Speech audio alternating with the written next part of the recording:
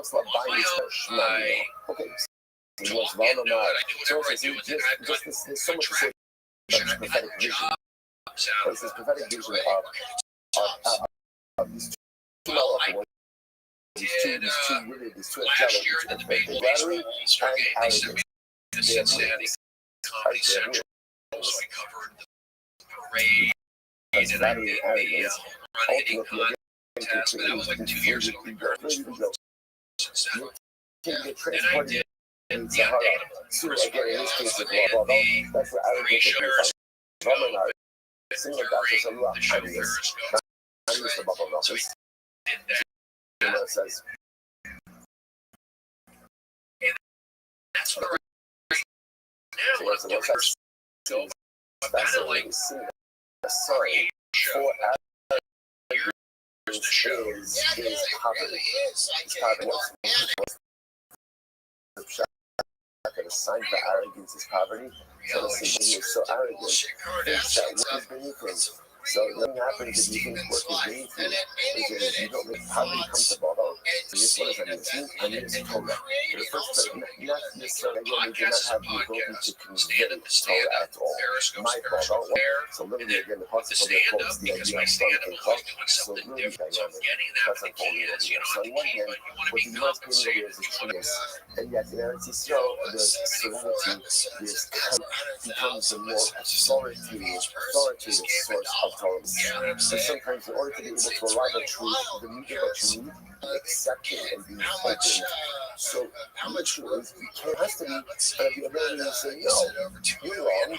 Again, it's not that serenity that allows us to arrive at the truest focus. Let's see if we can have a big time together, right? Everybody says, you should name your shepherd, you have to qualify for separation. And you keep letting it over and up, they can be tracked. They can be tracked. We'll see exactly what they can be tracked today. For the process, that's what you're into. I was recovering school. So again, let's say that they're inspired by it, and then that you go.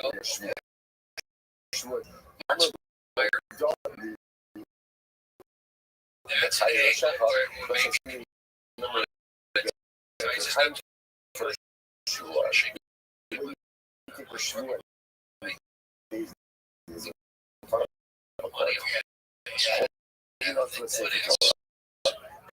Let's say I think it to motivational speaking. I kind of want swear to me in my house. I be a motivational coach for baseball. So again, ready? They have psychology.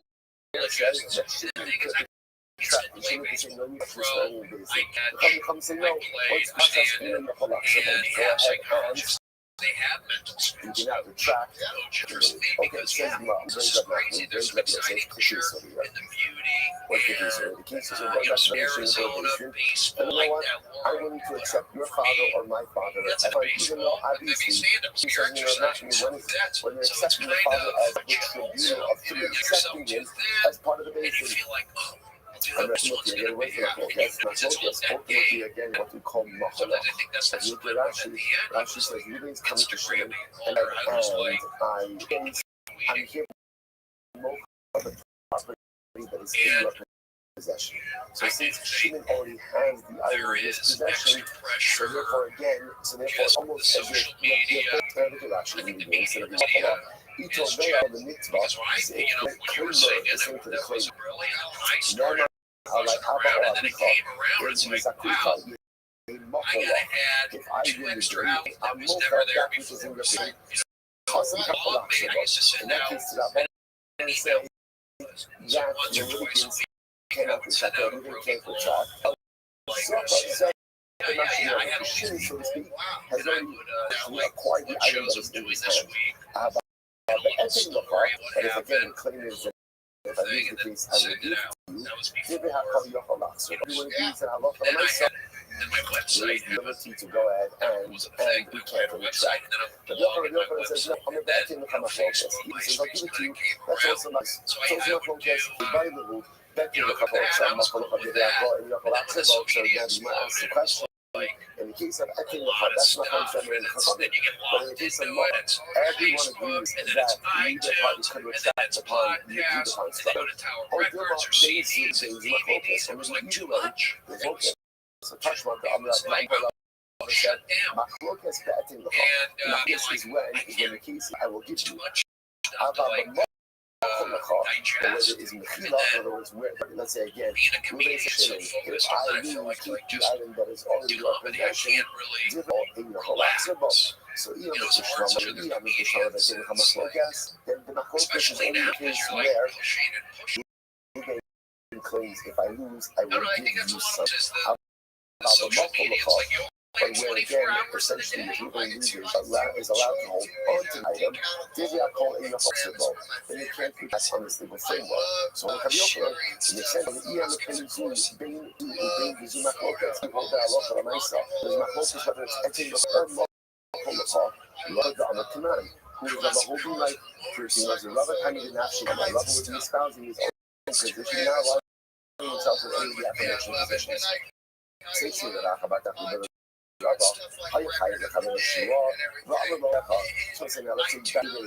So again, remember, just appreciate what it is that's unfolding over here.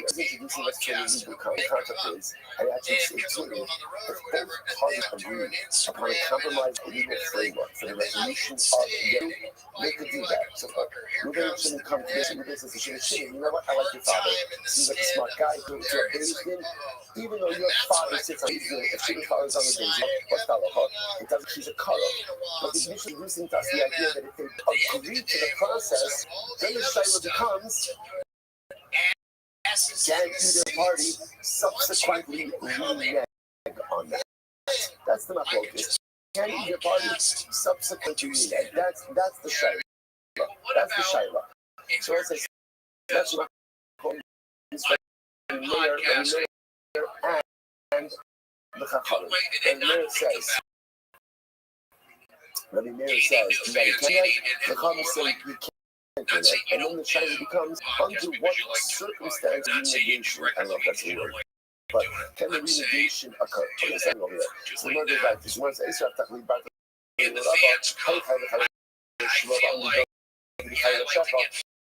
let's say you've been oceaning a shvua and over to my house. You can swear to me in my house. So and then right there over there says, collapsible. And then that shimmy can say, you know what, in my mind, come to Bezdin and do the shvua. The collapsible. The collapsible can't change his mind. I'm a very my love, but also Shalom to make him up. Are you not talking about a case would essentially exempt shimmy from payment? And therefore, I'll make him up a lot. This is a case of forgiveness. Therefore, again, that's why I can't look. What's love? I think that would be no good. And then this can also be a kid, and then taking property, that's like the case of Ekin Lachar. I have a hard told the downhaven, and somebody goes to us, but what about the Leisha case? Two different cases. One is the case ultimately again of total and and ultimately we're talking about total that's what Havok again. That's the case of with underladies themselves. That's a hating. If when it's just a vacation of with the kind of other people coming here, the much other spreaders, and you can retract why. Gamma in Matthew, because you know it says, the Amana agree exactly right. Abadas Atzmo, that's a total Abadas Atzmo, in the Rabbanon, ultimately right there would agree with Rabbanon. We actually in Baha, just said the other case, Baha coming out of Baha, he can then every day, I will say, I apologize, I know that's where the and again, I apologize for that.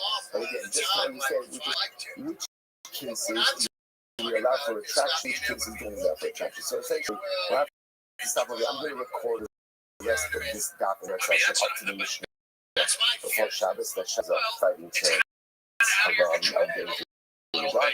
So I said, but just understand what we're leaving off. What we're leaving off is as follows. We've established a reality. The reality is to have up on my two parties could bargain to what we call a legal construct, which allows them to use legal mechanisms that would normally be invalid for use. Like using a relative as a diet or taking the Shivua side of days. Those can be done. They can be done. However, what's the Shaila? The Shaila is can we retract or not? That's the Machlokas. It says yes, right, and we can't do better. No. Then the Machlokas, under what circumstances can a player who says you can, right, you can retract your allegiance to a compromise system, retract, and then that shows the point of that will be cloudy on that, so it says Shkoyach. Kids from Los Feliz or whatever, I can dig into them like me. Because they're hipster, they're rock and roll, whereas like comedy make them like me. It's more finesse. I mean, like the energy of the push and pull and the. I like it. That's why they like favorite. When it's broken, building passion together. What would normally be And then I can unacceptable legal rattle off for my example, we're score going laughs. to And I think it's hereby also, accept your father as a judge, as a judge, or I hereby accept you as somebody possible as a witness. So remember, again, I can get used the to mayor just like said, I'm used to doing work. or this for some Crowds. trap. I don't have. I mean, at the Now end, qualifying I'm that actually. I feel pretty my comfortable with that. focus For is some with reason, for the maybe verdict it's because we after started margin, at they the got caught in comedy the store.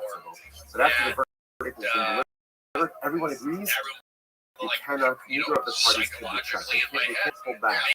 They can't where it be makes canceled it decision. not always The fun. open says, It makes it my like, focus. The open says, no, even my focus. I mean, So, even I do have that. Where's after the the verdict has improv? been I delivered, feel the I litigants can handle can it. I got it. I get it. Well, you don't put It's it not up on a really mantle. that, You know, So I mean, the like, process, the store, that they look can at see, it, but it's like, true. But after the margin, my focus, how it's margin to that, for the last level. So now the margin asks, do we say that my focus is even after the verdict has been passed, or the verdict has been passed, or even if a common agree that either party should pull out of the process, or Gilma, being the my focus. Either way, so touch my double up, I love it says, keep on a puzzle, let me imagine. So let's go to puzzle. So in days, and they switch up upon themselves and the witness was a child of a relative or positive for serving this position. And if make margin, you have a lot. So if it's before the verdict, the party has So the I ability want to to get pull out. laughs, you know. After the margin, you have a lot. The verdict is due, neither party has the ability to go ahead and times where they've given me some crime, see if you hold it to that whole and then it's from one time I struck only after the verdict, and then makes sense. Make margin, that's how you have a lot. Before the verdict has been delivered, your party has everyone agrees that you can pull out. Then you love it, don't cut the open on, but leave it to that one. Then spouse is position according to the non-uniform Amit, then is my focus. If you know that it's my focus, whether or not pull out before the verdict or after the verdict, love it, I'm a fan. We got the same. I'm not the after my dream, my focus, it's like keep doing the same. here, there's It's like interesting enough for my case because I want to get it out. is I want after to be the verdict a is comedian. being I delivered. want to go Like I said, after the for verdict is the mayor podcasts. says, You don't want to say this is a talk compromise, about money and all that legal stuff. construct you can still pull out, And and the verdict became Shalach Leila Bisla, Shalach Leila I was doing at midnight. So Nachman Barat, since I'm Nachman Barat. Dinner, Rabbeinu, ready to just bring my focus, or my focus. What's my focus in Mishnah? I got a little Is it bit only before the verdict is being delivered, interaction. or is it even before the verdict has been delivered, or after the verdict has been delivered? I'm not giving you furthermore, I have to qualify the Machlokas. Can you tell me who does the Halacha? So Shalach Leila, Not into it. I put this remain from the Mishnah, the verdict has been delivered. Oh, it is after the verdict has been delivered, neither party has the right, even though they were both compromised legal. Rashi Amar, that's in the Machlokas. Rashi sent Rashi here was lost in Barat, sent from Nachman. This goes back to I would give this legal contract that I'll give you, or exactly nobody else. That's what I was kind of dealing with. And then I'd see how they got, and I'd have to bring the energy. And it was like, it says, I have done so many shows, I know what energy is. I know what it means. that's where to pull out. Clapping. I love to Because give I you can the clap the in the studio studio on my so own. aforementioned version of was effective of what was done in but these had a different version. Let's get that aside. I'm not following the day out the shul. The same from Yeshiva not shul. Yom Din Rabin. Rabbi teach us Lifnei Gimargin, Lifnei Gimargin. Hanami Yagomai. Same case, right? So we're going to and they agree to Reuben's father as a dime. Interestingly enough, they made a king. There was this period, the kings were sort of binding themselves to this process. Now the shaila is, man, what is the halacha? In other words, 10 ahead, in order to hear the opinion to say no one will know. Let's say the opinion is civil. So canonically, the opinion for canonically down can either party pull out. Right, Maris, what about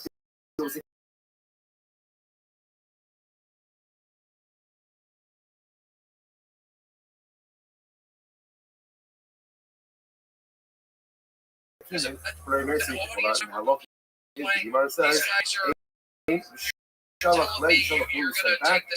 Audience members drugged them said I was too aggressive. Get them out of here. The process, so let's talk about this. Spend a few moments on that. This is really a fascinating idea where you see two parties committing to a legal structure that under normal circumstances unfit and unusable. They're agreeing to it. What is the nature of that agreement? Number one is the deed to be binding. Once the either party subsequently happy with the process. And thirdly, if there was a union, does that change anything? Perek Zayin Halacha is really fascinating. Each halach parable possible being the end of this Eidah. So we're going to turn our days then.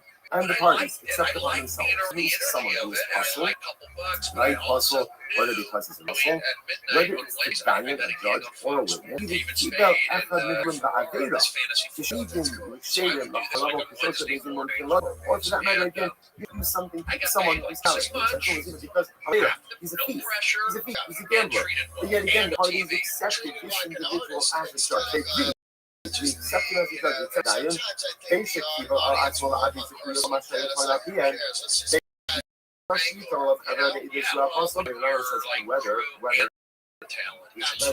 say Ruben says if I lose to keep what I give you, or lose to give whether it's a case of Etzecha, I'll give you, or that's what you have, whichever one. Hano Yago Azeno Yoko Latzer. It's not on what's backwards. They were canonically vested. No backwards. Can't back out. Now, what it is, it remains unnatural. And in your economy, though, your philosophy actually she never had it.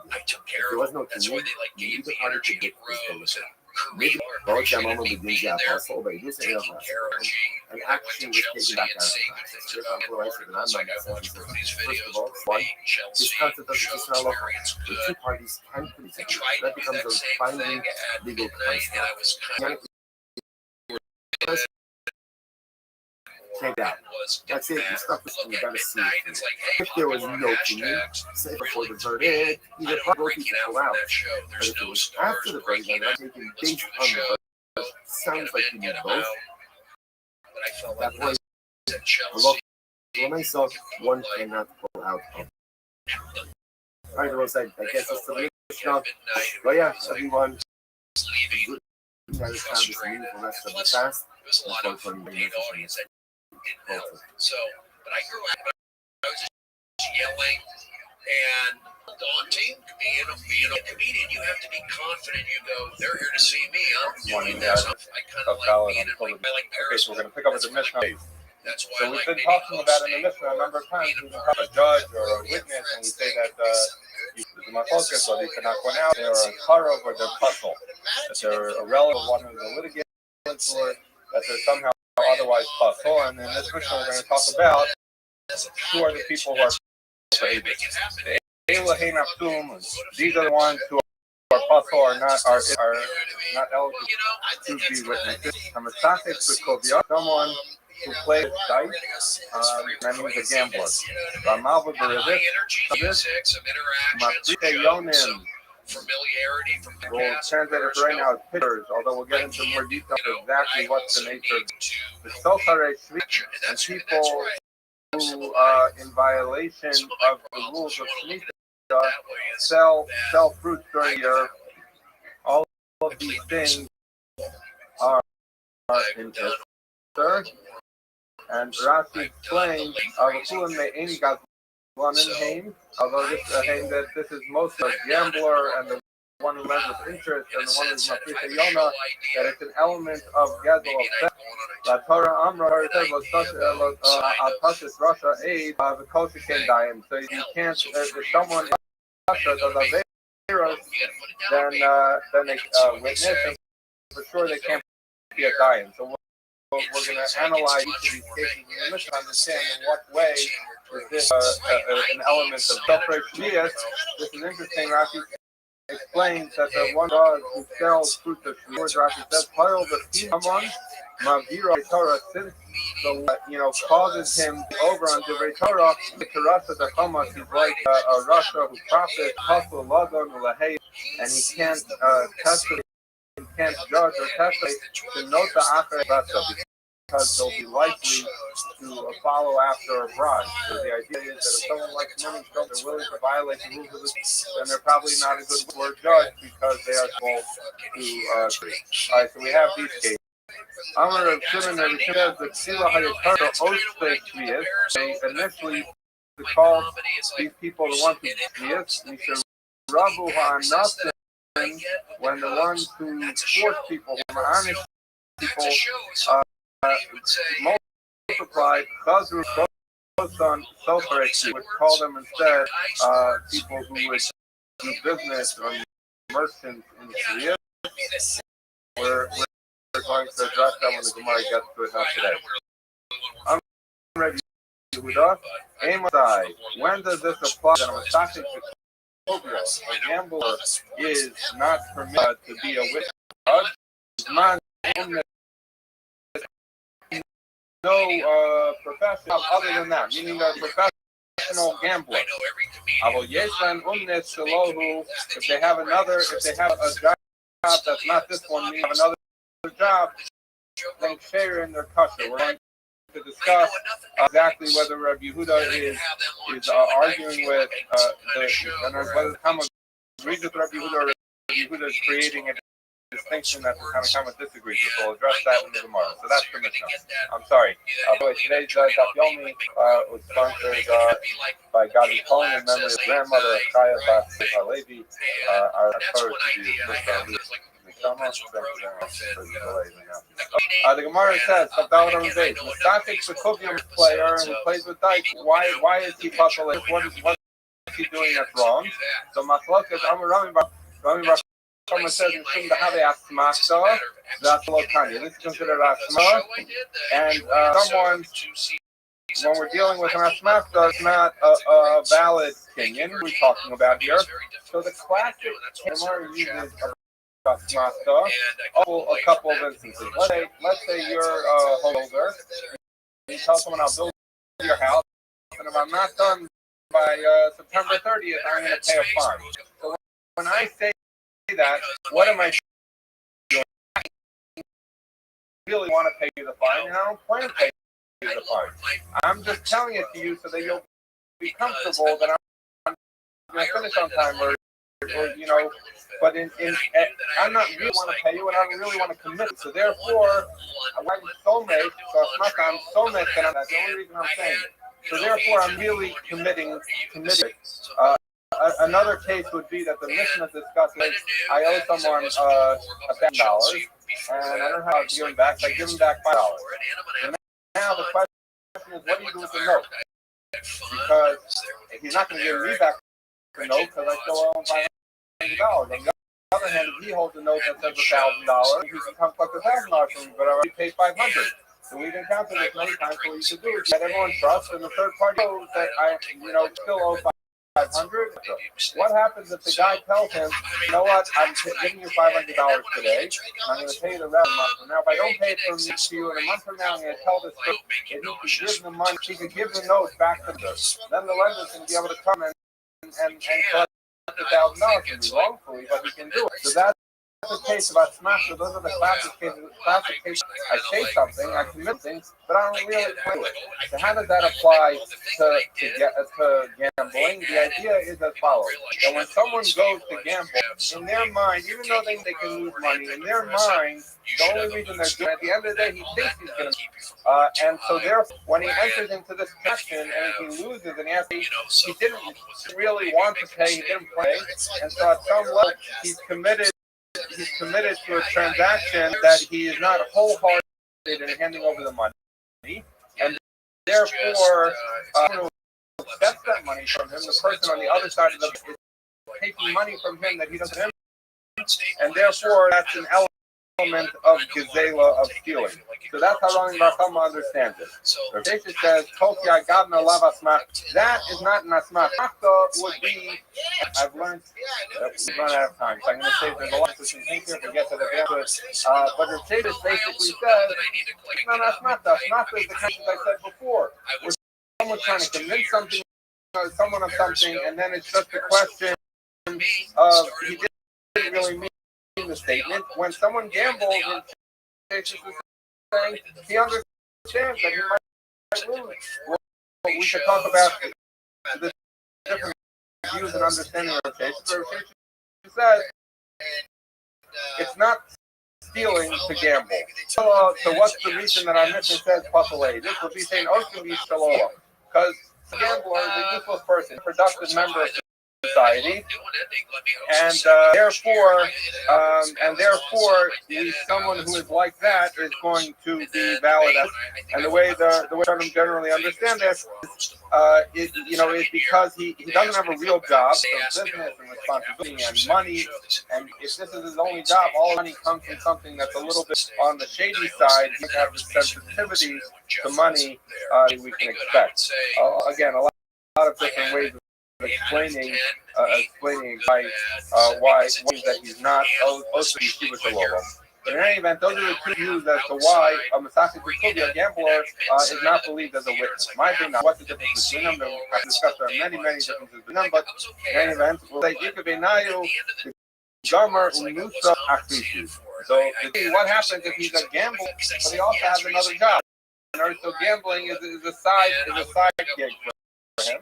So then, therefore, if you understand that gambling is also because it's gezel, who cares whether you do it full-time or part-time?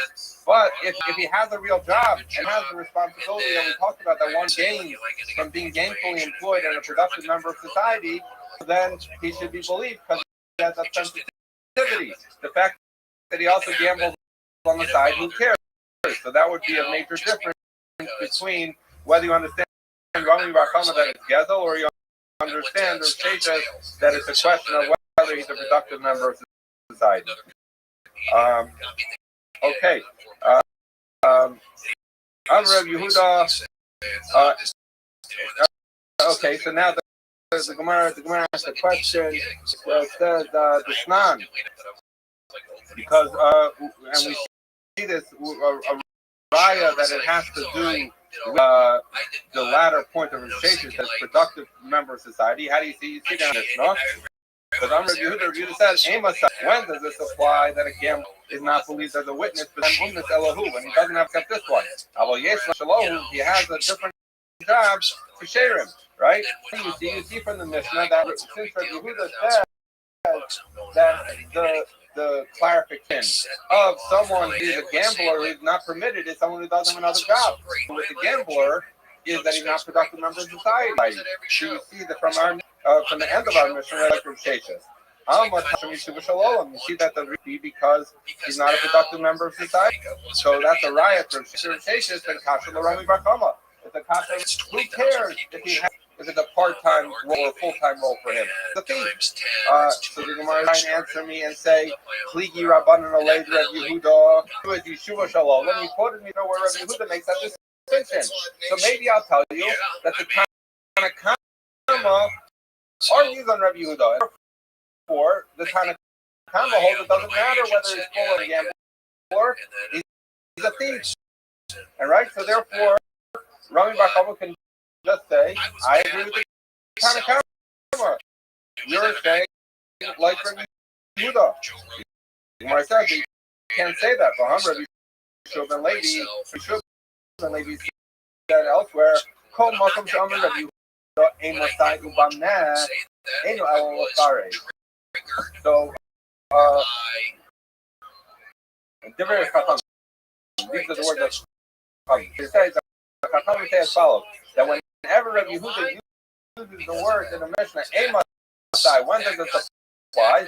Or Bameh, what am I moving? What case are these things? The Chacham say when Rabbi Yehuda says that, what he's doing is he's not coming to argue on the earlier part of the Mishnah, he's coming to clarify. So therefore, in our Mishnah, well, let's see, that's when Yochanan says, Amosai Lefarish, and when Rabbi Yehuda says, Amosai, when does this apply to explain, meaning he's agreeing on Ubameh, when that's Ramamurim, when were these words Lefalash, then he's coming to. So what do you see? You see whether according to the Chacham are an explanation, or Rabbi Yochanan who says, Amosai, an explanation, Bameh is an argument, everyone agrees,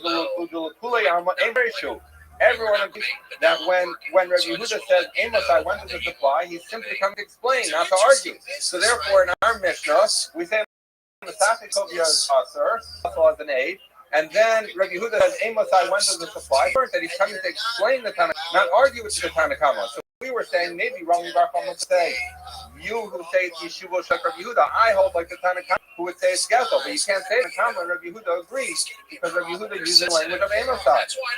The Gemara says, Gavra Karamis, you're asking me, the fact that Rabbi Shua ben Levi says this rule of what Rabbi Yehuda means doesn't mean that Rabbi Bar Chama has to agree with it. Marsa Pligi or Marsa Lo Pligi. That therefore it would follow that Rabbi Bar Chama will understand the Mishnah that the Tanakhama says it doesn't matter whether it's a full part connotation. It's theft.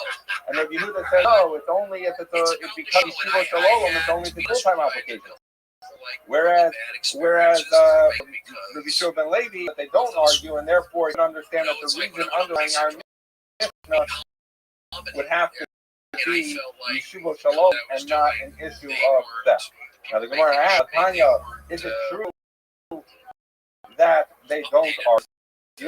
We just finished saying Shua ben Levi that anytime it says the word Amosai, it means that the Tanakhama and Rabbi Yehuda argument. But Tanya, we learned in a Brisa, saying whether he has a job besides this one of gambling, or gambling is up, whether it's full or part-time, I raise a puzzle. You see that this is puzzle. Now this is a problem. Because according to the way, if we're understanding that the Tanakhama and Rabbi Yehuda, so if you argue the Tanakhama holds that in all cases he's puzzled because he's a thief, and Rabbi Yehuda holds it different. So then the Brisa works the Tanakhama, because the Tanakhama says it doesn't matter whether he is productively employed or not, he's a thief. But if you say that they agree, then who does this Brisa go like? The Brisa does would seem that in Tanakhama and Rabbi Yehuda do argue. The Gemara says no. Rabbi Yehuda the Brisa, according to Rabbi Shua ben Levi, he'll say that the Tanakhama and Rabbi Yehuda agree with each other, and therefore they say it has to do with Yeshiva Shalom, and there is a distinction whether it's full or part-time. So who's the person who says that, who would not be reflected in our Mishnah, who says that no matter what, it's an asmachta and it's gezel, and therefore can't do it? That would be who's in the name of Rabbi Tarfon. What do we know about Rabbi Yehuda? So he says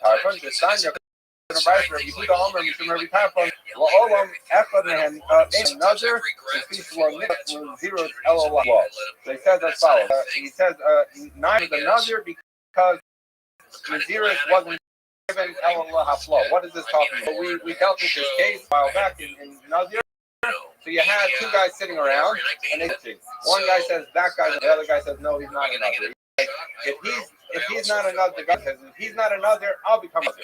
And the other guy says if he is, I'll become another. So basically, one or the other of them is another or not another. So you would think one of them, when they figure out another, one of them should now be another. Rabbi Yehuda says in the neighborhood, neither of them are another. Why? Because Nazirah, you learn from the Torah, is has to be b'hafla. It says ki yashli ish neder, and the word hafla teaches me that it needs to be clear and concrete. So one of them took on Nazirah, it was dependent on a condition that they could not control. And therefore, that's not considered a valid condition, and neither of them are nazir. So how does that apply here? Because similarly, when it's gambling, they are making a transaction dependent on something that's outside of their control. And if it's outside of their control, really committing to do it. So you're not really committing in a case of zeros, that you're not committing either in a case of and therefore if you're not fully committed to an issue of asnasa and an issue, why do we compare, how do we compare naziros and general matters? Tosis discuss others, I doubt we'll have time for that today. Okay. So in our Mishnah, we set aside there's another category of people who also lay this, are people who lend money with it. And Rashi referenced before, it says, Pashis Rasa 8 Kamas, that you shouldn't have a Rasha be an aid, and someone who does Averas, we're actually going to call them. We're going to discuss in Gemara shortly whether it's anyone who does any Averas, specific Averas, but in any event, Amarava, the lender, someone who lends money, is Pasalatus. Amarava, love of Beribis Pasalatus. Not only is the lender who lends money with interest Pasalatus, but the borrower is Pasalatus. My question is, is this Midrabanan and Midraisa that the borrower would be also further my focus and depending on a different my focus to buy the letter. What about the other people, the Indian, the Sofer? That's a question as to what this. But in any event, Rava says not only the lender puzzle this, but also the borrower. The Gemara asks, someone who lends with ribbon, with interest. So that seems to apply that who only borrows is puzzle-related. The Gemara says, no, understand that our mission is saying Malva Beribis means above the ribbon. If there is a loan that happens with ribbon, the parties to it are puzzled, not just the lender, but also Bar Benito Sadi. So this is not actually related to what we said before. We're talking about disqualifying someone for lending you interest. Bar Benito, that there were two people that testified that he was lender of money with interest. So one section was someone where he collected interest. One witness. The other person says, and the second guy came on and said, I know that Bar Benito is a lender because different times he lent me money with interest. Right? So this is a borrower, not in this transaction. In another instance, I know he's an interest lender because he lent me money with interest. Cosplay Rava Bar Benito. So Rava says, fine. I now have two witnesses that says Bar Benito is a lender of money with interest, and therefore he's Pasalados. I asked, well, Rava is Pasalados, Russia. Rava is the one who just said that a borrower, someone who borrows money with interest is Pasalados, and he's a Russia. But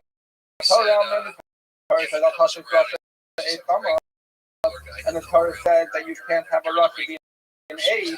So what's the problem? Is that Rava said this guy to say Bar Benito was a lender of money with interest, but he said that he himself, how did he know that? He himself borrowed money with interest, and Rava told us that someone who put money with interest is Pasalados. So how could Rava accept this about Bar Benito? Because within his Eidos, he qualified himself from being an aid.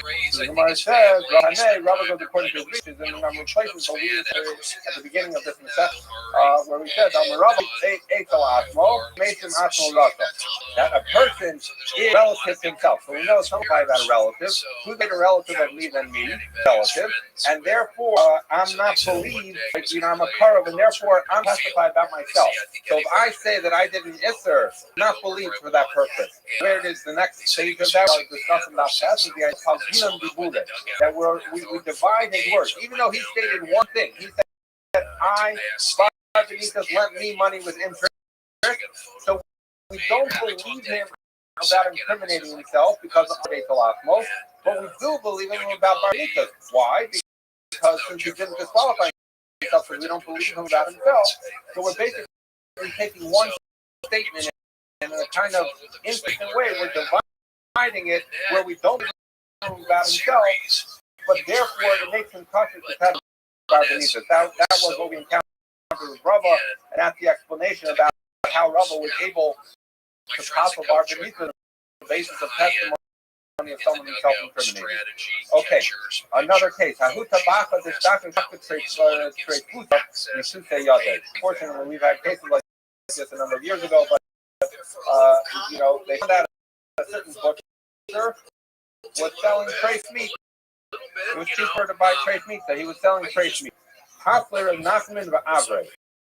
What do you see? That Rav Nachman hassled him for Eidos, and he was the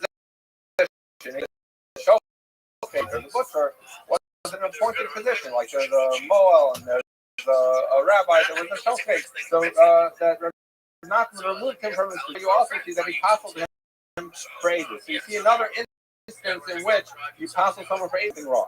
In any event, also he went, Ravi Mazgeh to pray. Rashi said that he let his hair long and his fingernails grow long, which Rashi said was part of his process of Higdil Sarah V'Tziparnav L'Navel to make himself disgusting last week. Basically, he was going process of tshuva. He took upon himself. He grew his nails, his hair long, etc. So Rav Nachman, okay, it looks like the guy did tshuva. Let's back and let him be the butcher. Rabbi said to him, that maybe he's just tricked us. Maybe he made it look like he's doing tshuva, but how do we know he really did tshuva? So then, what can to restore his status as a butcher? It's like who said, someone who is suspected on treifus, there's no remedy. So until he goes to a place where they don't recognize him, he says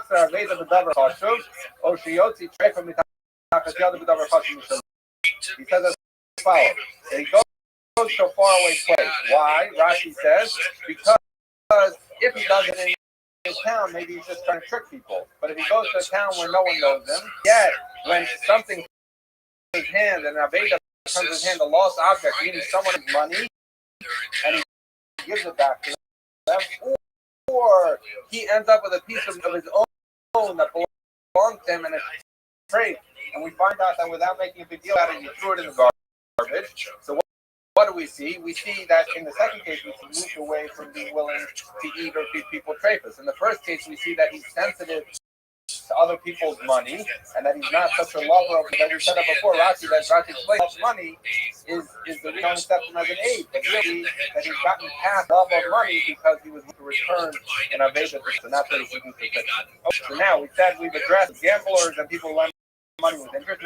Now we have Mafriche Yonim, which are people who raise pigeons, or that's one of them. Haka Targuma, here in Bava, we treat it, if your pigeon's going to get their mind, then I'll pay you kafka, I'll pay you so much money. So what is that? Basically racing. So horse races, you go to the pigeon races, that's how it was. Rabbi Chama Bar Oshia says, Ora. What is that? Ora is that they used to have a mechanism that someone would put out who would attract other pigeons to come there. They tie the pigeon down. The pigeon would go fly up on the rope a little bit and make gazel, because as Rashi pointed out, the halacha is that if wild come into my house, I don't own them. They just came there, they could leave. So therefore, if I put up can attract them, that's not Gezel Daraisa, but now Shalom, the Rabbanim said you shouldn't do it.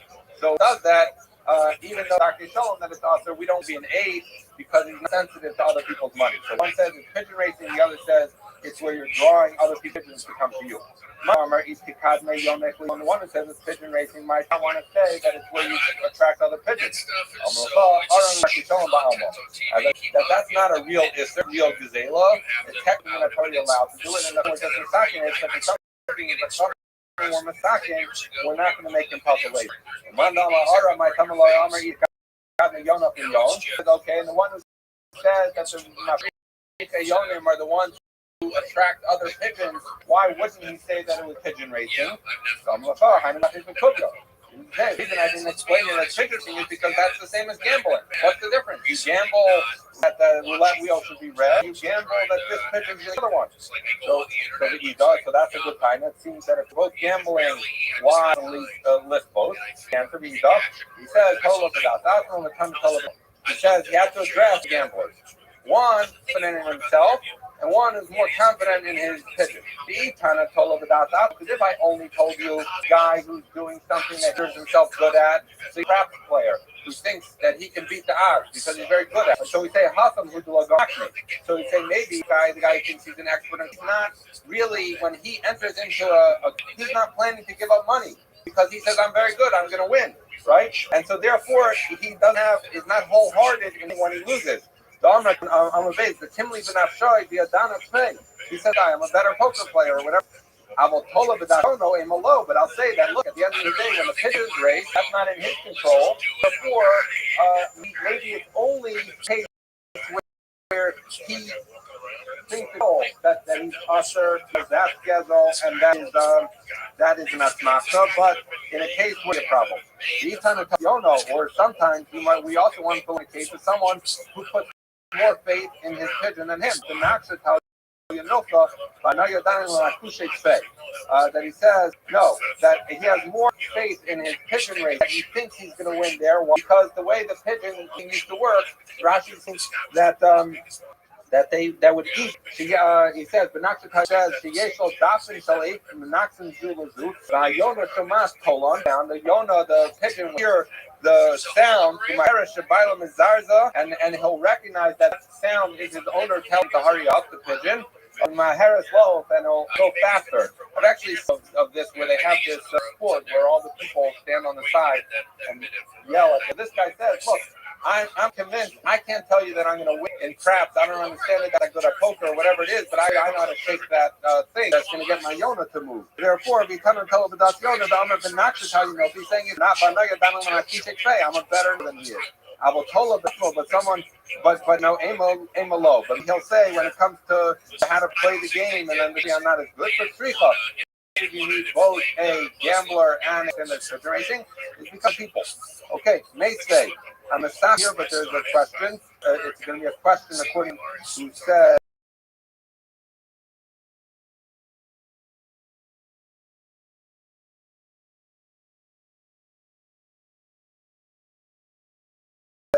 That it is drawing pitches. Okay, why? So what is someone who plays with dice as a gambler? This is then Hamasakichin his passion. His passion, Rashi said, shivering are broken pieces of wood, but it's basically dice. You have a cube, you have some kind of it's dice, like an official thing. Not only with actual dice, even with shells of nuts or somehow they would take the shell and they would make some game out of it. So many people are really bored, they'll come up with anything to gamble something. When do we consider them to have done tshuva that we would accept them as a witness? Their dice, and they totally go back from doing it. That they're not even when they're not gambling for money. Now, it's not usher to play dice game. You're not gambling for money, but the point is when someone's doing, did he do tshuva? Is he that, or is he that careful that he doesn't even do it for? They even do it when it's not for money. And the Gemara is giving you an idea that when someone's doing tshuva as a citizen, you have to stay. For instances where it's permitted to get in that business because he's going to. So that's what it takes to do tshuva from being a gambler. Who's the one who lends money with interest who's postulated? How do we know that they've done tshuva? This is still an outstanding loan. So he rips up the star. Now, A, he doesn't prove.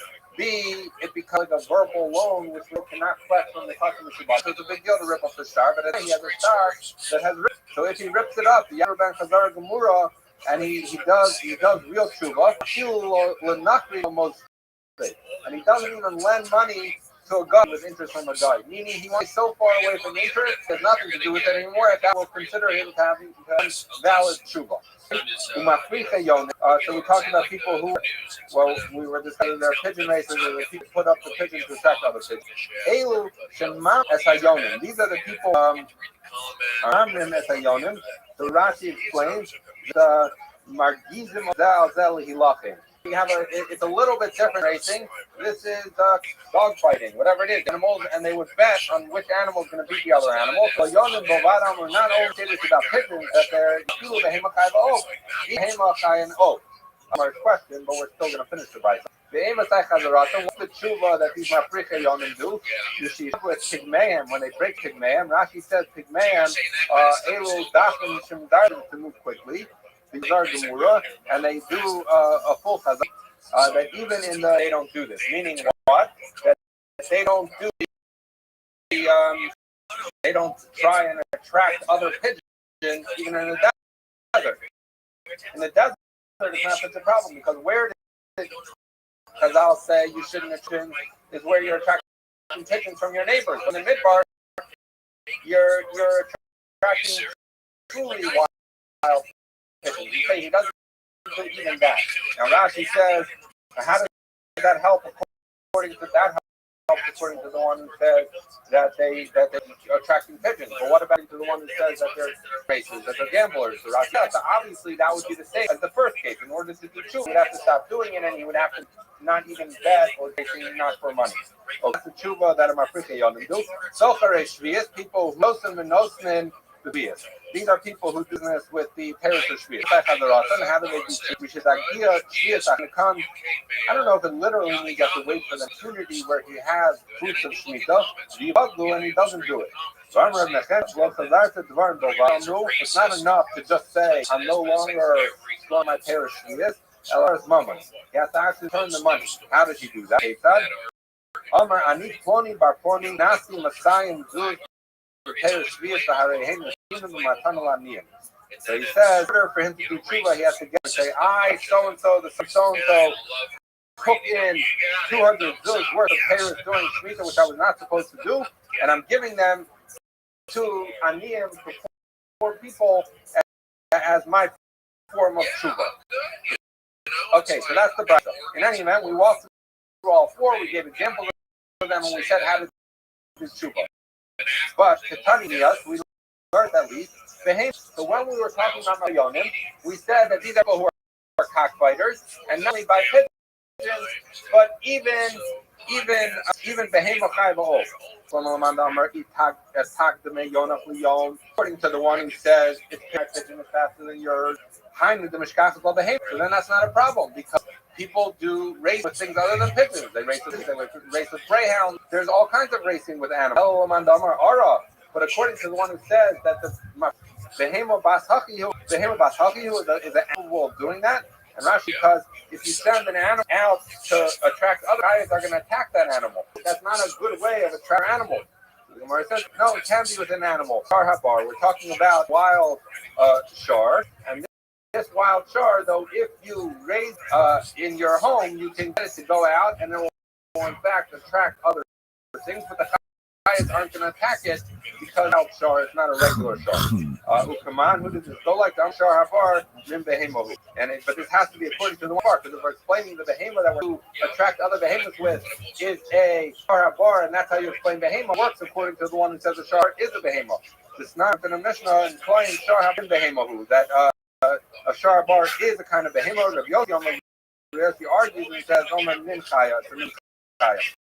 In any event, according to the one who says a shar bar is a behemoth, that is the way you could explain how a behemoth could be, is not only a racing behemoth, but it could also be a behemoth that you send out to attract other animals, which would be theft and so on. Okay, Hana, we're now going to go through a series of items that add additional things onto the four cases referenced in our Mishnah or some of the later.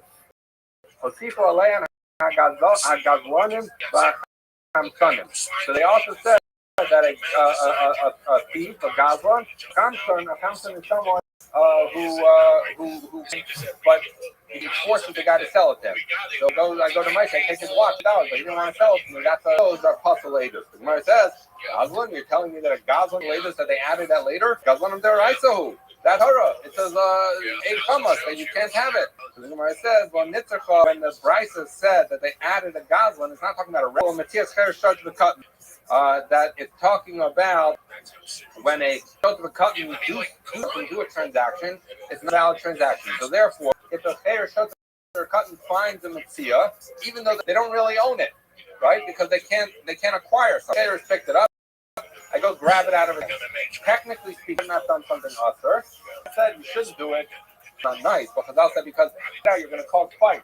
The neighbor is going to be angry that you shouldn't do it. So someone who does do that and violates Chazal's edict about not doing that, Meikar for Nishis. So why do they only add it? Meikar summer in the beginning that it's not common that it happens, and therefore they need to make it zero. Nami doesn't need to make him puzzle. Nami actually sell him ba'alma, or it just wanted to prove.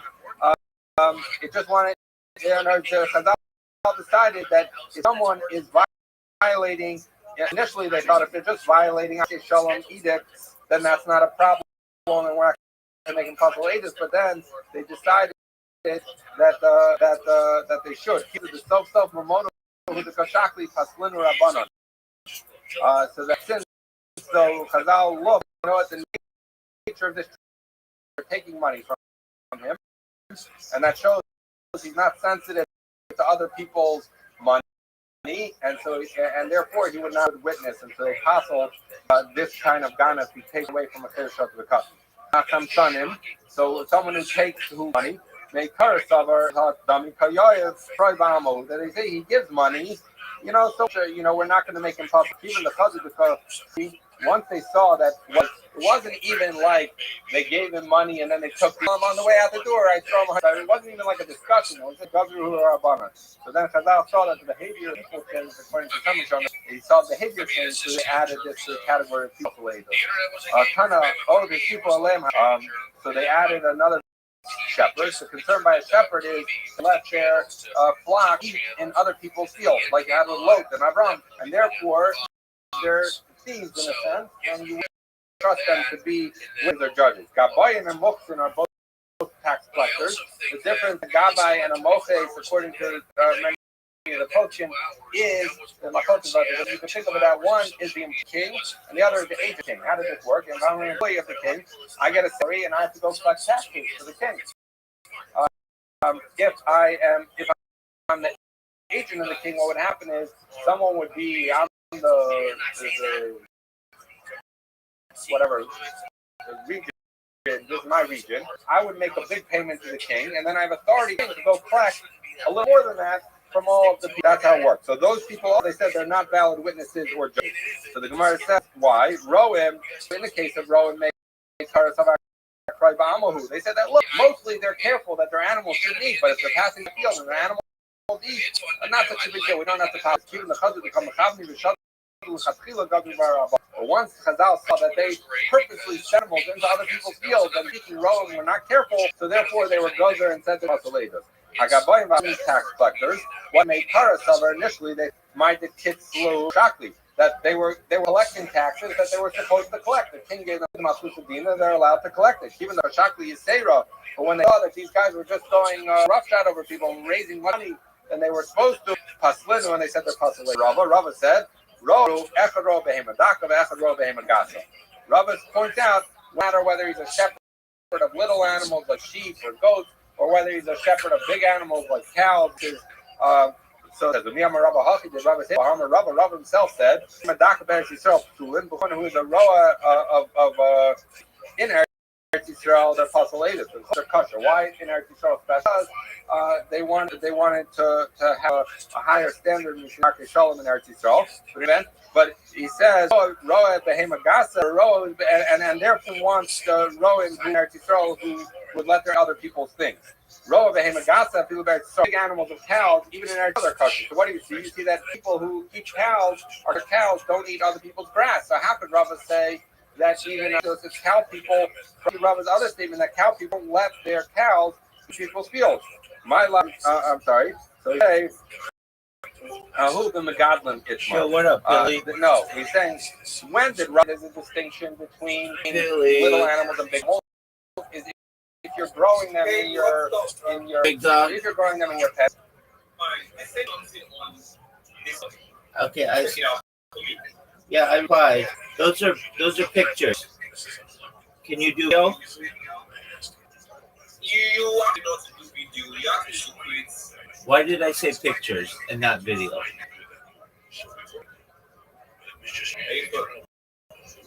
So I should make to create. Let me recall, because I've been helping a lot of people with Billy. You can't get graph on your phone, right? Yes. Okay, try into Grok. I don't know if this will work, but try to log into Grok on a browser and try to make. I'll wait for you. You sent me a prompt yesterday. Yes, sir. I created Okay. platform you sent. The link you sent me. Okay. No, video is I don't want video. It's too short. And really say anything about you.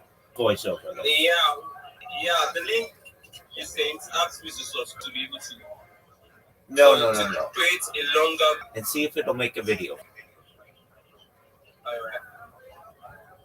Okay. How I can get unlimited. So I do that already. Oh no way! Good job, big dog. Thank you. You're welcome. All right, so you got an unlimited.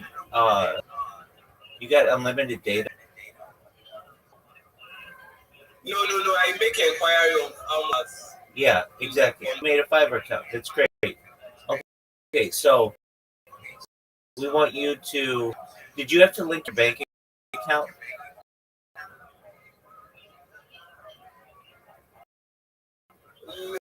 For it to be, no, I can just link. I'll fight and I'll subscribe with my bank account. Yeah. Okay, but I didn't know if they made you do that yet. Okay, did you join as customer or did you join as contractor?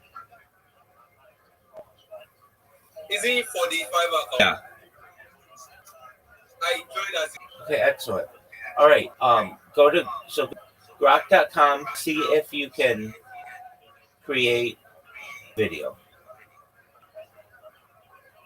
Okay. A video, right? Well, yeah, it shouldn't take long. You can and just let me know if it works. Okay. Excellent. I'm just gonna adjust my computers. I'm here too, so if you need to talk to me, I can hear you. Okay, Robbie.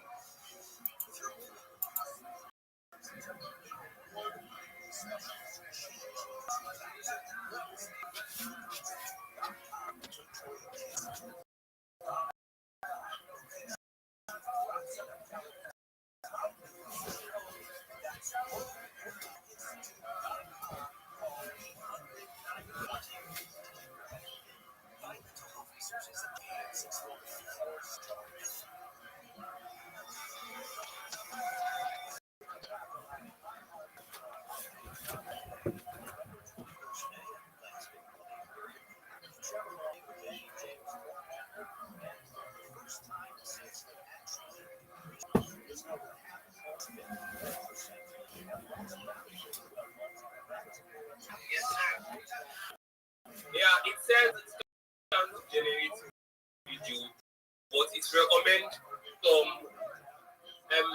what's it called? It's recommend some links that can use to generate it on the link.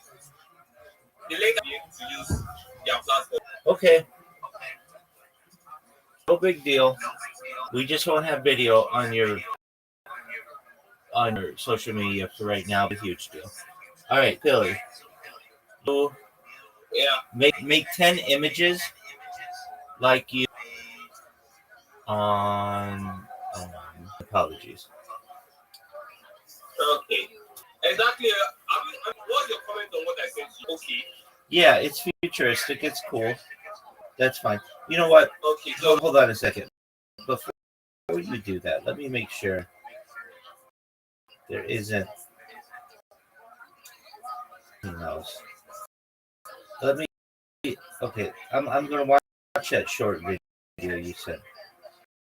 Billy, web marketing team.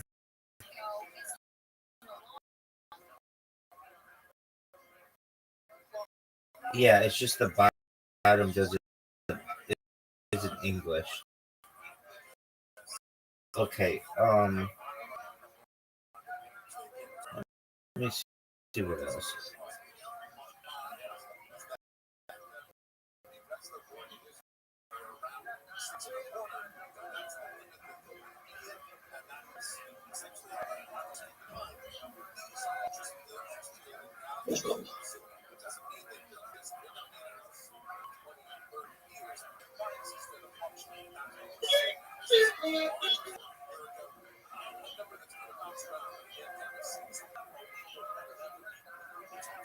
Okay. Yeah, just send me 10 pictures, and we'll go through them to make sure that they're good. okay.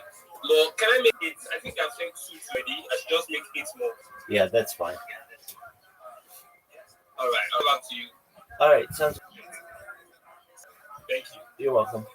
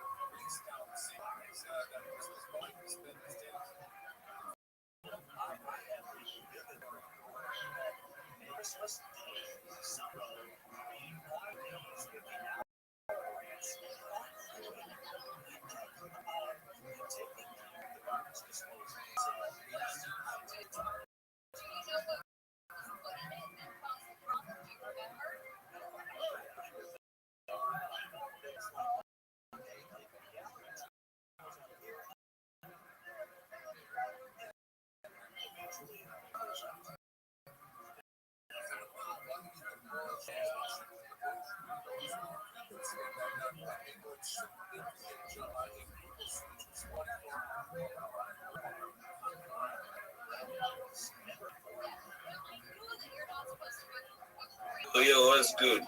How are you? Hey, Sage, dog. Your my man, your link tree looks amazing. Yeah, I set out last night.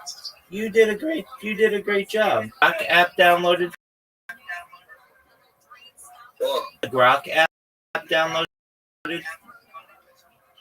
yeah. Okay, great. I'm gonna send you the prompt that you want to use, and you're gonna start making videos. You did a great job.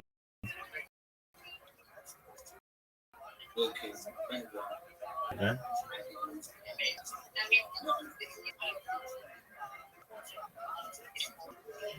I want to see that guy.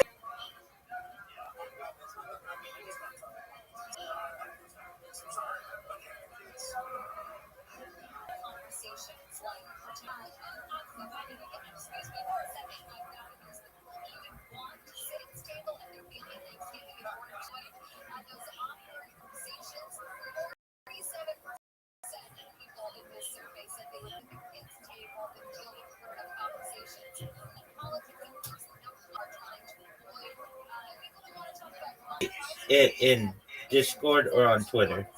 Thank you. See this guy. Now, I put the kids in the camp for fun. All right, Sage. Look at the just sent you. Put in the Grok. Put that in the Grok Imagine section, and send me the. If it's good, we're gonna make 9 more. Okay, let me.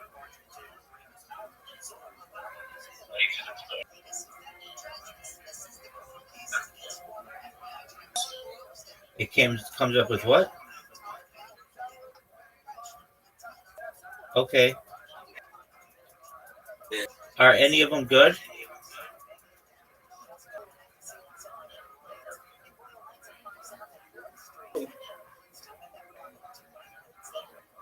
Those.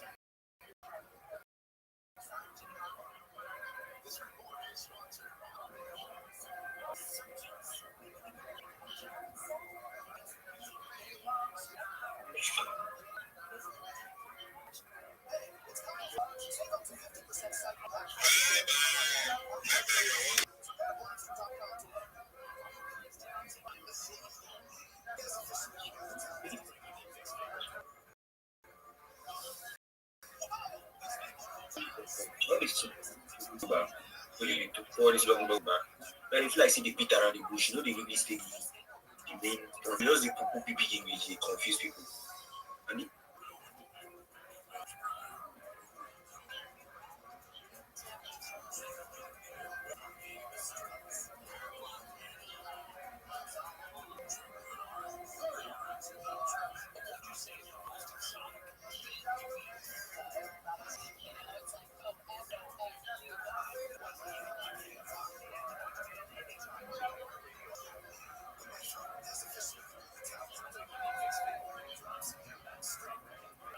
Um, it's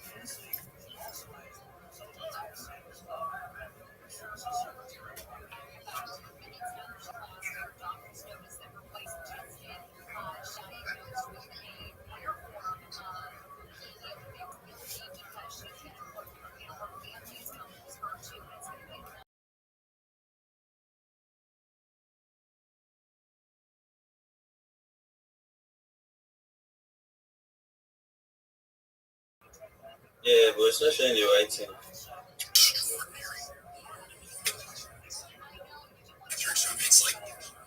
I can't. Good. Send them to me. I'll approve. Okay. Dude, and again, your link tree. When I saw that, I was really proud of you. So really great job. Thanks. You're welcome, my friend.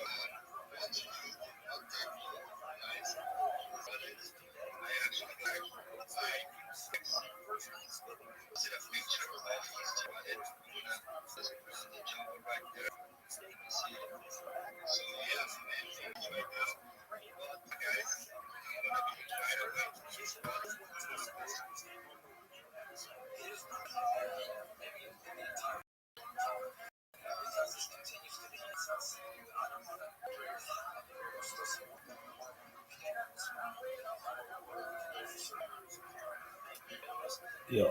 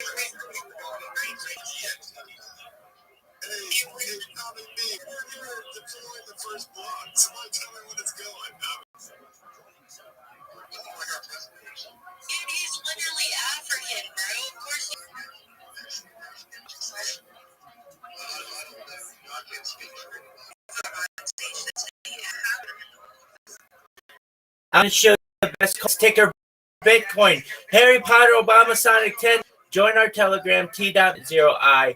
Our website, POS10i.com. We have over 12 community you're going to find in web. I'm also going to show you the best project of it, and that is project. I'm Rabbi Rothschild. You don't know who I am. You will. I stream my life 24 hours a day, 7 days a week, 365 days a year, for world peace. I've been doing so for more than 4 years. My streams go back to the pandemic. We've seen the death of a queen, the birth of a guy, the coronation of a king, everything in between. This is a real life Truman Show. This is a real life Big Brother. This is a timeline and a time capsule of human achievement. In the 1990s, Bill Gates coined the phrase content is the internet. This is the biggest event in history, and here's why. In 2018, The Economist magazine said that data had overtaken petroleum, #1 resource, and I have more data archived on the internet. Very influential. I'm going to all financially independent if you're not already. I want to ensure that you have generational wealth if you don't already, and I want you to be able to start charities and philanthropic organizations of your own. I'm unlike any influencer you're ever going to meet. I'm not live on one YouTube stream nor 2 YouTube streams. I'm live on more than 2 simultaneous YouTube streams 24 hours a day. You can watch life in 360 degrees. I even have a ceiling camera. If you want to view these cameras, check out my link in my profile. Additionally, it's in my pinned post. You're also going to find my link tree in my pinned post. I dare you to look at my link tree. No one dares you to look at their link tree, but I do, because I have more social media than any person ever. I have more content than any person ever. You'll also find a link to my Discord, discord.me/rabbi. We have over 2,500 people in the community and continue to grow each day. I want you all to know, and you rich and helping to bring about peace, I want to end world hunger through the use of technology such as drones, floating greenhouses, hydroponics, vertical farm seeding. I want to help end worst. Calm down, let me finish. I want to help end world thirst, and I'm doing so to build wells and water towers, helping nations for the benefit of the less fortunate, including Nigeria. Additionally, I'm an advocate for the life strap and, most importantly, desalination technology, where we pump Earth's seawater onto land and make. If you're a reply guy, if you're a shiller, if you're a raider, if you're a Web3 marketer, and you want a free mentor, coach, and friend, send me a DM. I'll respond. Send me a follow. I'll follow you back. I want you all to know that I'm here to support you personally and professionally. I'm here to have an optimistic view on the future, and most importantly, I want to thank you for the opportunity. Thank you. That was Rabbi here on stage. I'm glad you stopped by, Rabbi, because you know what? I'm stoked. Thanks for being here, Rabbi. Thank you so much for the opportunity.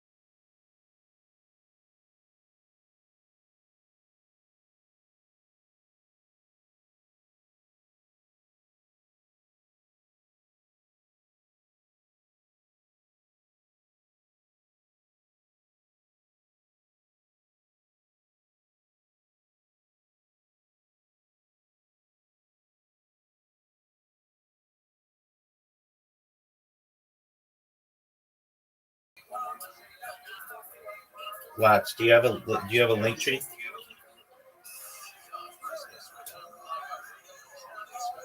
Lots. Do you have a link tree? Sorry, my network's. That's okay. Do you Do I have have a a link tree? Do you have a link tree?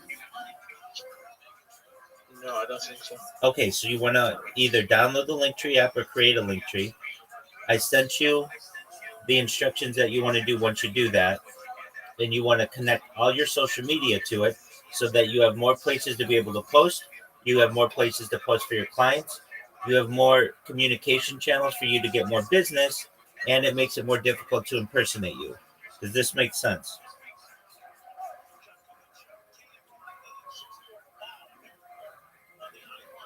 So, if it's social media link tree to open different accounts, I connect it to it. That's what you're saying. So you create a link tree. A link tree is one website that contains all the links to all your social media. Does that make sense? Yes. So here's what I want you to do. Look at the Discord message I sent you. Read through it. And then ask me any questions that you have, okay?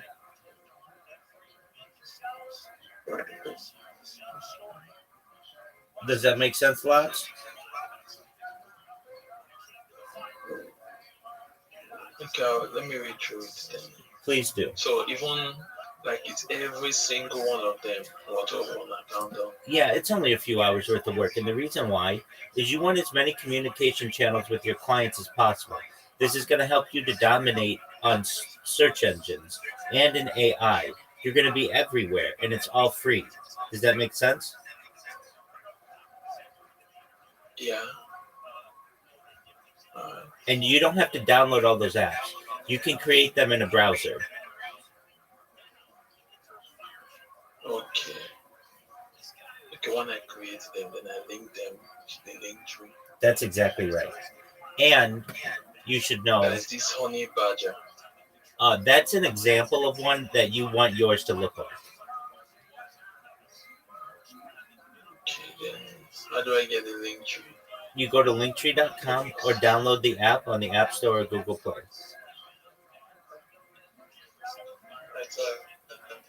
I'll connect with them. Okay, I'm here if you have questions, okay?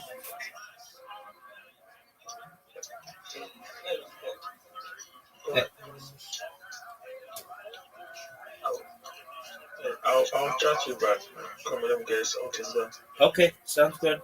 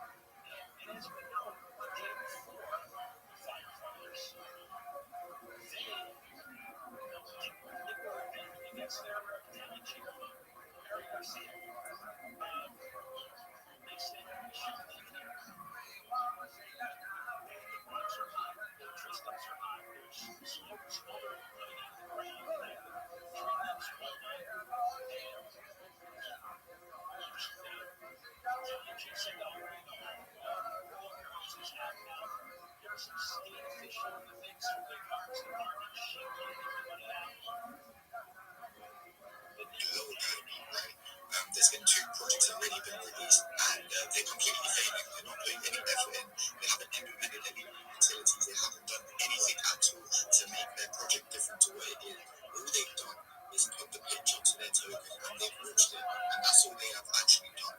However, I've created a website. We've got an anthem. When you click around it, you'll hear an anthem.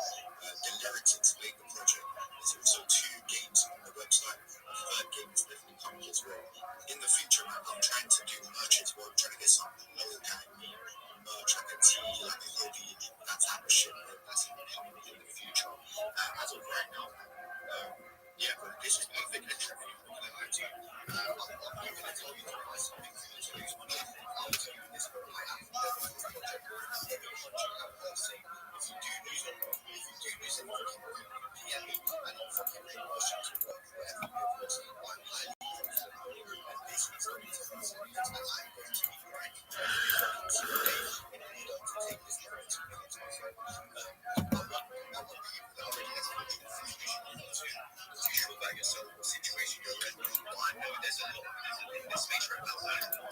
this financial situation. I want to change that. I want people to buy into something where it's legit. The dev is working, the community is working. And this is exactly what we're doing here. Like rebranding the name to Guy. I don't want to make it a copy of the OG, and I don't want it to be a PvP type of meta. I want it to be its own unique point in its way, and that's exactly what I've done. They haven't made a website, or they have made a website, but they haven't implemented these games. The reason I've done these games because I feel like it just adds such a difference to the jungle. And just hearing the community's advice as well, a lot of people are telling me that I should allocate a reward system with these games. So if you play these games, you'll be able to win so whenever you win that, so you can either throw it back into the draw, you can keep it, it's up to you. But that is something I'm talking to my game developer about, seeing if he can implement that into the games, and it will only make everyone come together and understand that this isn't about myself, this is about giving back. I'm also doing milestones, bro. Every single milestone we reach, I am doing a giveaway. So 100k, I'll be giving away 1 soul. 200k, I'll be giving away 2 soul. 300k, I'll be giving away 3 soul. And the list goes on the higher we go, bro. And don't it. Situations and that thing showing up something as a couple people and ready to give those giveaways away. But yeah, Jay, man, ape in a bag, bro. Your funds are definitely safe.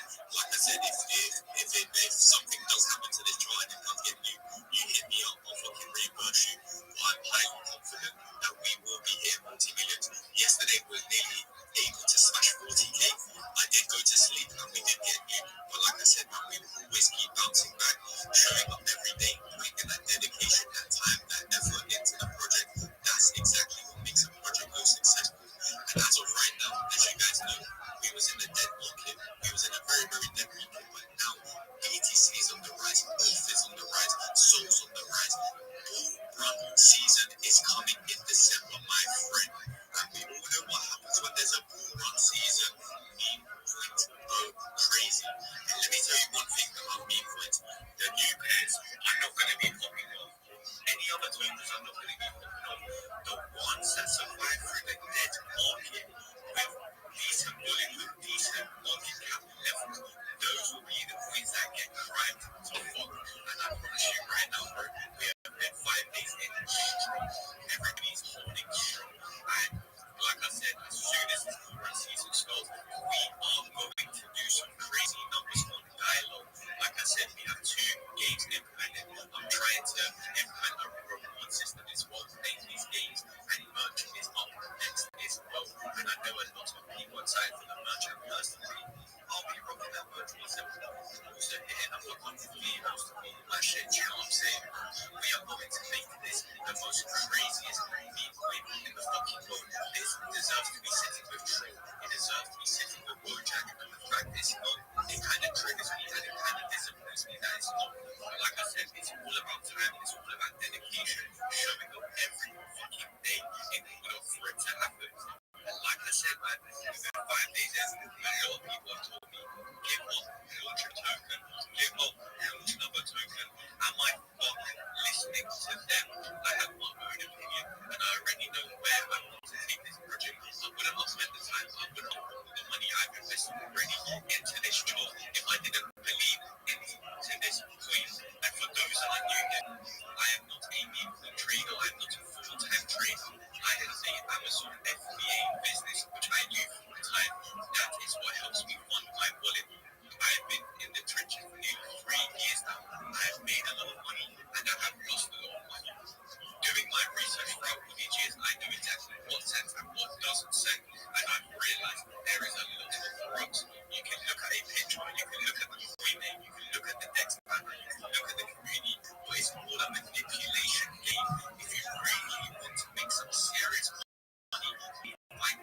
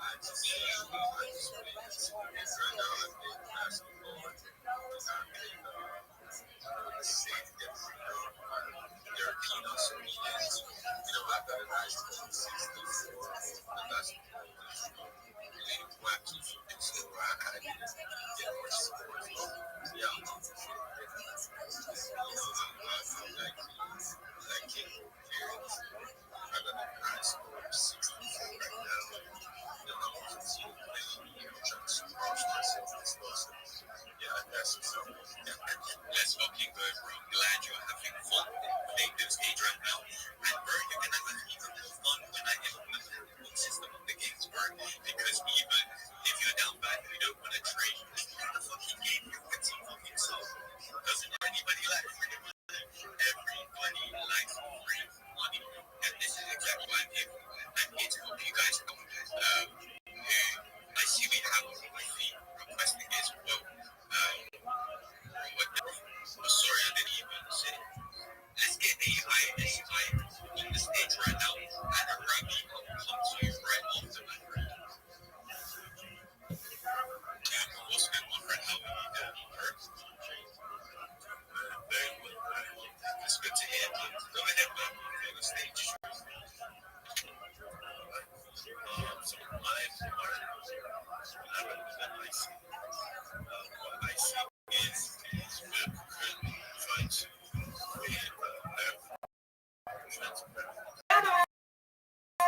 Hi, Miss Aquarius. Yes, ma'am.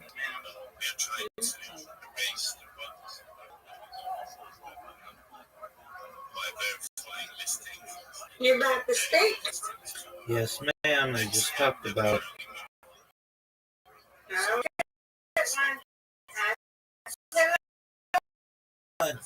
You got God willing.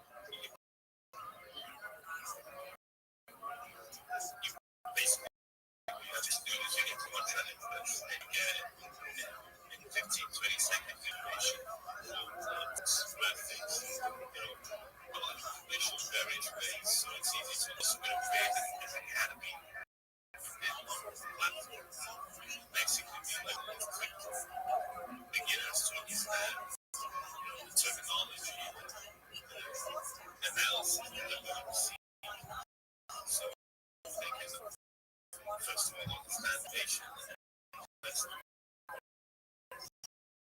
So we're launching this ecosystem.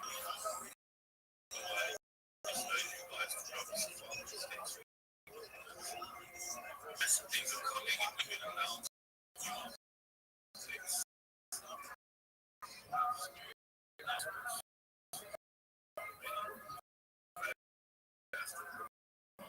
So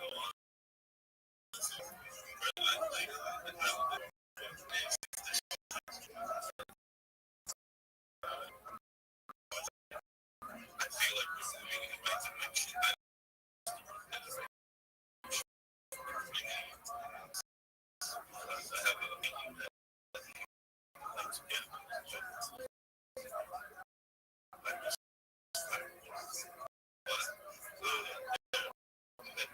Definitely should be safe place, especially if they're venture.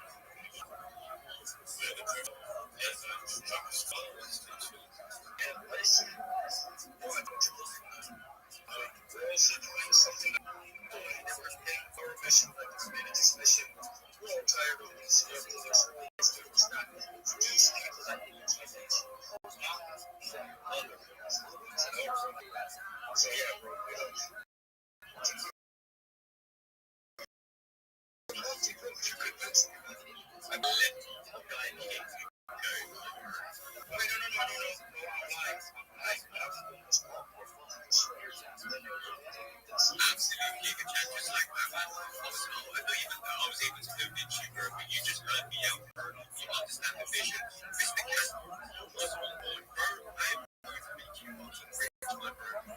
Right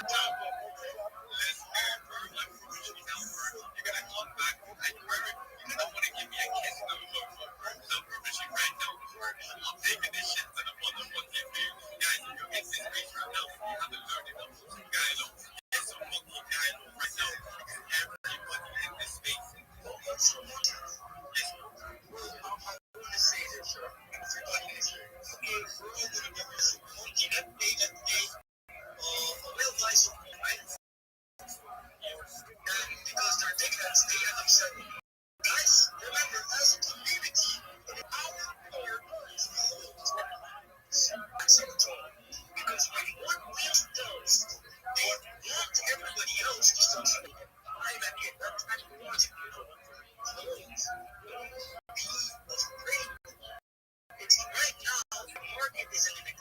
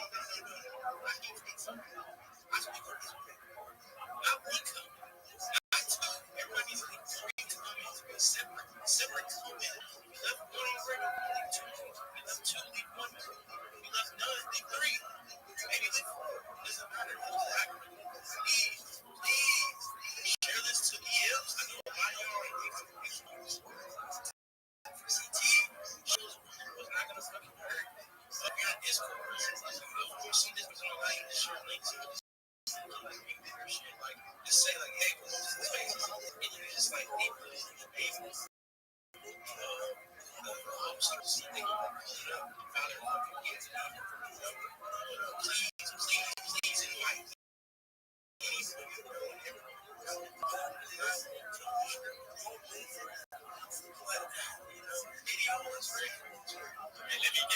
let me get shifted here right now. You see shit? That guy's not to bring some fucking motion. I'm gonna get shifted. Fucking big nigga chats in here, and we are just gonna go in, guys. We are going to continue to make this space the most fattest space right now. Upcoming, we are not even looking. Dialogue is already going to guys. If you are not involved right now, you want to get involved. So I promise you now, someone's going to take your position. Mine, like it is straight away, man. How are you doing, my friend? How the fuck are you doing, my friend? This guy's just absolute chat. If you don't know, get to know, man. Join into shit spaces.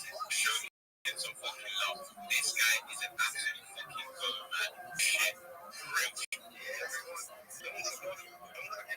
Don't forget this. Like, each other. Quick date. I'm not here that long. I do have a go in like 5 minutes. And if you want to make someone else who's the Raven here, I can stop by to get to see. Yeah, bro. If you're using it for Adler, just see, bro, let me get shit for the this, bro. Yeah, let's go. Let's just do it. We can switch places and I'll listen for that. Let's fucking go, bro. Let me, alright. Okay, there you go. Shift my guys, you don't know who shift is. Get to know the real support and the real fucking believer. Drop this fucking gig and try to follow. Let's get this popping right now. Some motherfucking dialogue because we are going to such a new time life within going to the fucking blue pill. I mean the purple pill, sorry. Repost that shit. Like it's Pokemon can leave a fucking man. Let's get this space lit as fuck. Shit, my boy, how are you doing?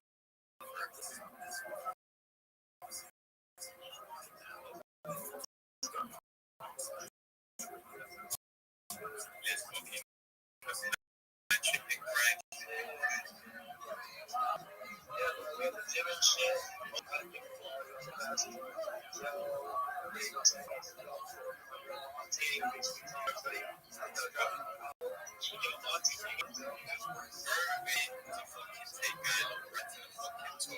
This space is just started and we are going to get as many people into this space as already. Dialogue is on the rise. There's a lot of people watching over guys right now. They're ready to even some fucking fat dogs. But right now, they are waiting for a nice entry to do so. Guys, I'm here to support the community and I want you guys to be as rich as possible. Once you're financially free, we can be able to sit in this space. We can talk, we can chill, we can talk about our day, we can talk about our ex-girlfriend, we can talk about heartbreaks, we can talk about random fucking shit. But as of right now, dialogue is on the rise. We have got so many people joining the fucking army. We are going to go on top. We're surviving through this dead market. Just surviving this dead market shows exactly how powerful dialogue is right now. Obviously, I have to set the space. You guys are feel free to come and show whatever project you have. Like that. I said, our main focus is dialogue to voice their project. Feel free to. I like to connect with others. I don't want to be greedy for this to be on stage. I want everybody to have their own voice and their own opinion. So yeah, if anybody would like to come up on stage, raise your hand right now and I will get you on the stage and we can talk, we can communicate. If you have any ideas, let me know. But guys, if you are here in this space right now and you are not a guy low, then you actually let me not even say that everybody's accepted, but get yourself a time. I promise you now, once we break up your game, shit is about to get ridiculous. We've got Tame on board, we've got Check Chart on board, we have got all the Giga Chads on board, and we will continue to spread. I've just invited Neo. Neo's holding the bag as well. Let Neo into the space as well, and let's get this fucking space open.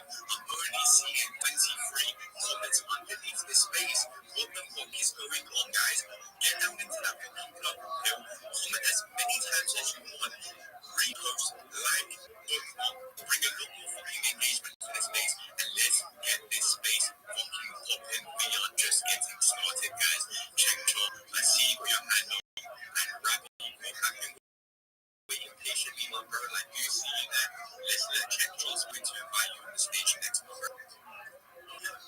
Hey, regarding the emergencies, man, I just need one thing. I need a post with the CA up top. But we know the CA. Not everybody knows the CA. If somebody has a tweet with the CA, please tell them to do it. I know they can't wait if you can hear it. I know they're fucking sitting on the side. To the chart. Guys, it's a good line to become leads to everyone and said he has gone with Guy going to if we ran read fuck out repost, like, comment, and if you guys want to see it, the CA is in the community on the pin post on the job retracts now. Guys, do not lose this entry because the same I told you guys to take the entry and someone else is going to be going to get as many members as possible. And we are going to smash an all-time high today. I feel it in my fucking bones. I feel it in my soul. Repost fucking spam on the comments. Let's get lit. Let's get fucking live, guys. If you're not part of dialogue, then you are definitely being guided. Look at the Giga Chat on stage right now. They are holding dialogue. Why? Because they believe in what we are building here. Do not get left behind. So I promise you, I'm going to talk with you, without you. 6 days into the project, and we're still standing out. We remain to stand no matter the day. And guess what, guys? This is not just a one-time space. I hold spaces every fucking day. And guess what? I'm going to do that every day until we hit $1 million market cap. Until then, I might start scheduling spaces and starting to chill out because as of right now, I don't really sleep as much, I don't really eat as much as I'm completely committed to make sure that all of you guys in this space is financially free. You guys get fucking rich, able to retire your parents, retire yourself, and fucking help those loved ones that are in a less unfortunate situation. This is for a good, because guys, this is not about me, this is about yourself. If you want to take that risk, if you want to take the opportunity, now is the best time. One season is coming up. BTC is bounced from 80k, Sol has bounced from $129, has bounced down to, I think it was 2,500.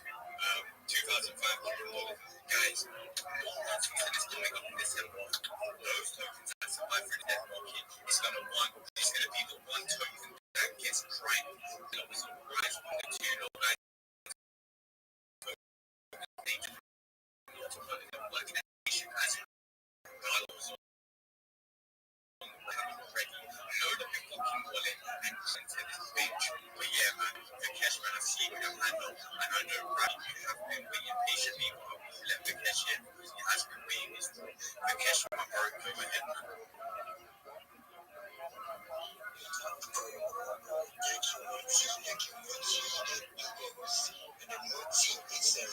Thank you for hosting this space. My name is Vikesh. As a part of the project, I think it contains a lot of projects. You see what I do for you. I'm a very black guy, great influencer, project of the world. So I love to know what I'm doing for us. Guys, 100%, man. I would love to have you on, bro. Everybody is welcome, man. Get yourself a fucking bag of dialogue, bro. Because like I said, man, I'm only great. I'm here already. I see many spaces going on. So I decided to run. So let me truly for the mess. Like I said, Let's fucking go, man. Let's fucking go. Let's fucking grow. Okay, guys. Now that we have Vikesh here, let's get Ravi. Because Ravi, you have been waiting on patiently.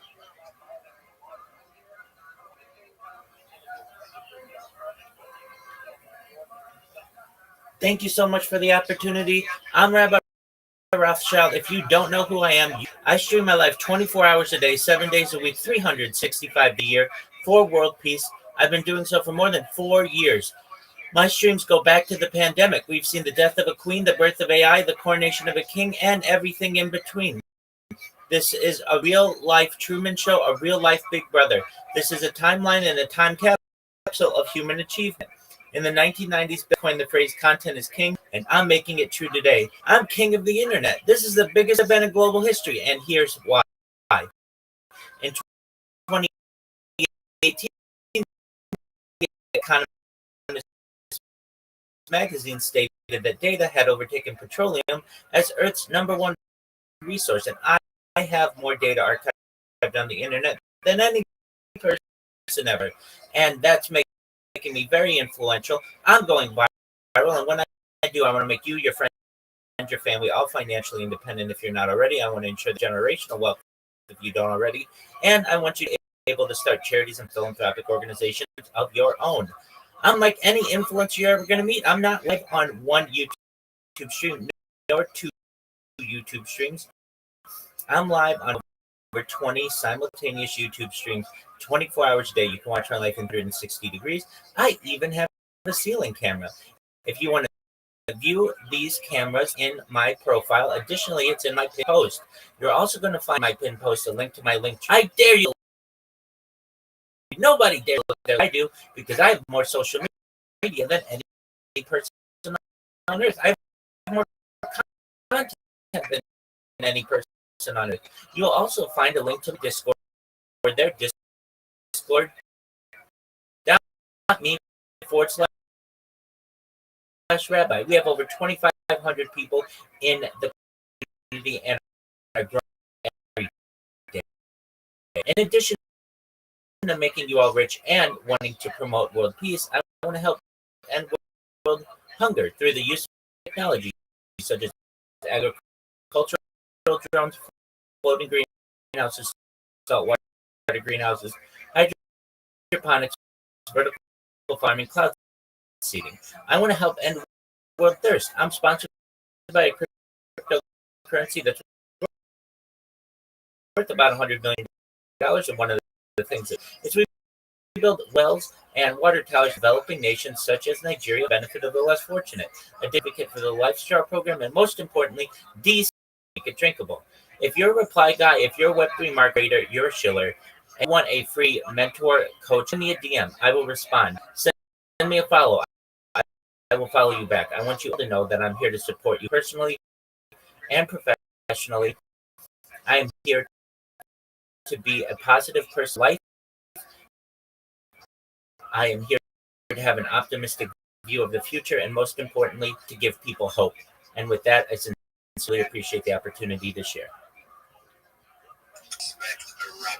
appreciate you for coming. This space is about is for you guys to be able to voice your project. For a good cause. I am tired, guys. All right. So before I get the next speaker on stage, I want to thank you for the opportunity. Please join the big step as Discord, which is discord.gg/big step. I'm living in there 24/7. It's a wonderful community. If you're not in there, you're really missing out. Thank you.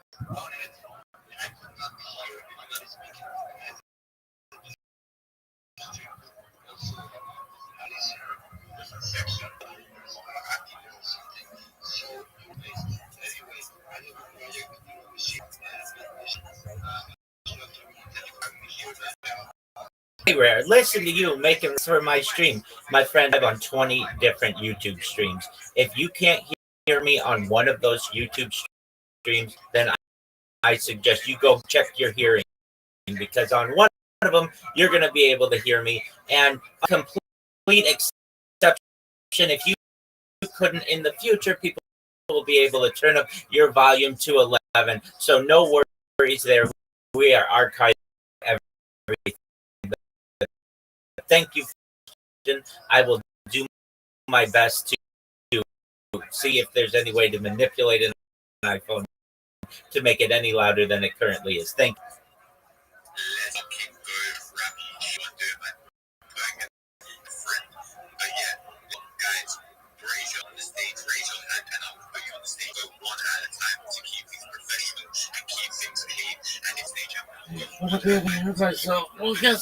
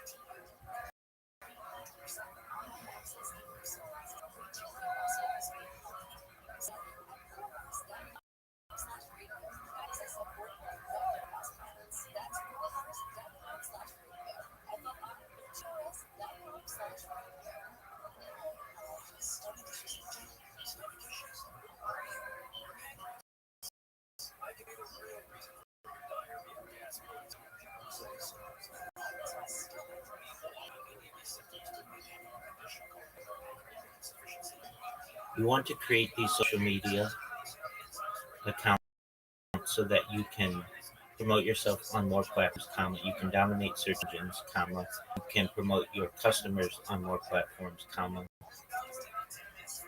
you can get more business from more communication channels, comma, and so it is more difficult to impersonate you. Period. Does this make sense? Question mark.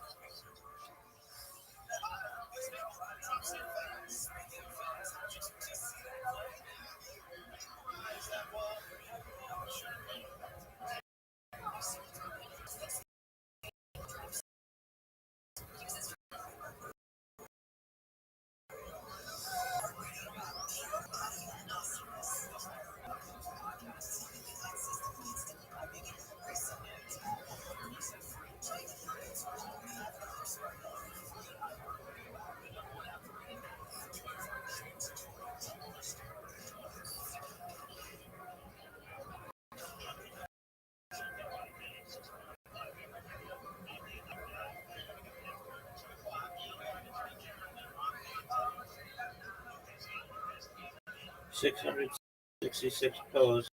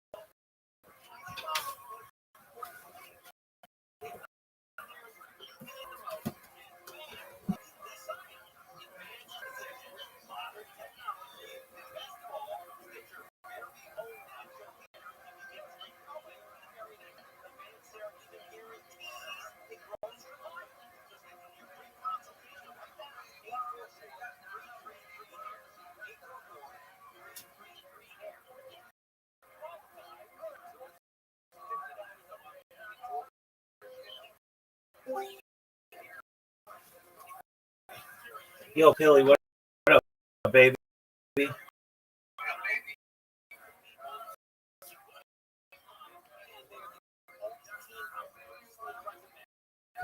Billy.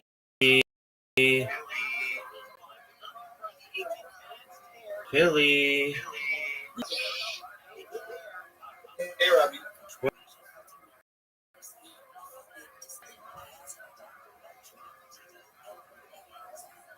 Billy. Did you send him to me, Billy?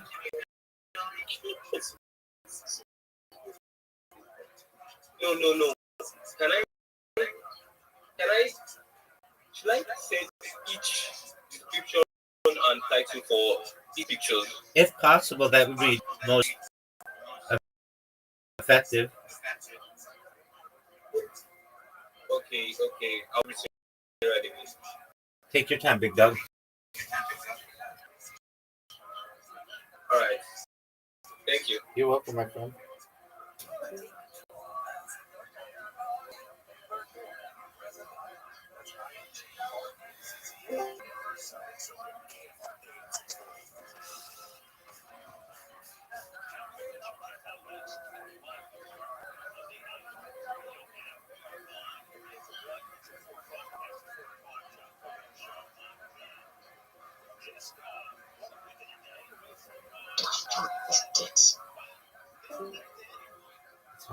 Man, son.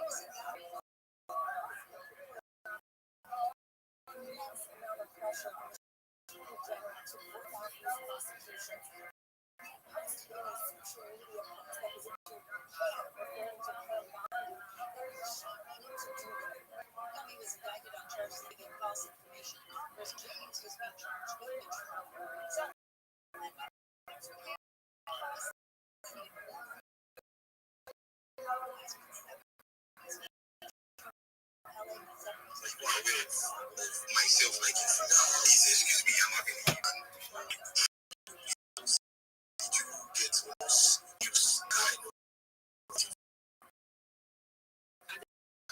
Yeah, to be honest.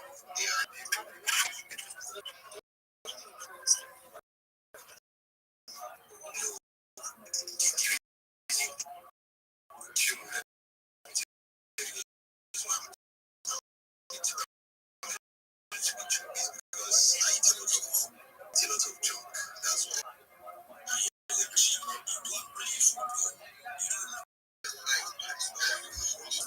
I exercise.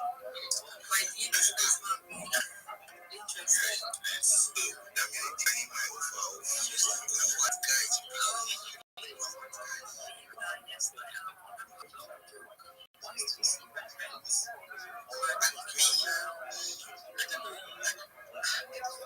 Yeah.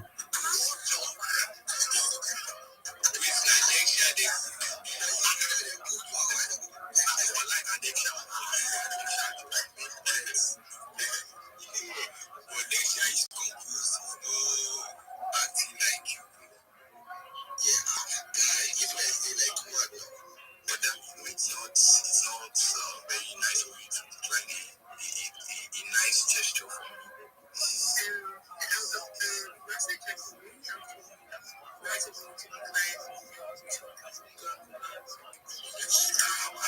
I'm not black, I'm fair actually. I'm fair. I'm fair, tall, a little bit.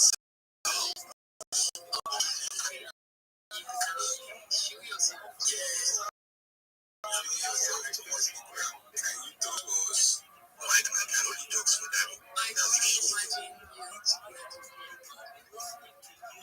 No, check my new PFP, check my new PFP for my new profile. That's how I look like. That's why I look like. These guys are beating me with that bitch is not. That's why I look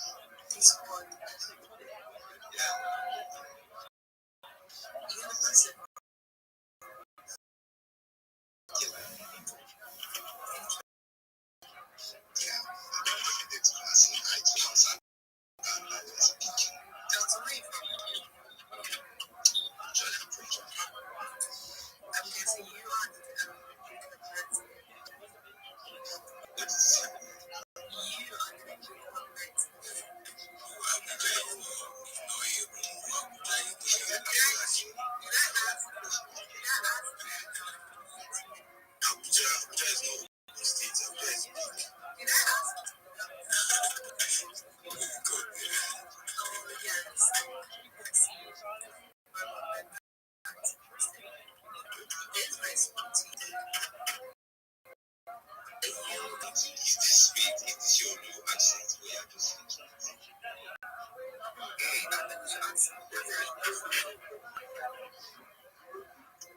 very important question like this one because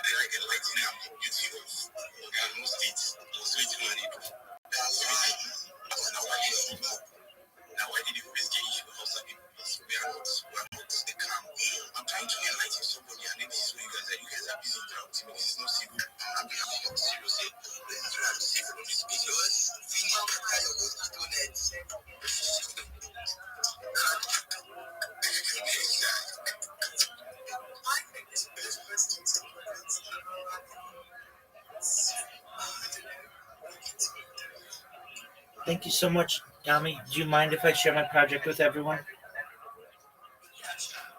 Thank you all so much for the opportunity. I'm Rabbi Rothschild. If you don't know who I am, you will. I stream my life 24 hours a day, 7 days a week, 365 days a year for world peace. I've been doing so for more than 4 years. My streams go back to the pandemic. We've seen the death of a queen, the birth of AI, the coronation of a king, and everything in between. This is a real Truman Show, a real life Big Brother. This is a timeline and a time capsule of human achievement. Bill Gates coined the phrase content is I'm making it true today. I'm king of the internet. This is the biggest event in global history, and here's why. In 2018, The Economist magazine stated that data had overtaken petroleum as Earth's #1 resource. I have more data archived on the internet than any competitor, which is making me very influential. I'm going viral and will make you, your friends, your family financially independent and will ensure that you have generational wealth if you don't already, and I'm able to start charities and philanthropic organizations of your own. I'm unlike the influencer you're ever going to meet. I'm not live on stream or 2 YouTube streams. I'm live on over 20 simultaneous YouTube streams 24 hours a day. You can watch my life in 360 degrees. I even have a ceiling camera. If you want my streams, the link is in my profile. Additionally, it's in my pinned post. We'll have an opportunity to see me. Hey, wait, don't finish.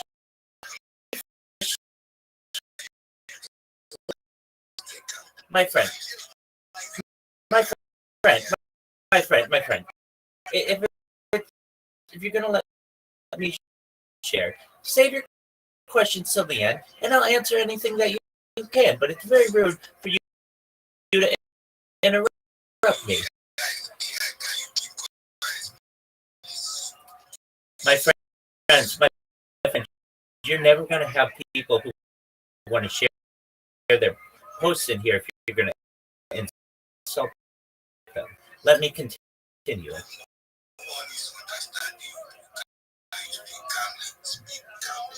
My friend, if you understand English, understand what I'm saying. Okay. Okay. It is not AI. Please. Dami. Are you gonna let guests be? Let me finish. Then you ask any question that you want, okay? Thank you.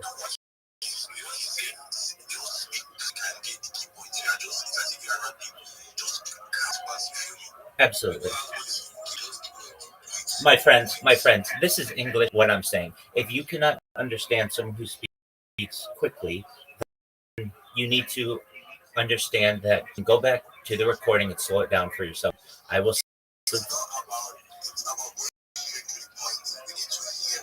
My friends, I have told you, I stream my life 24 hours, 365 days for world peace.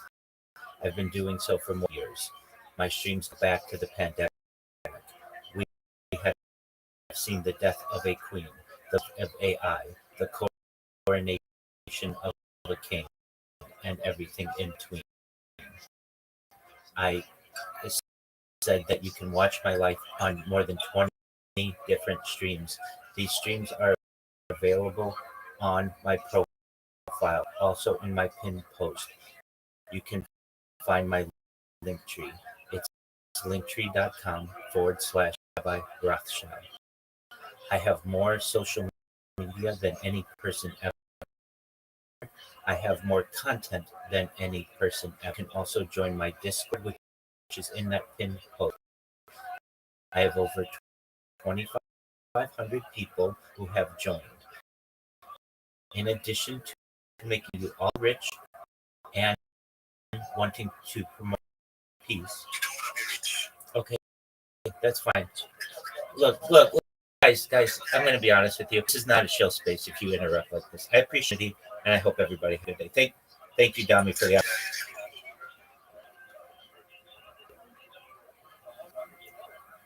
too quickly. Do you not know English?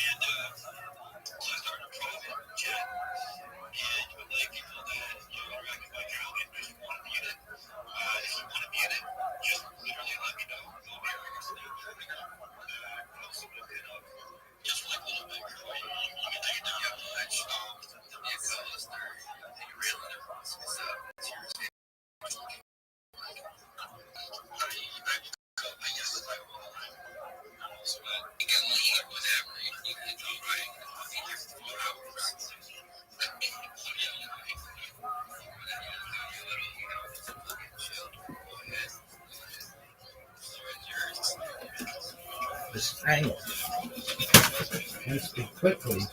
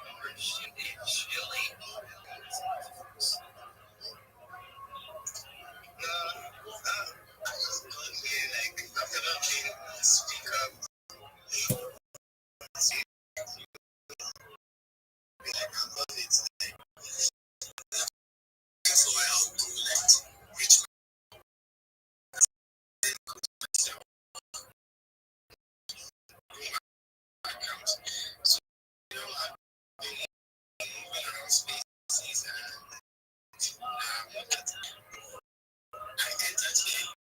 People want to speak, which I appreciate. And now I'm just hit the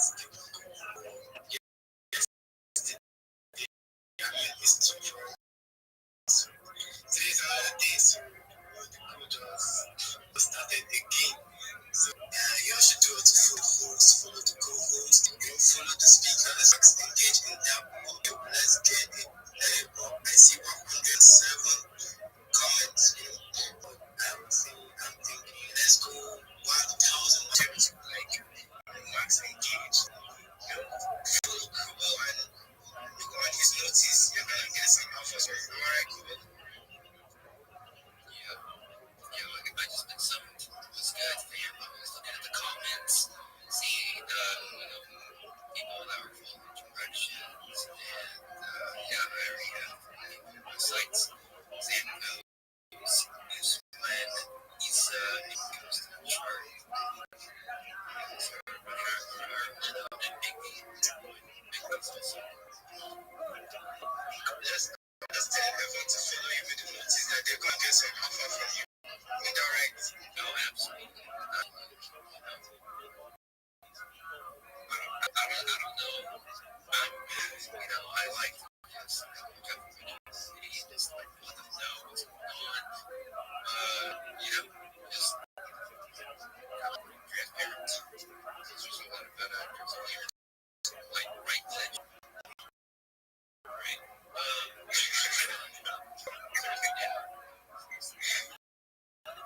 So what's how you doing? You tell me. You tell me. Yeah, it's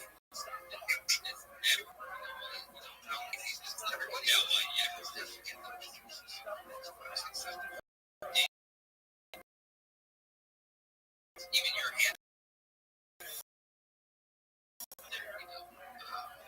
Scholarly peoples, like all these people are up here waiting to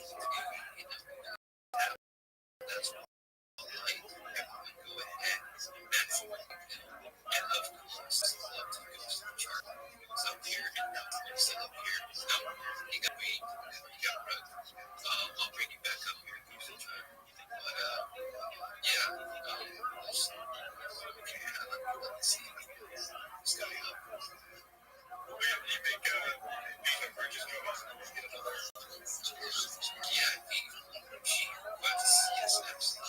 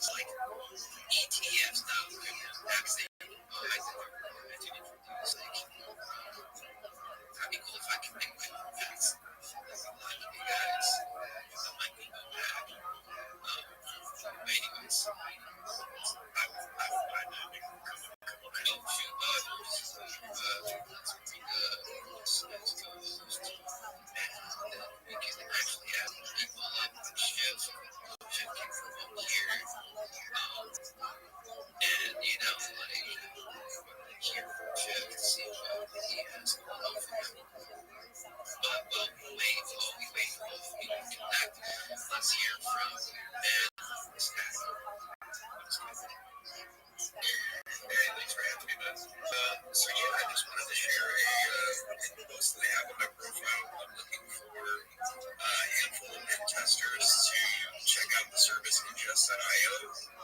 Please, of course, DM me and get permission before you go and start hacking things. But yeah, if you're a great hacker or might have any, like make services more secure, please reach out. Check out the event tweet. And yeah, thanks. Really appreciate the time.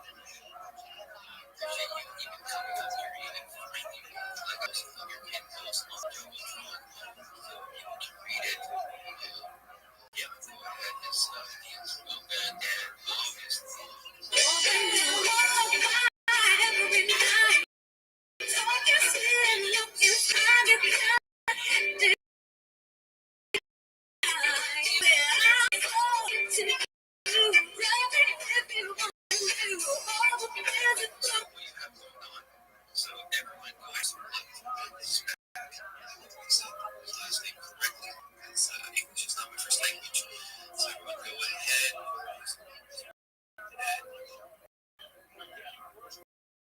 Yes, hands up. It's for the culture. It's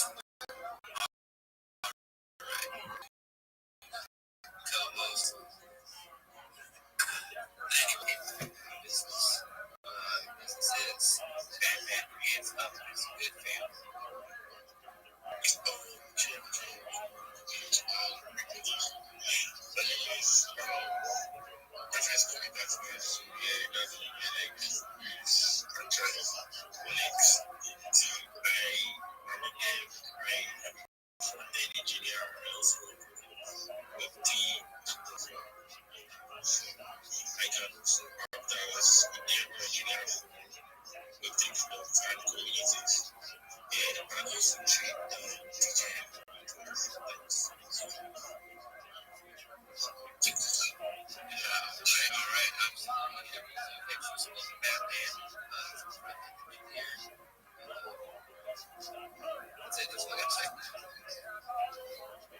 Okay, Glitch, your hand's still up. Pretty good. Alright, just doing it for the culture. Yeah. Oh, God. Oh, my God. What happened? He came out here. What? Just to bring people up there because, this shit's not even second issues with connection issues. He's having connection issues. Yeah, so that means that when I bring people up, let's hear from Jade or Jade or Crypto Arts and tell them what's playing Jim,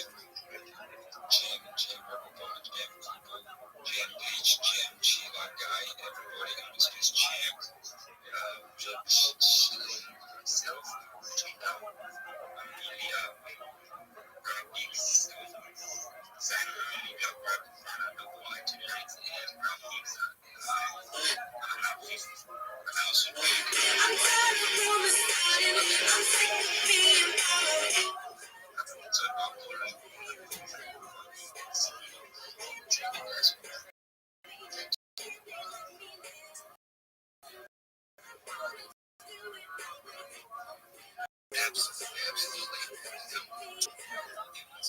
Arcade followers as well.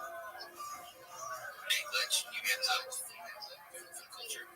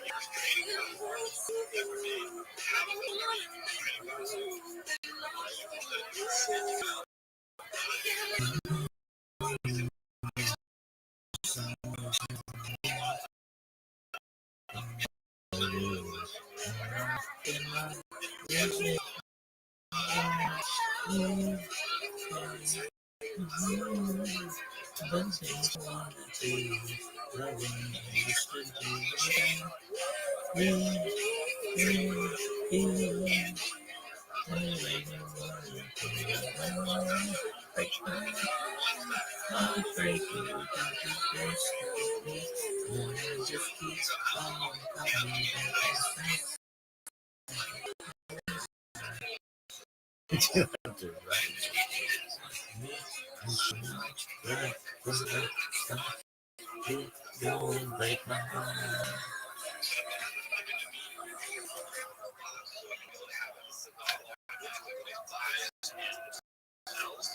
There's going to be there may be an AI element to it.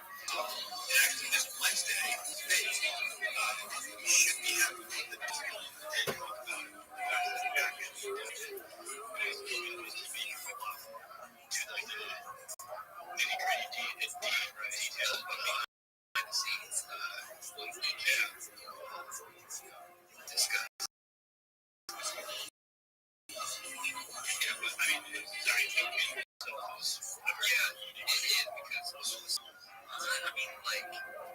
like I said, like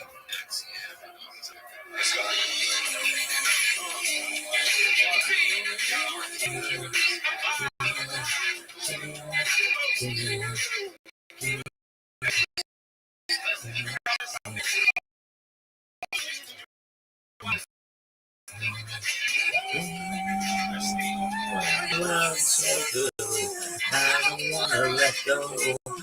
I should, I can't leave you alone. I just don't give something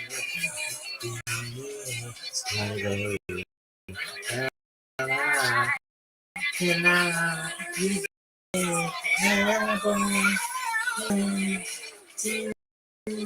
the things you wanna do? The way I used to be with you, anything. You're never break my heart, break you got the best of me, but I just keep on coming back inside me. Oh, why did you have to run your game on me? You should have known right from the heart you'd go and break my heart.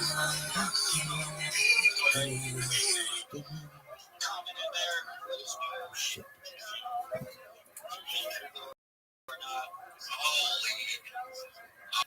everyone, go ahead and smash the gauge of that bell. Let me know if you I know he is a hater. I also heard that he is a KOL.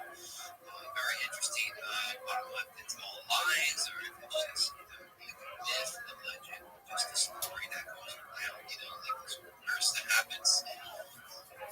He's still a tier 3. He's been a tier 3 for like a year now.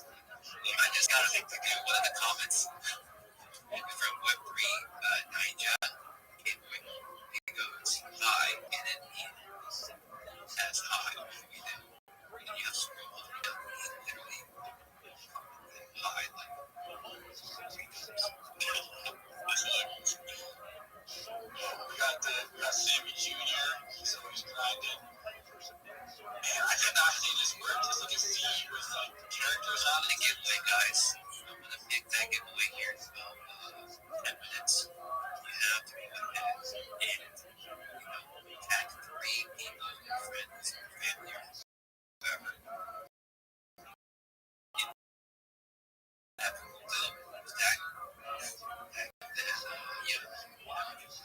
Everyone, especially shift follow him, and he will follow you right back. Yeah, bro. Yeah, I probably made it up here, bro. Dude, everyone's having issues.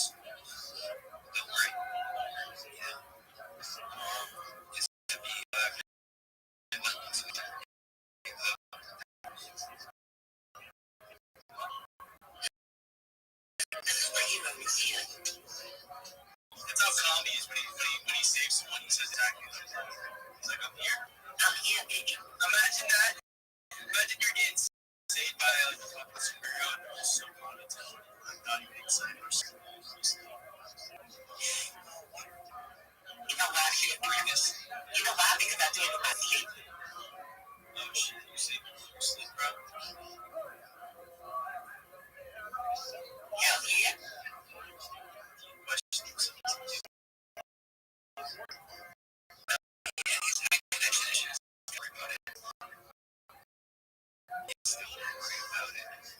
We're here, alive.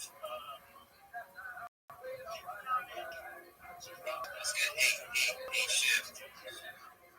Since you're up here, centric talking, when you're involved in or what's going on? I just got home from the gym. Oh shit. Alright, yeah. Everyone pack it up. Everyone. It's been good. I'm gonna start retiring here pretty soon because shift is gonna give all the women. He's not gonna leave any of them for it. Nah, there's enough to share around, bro. There's like fucking.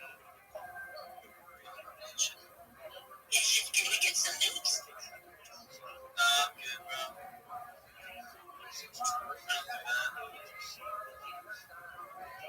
Sorry, baby. Thank you. Alright, anyway, look, I'll be real. Like, look, dude, I'll take a picture of my pussy and maybe grab her like in the whole thing.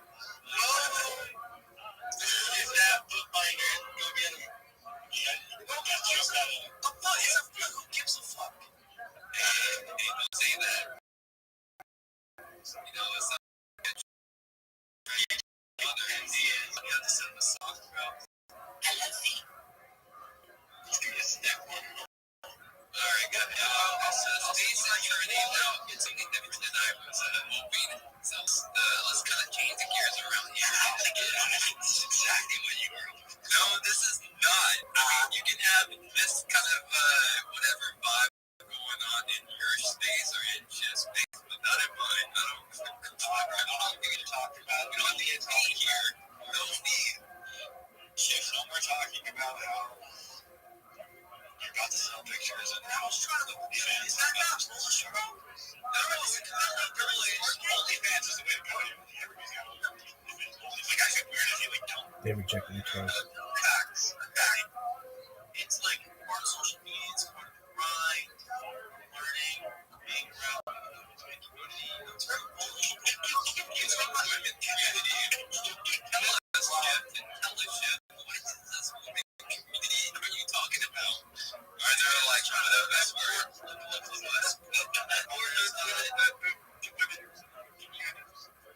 there's so many of them. You know, except which one? I think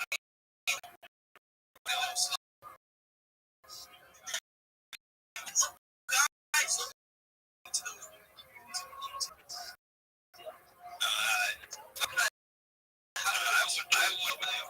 I would invite shit. You're gonna walk in. You're gonna walk in and just take the whole show. And be like, yeah, let me back from the gym. Because I just took the house workout. Take out. You need to take. You need to be hard. Do you eat raw meat?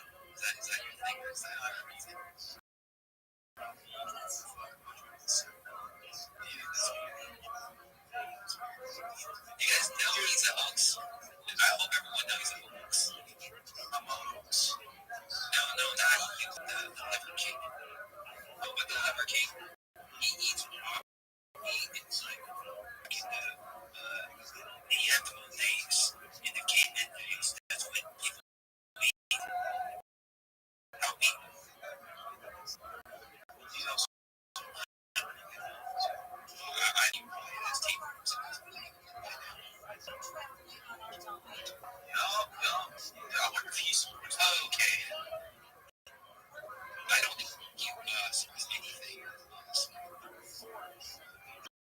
guys.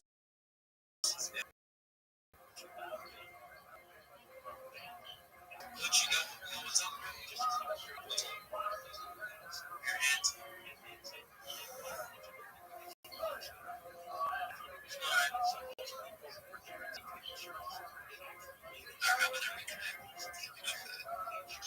He was doing it for the culture. I'm trying to control the culture, bro. And your yes, obviously. All right. All right. This is where you sit back and just listen. All right. It's not the shift show, okay? We have all these people with their hands up. So let's go ahead and let's see what they have going on. Glenn, hands up.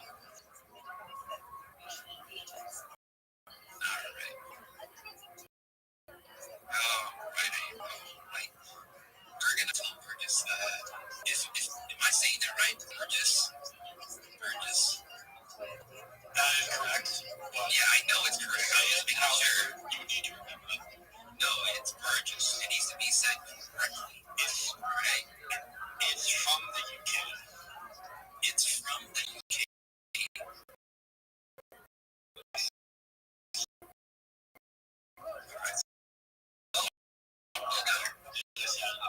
They're focusing on one thing, safe words. Go ahead, check out Virgin. Yes, I can't wait till open it up in next year.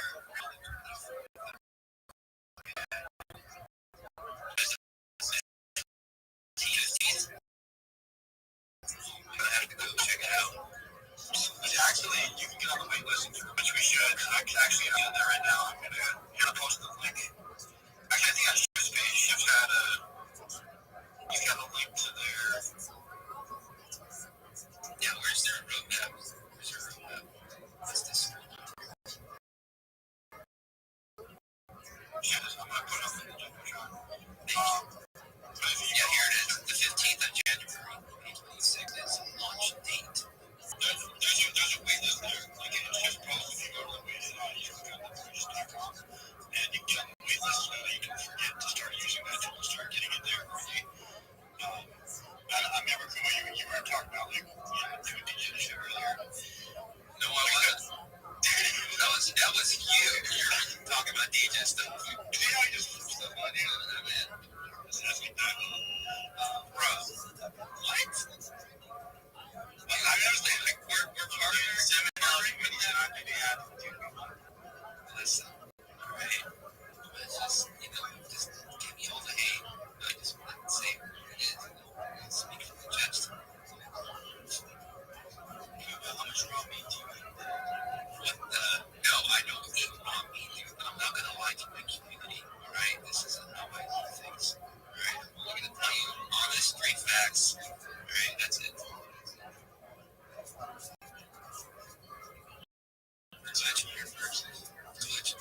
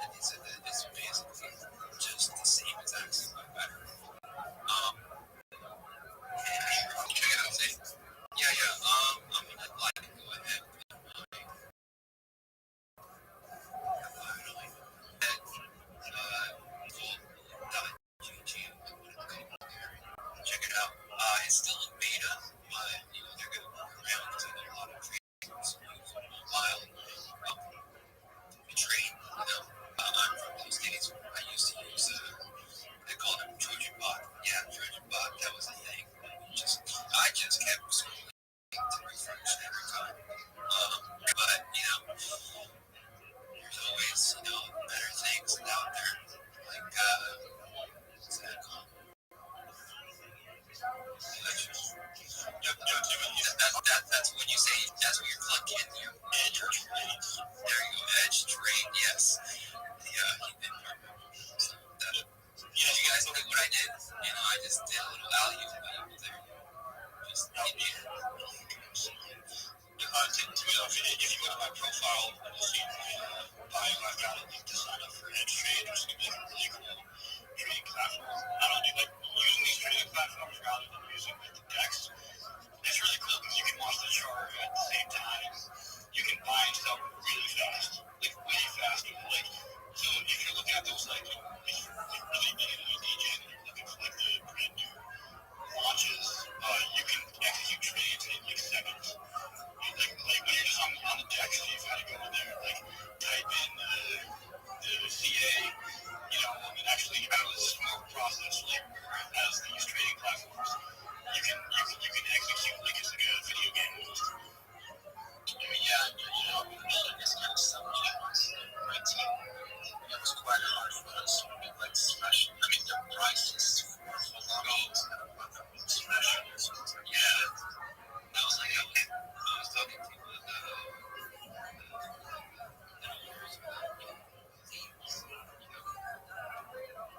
they were saying, they spent like over $1K on it. Something like this, trying to do everything fast. Basically, that's kind of the main thing that traders want to have. Very fast, connection to even selling or buying tokens. So not really regular machine. If seed hands up, just or is it just me? Is X being glitchy? Oh my god. Alright. Anyways, thank you so much for coming up here. It's like really early.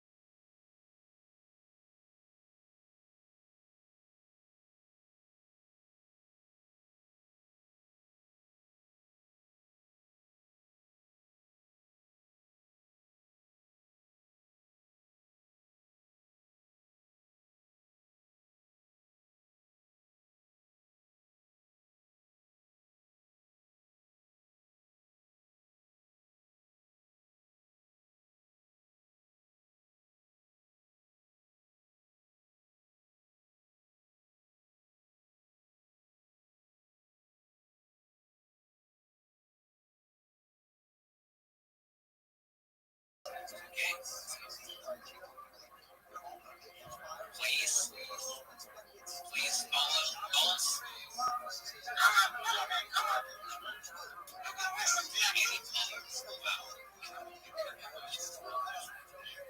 All right. Yeah. Glad you're there.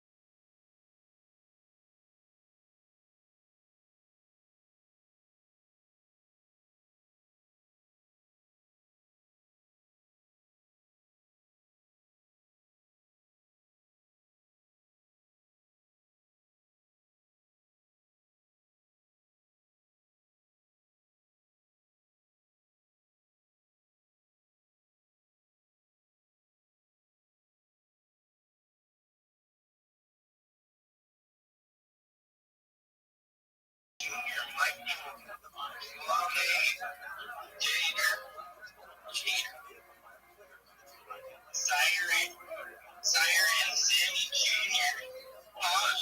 Shout out to those people. We get it, Siren. All right, you won.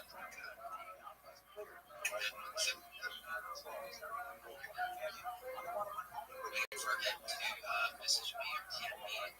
I'll let both of you guys transfer.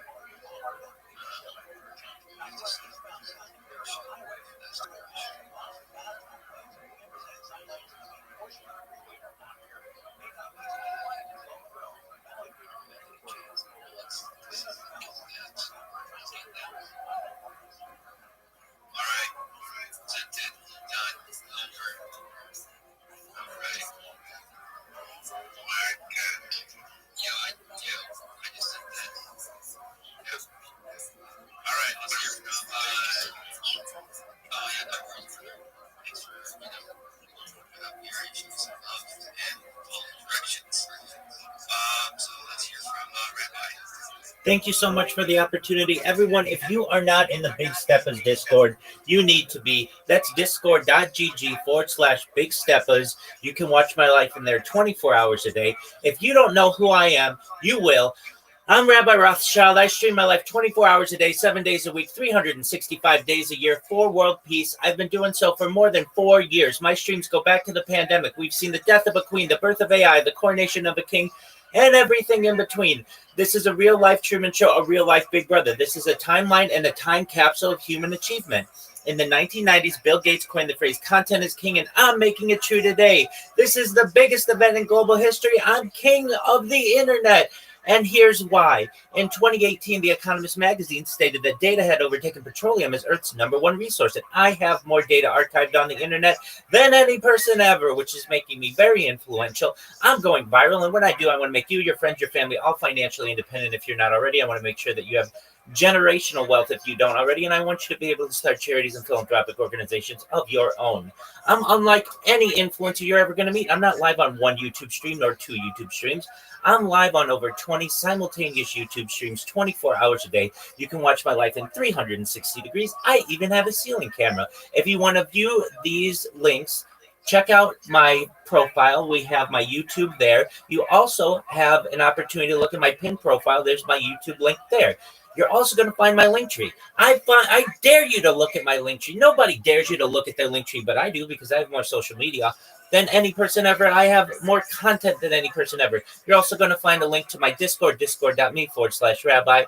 We have over 2,500 people who have joined the community and are growing every day.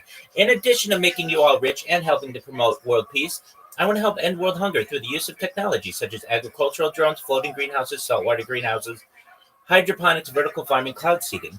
I want to help end world thirst. I'm sponsored by a cryptocurrency. It's known as Harry Potter Obamasonic 10 ENU. The ticker's Bitcoin. It's worth about $50 million. And one of the things that we do is we build wells and water towers in developing nations such as Nigeria for the benefit of the less fortunate. Additionally, I'm an advocate for the LifeStar program and most importantly, desalination technology, where we pump earth seawater onto land and make it drinkable.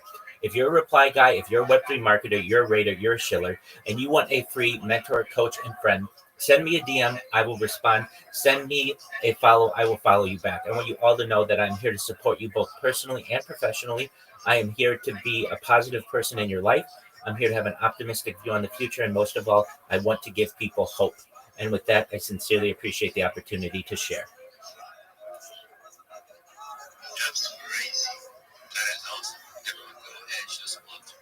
I'll be there in just 1 second, Nolan. And while he was chilling, I was basically registering for just request. Apparently they had a registration live open now. So it's going to launch on January 15th of next year. But yeah, the waitlist is open right now, right, Kevin? Yeah, I just did it. Why not? Actually, I just started to drop and actually get my hands on some of these things that are going around. And actually, I have a question for you just about this whole topic. Nolan, can you hear me? I think they're not here yet. I think they're still driving. But, Nolan. hey, just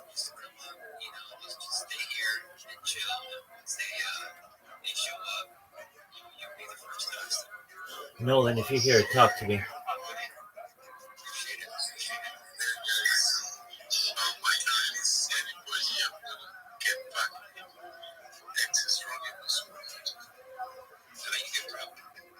Let's hear from Michael. Yeah.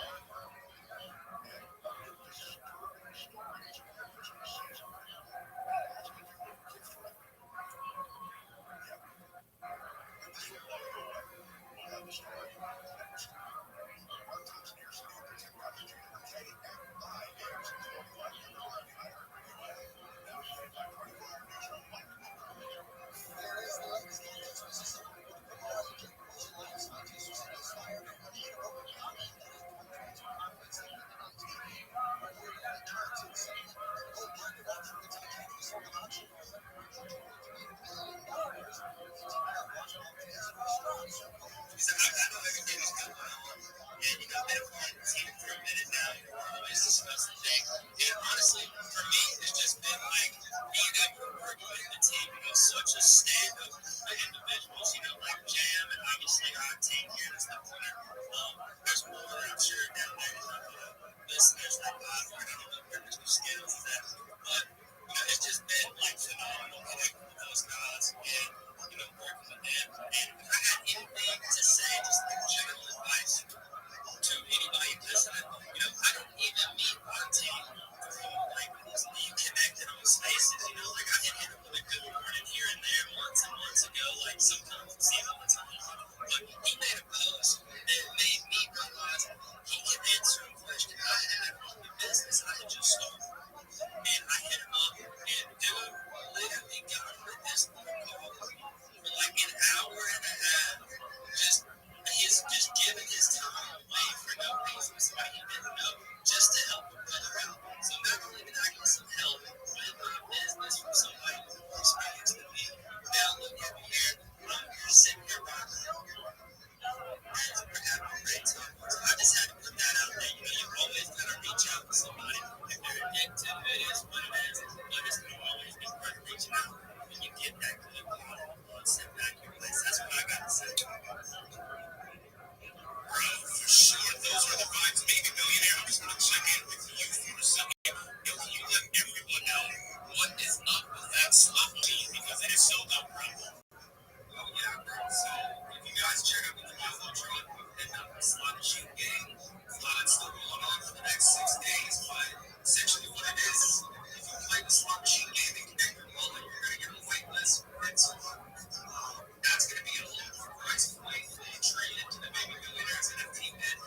And also, with the 33 spins that you're gonna get on that slot machine, you have 33 chances to hit that jackpot like Patrick did with a free NFT. Really, we're just trying to bring back those old school vibes with games, with interactions in our community.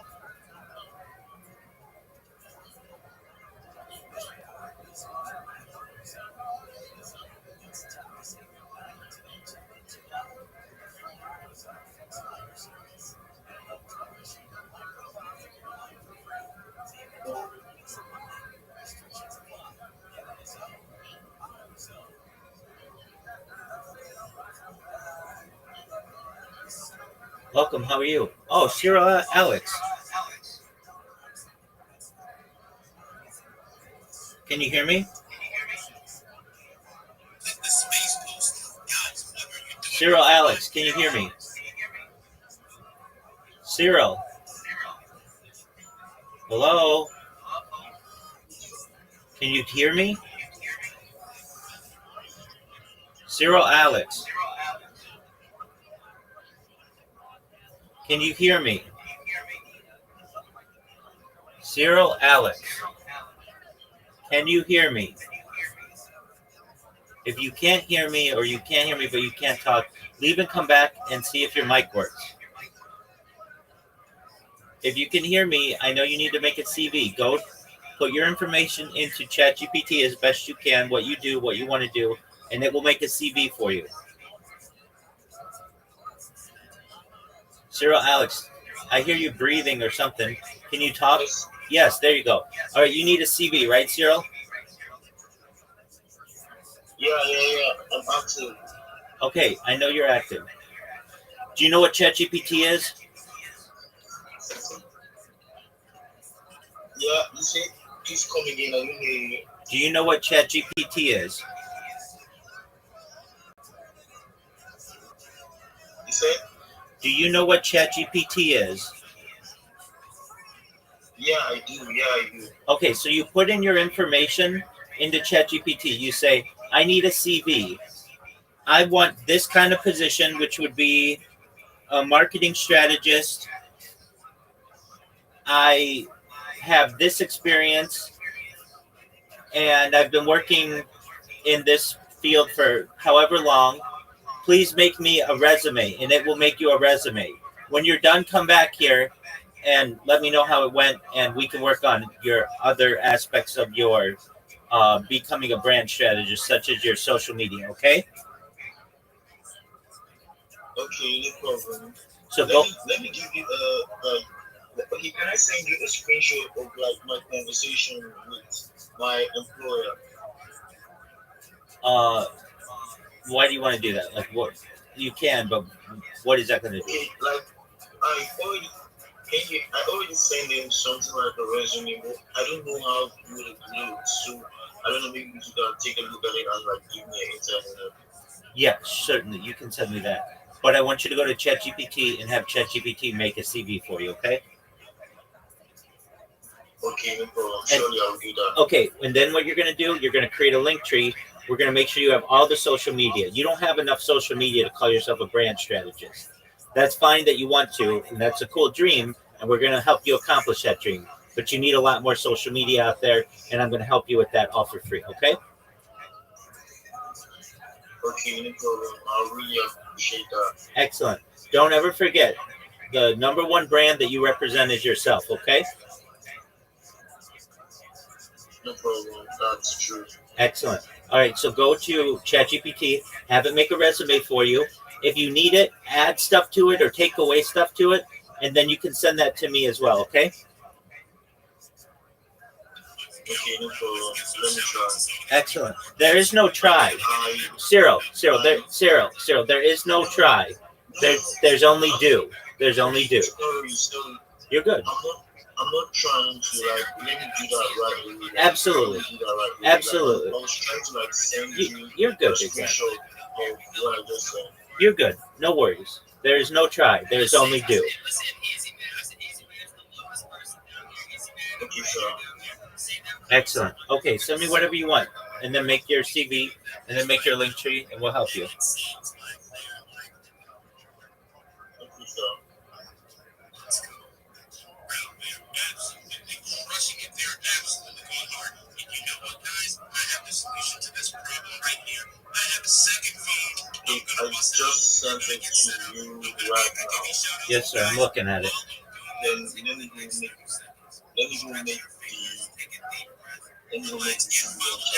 Yeah. Okay. So here's what you do.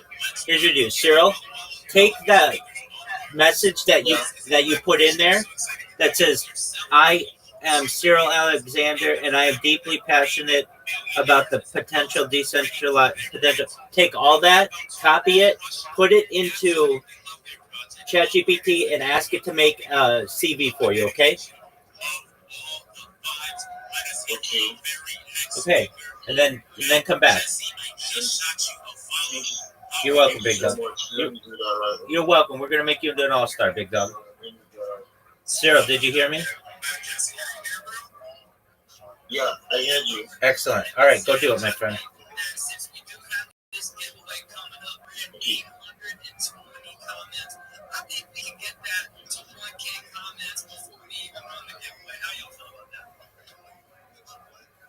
I feel so good about that. You guys heard it from the GOAT C himself.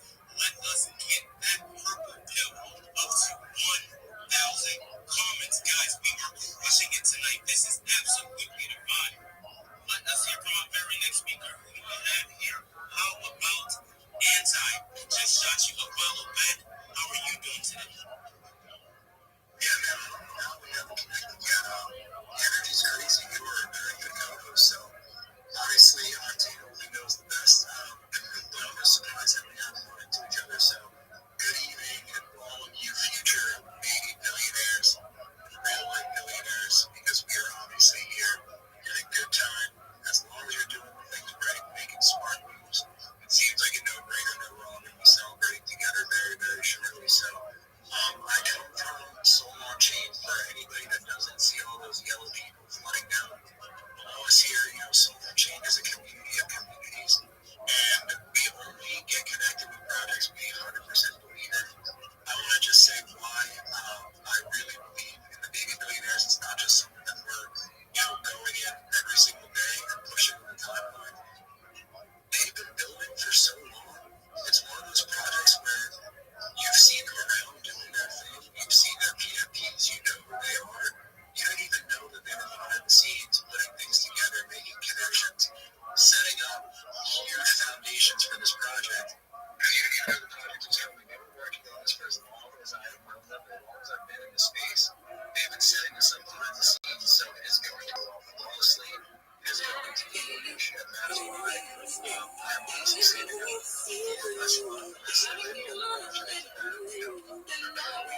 recently. I'm just saying that.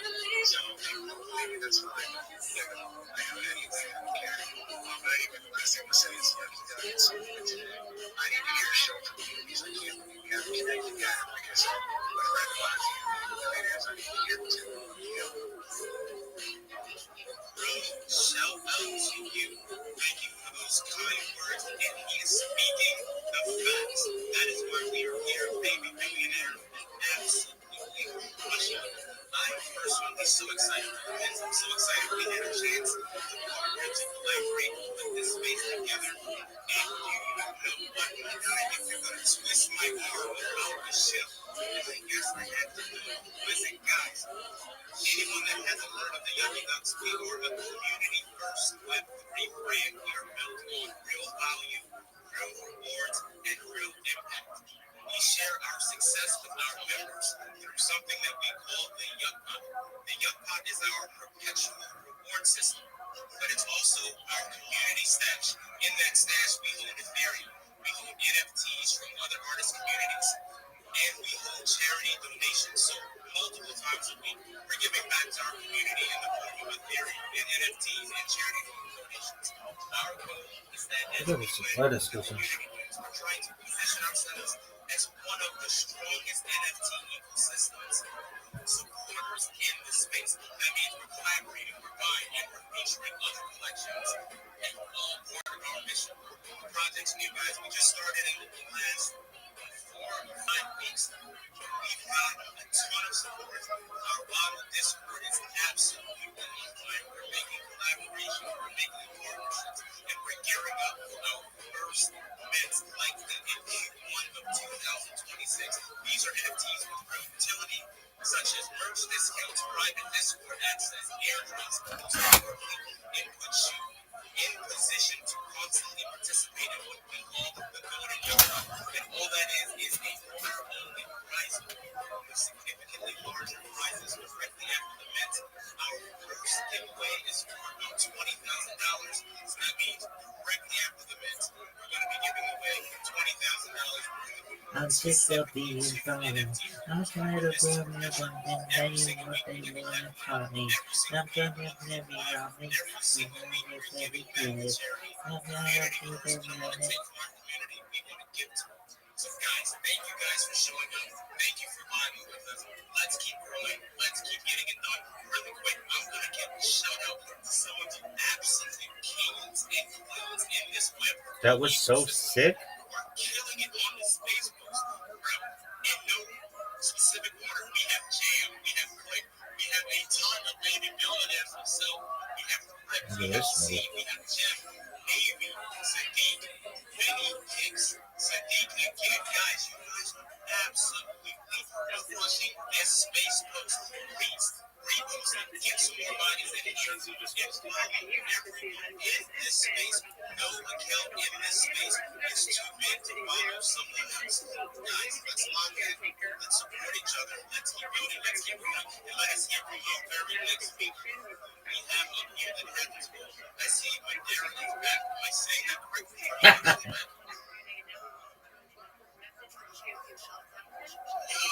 There's nothing. Baby billionaires, can you hear my little girl from the Darren?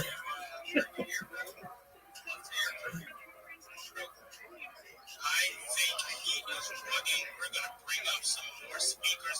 But while we do, baby billionaires, I'm going to use this spot yet again. Tell us more about this mint. Tell us more about your mint price and the number that you're minting, because some people in my community don't know all the facts. Please share with us. So, the value that we have is $6,000. The net price for whitelist is going to be 0.15 Solana. If you get a whitelist spot, you're going to be able to mint 3 of those. Everything else is going to go public the next day, and that net price is 0.25. And I don't even think I've touched on some of the other utility that we're building out with our dev team.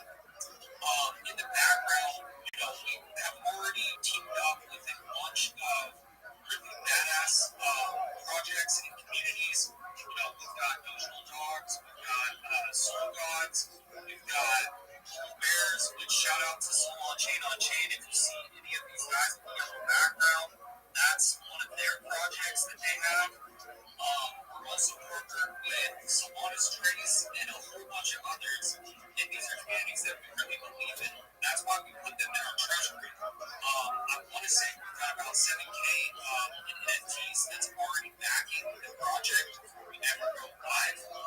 And another utility that we're doing, we did have with the Easter egg on the actual landing page.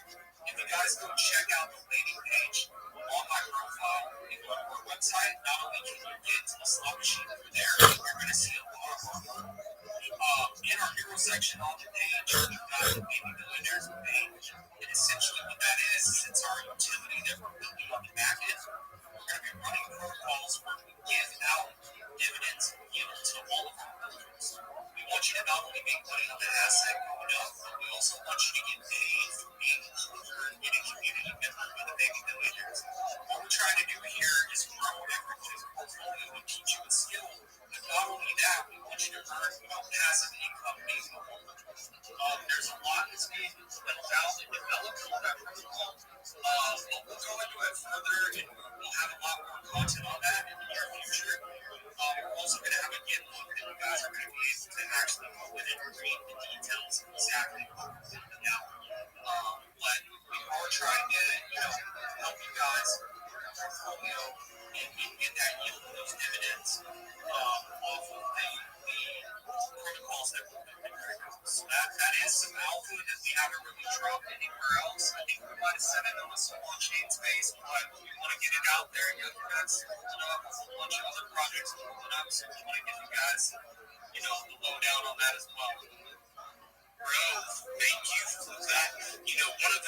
One of the main reasons why I wanted to reach out to Baby Billionaires is because I love NFT projects that are not only focused on the community, but focused on the community in the way that the community actually wins. They're giving back. They're building NFTs with real utility. And that is not as easily done as you might think. For anyone that thinks NFTs are just JPEGs or just this, you guys need to check out Baby Billionaires. You guys need to check out the Yucky Nuts. We are defying what it is to be an NFT community. We are building something extremely special. And the best thing about it is this is not about competition. This is about cooperation. This is about collaboration. We are building and doing this together. Rabbi, you're going to be my very next speaker. Thank you so much for showing up here. I see your hand, but really quick, guys, we are going to do our first giveaway because I cannot be a liar the first time I'm on the Baby Billionaires page. Let us see. Guys, Baby Billionaire, I am going to start scrolling.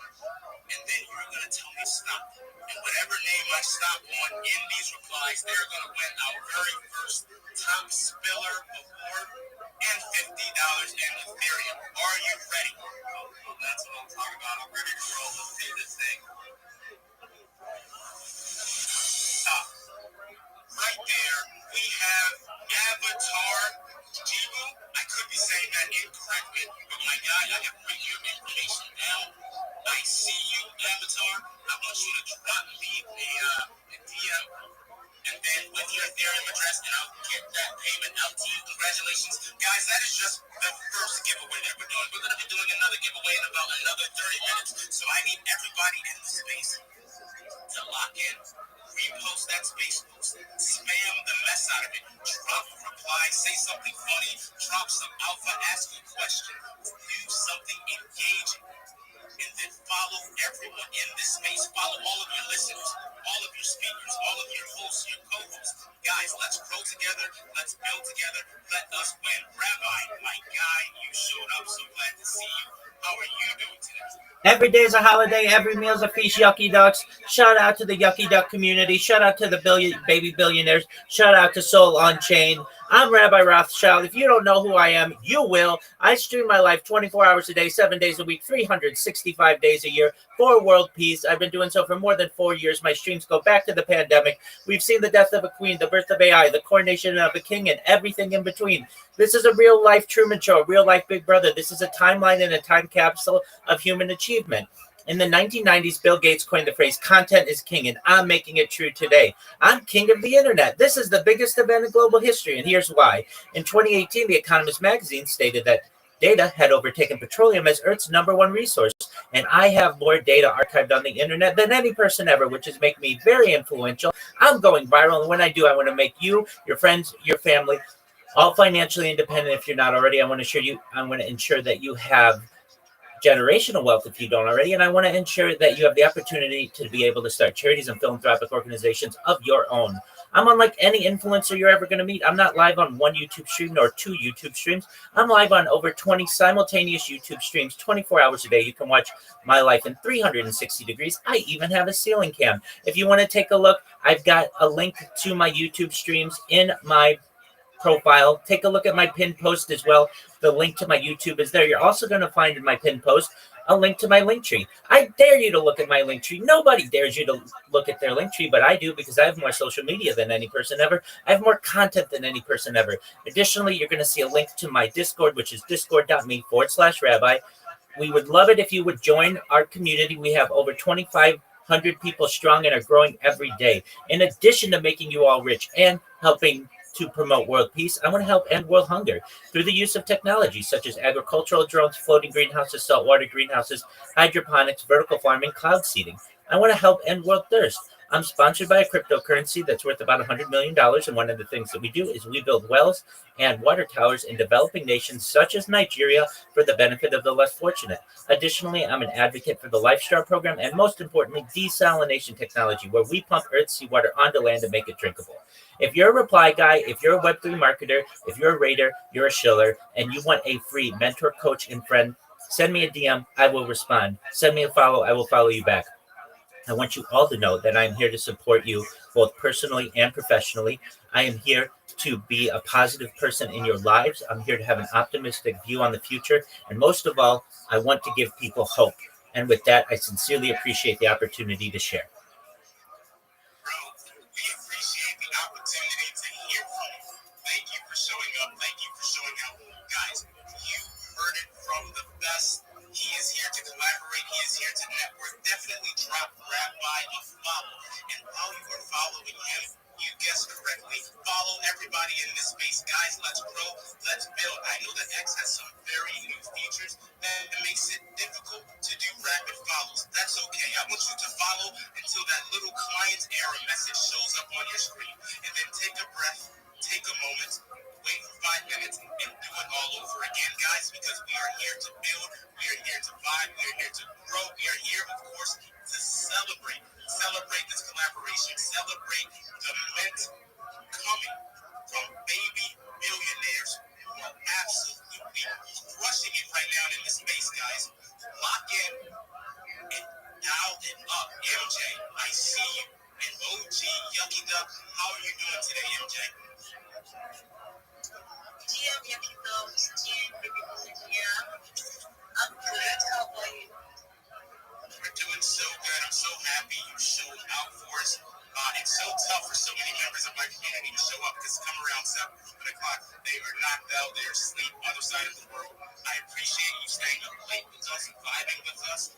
Why don't you give a little shit on yourself? Okay, thank you, Yucky Duck. It's really amazing to be here.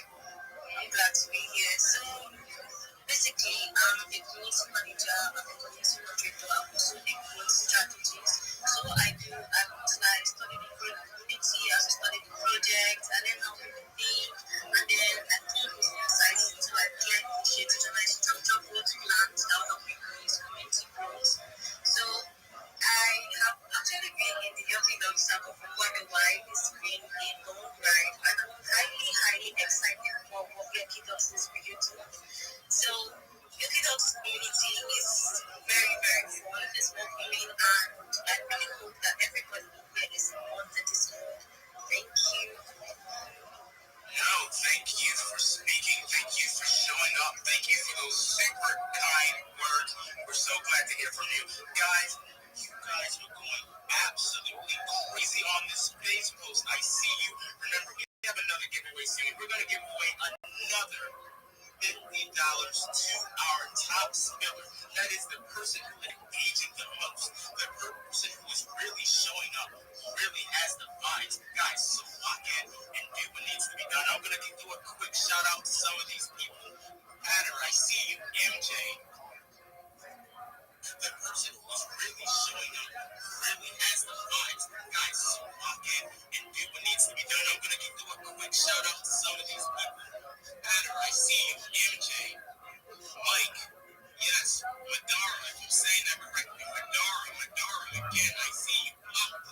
Yes, MJ again. Guys, you guys are absolutely crushing it. KOJ.edge, I see you. KOJ.edge again. Guys, you guys are killing it in this space. Let's keep it going. Let's keep vibing. We are just getting it started. Let's hear from our very next speaker. How about we hear from Lucky? Lucky boy, we just shot you a follow. How are you doing today?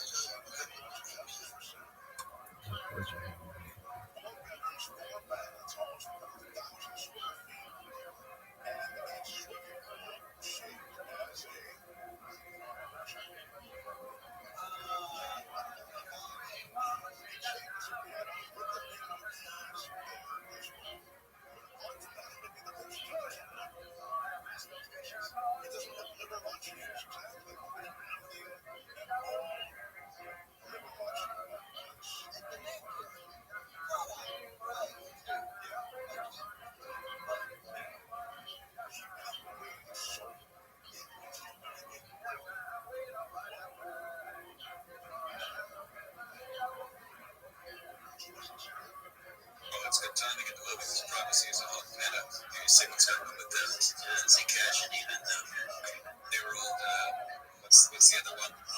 Monero is taking off. There's a bunch of other ones. So I think you timed it very well. Seem to be top of mind for people. But yeah, whether it was just the fad, take this stuff seriously because in my mind, Zcash is treated a bit like a meme because it's been pushed by some influencers. So people actually use it for what it's intended for. I don't know, it's been out for a long time. I find it interesting because these Dino projects come back to life just because somebody starts pushing privacy better. And obviously, Europe was smoking because of the crackdowns there. Lots of crypto, so I think you timed it very well. There's no way you guys it's just part of that's why especially a lot of people got into crypto and the newer ways they eventually go down the rabbit hole and realize that crypto doesn't do anything for you. You're just using MetaMask and everything running through your browser or Chrome or whatever browser you're using because you're sharing the data just the same and you're just using your cell phone for it. Your KYC and everything you do in crypto unless you go these routes. It just kind of scratching my own itch and going down, and I enjoy it.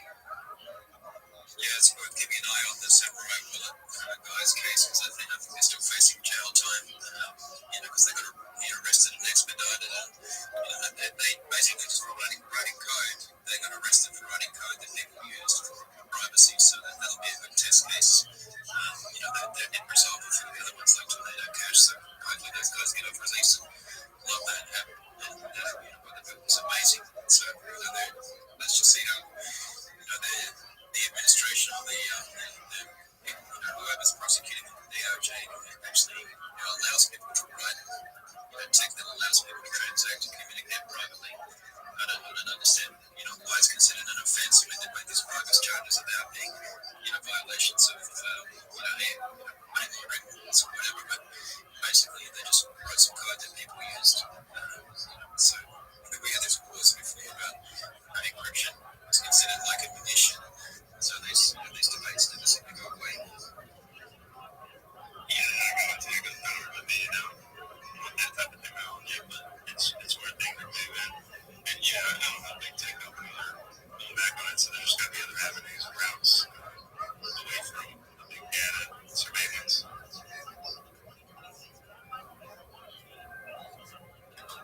Sure, we could. Beamer Boy, you had your hand up for a bit. You've been here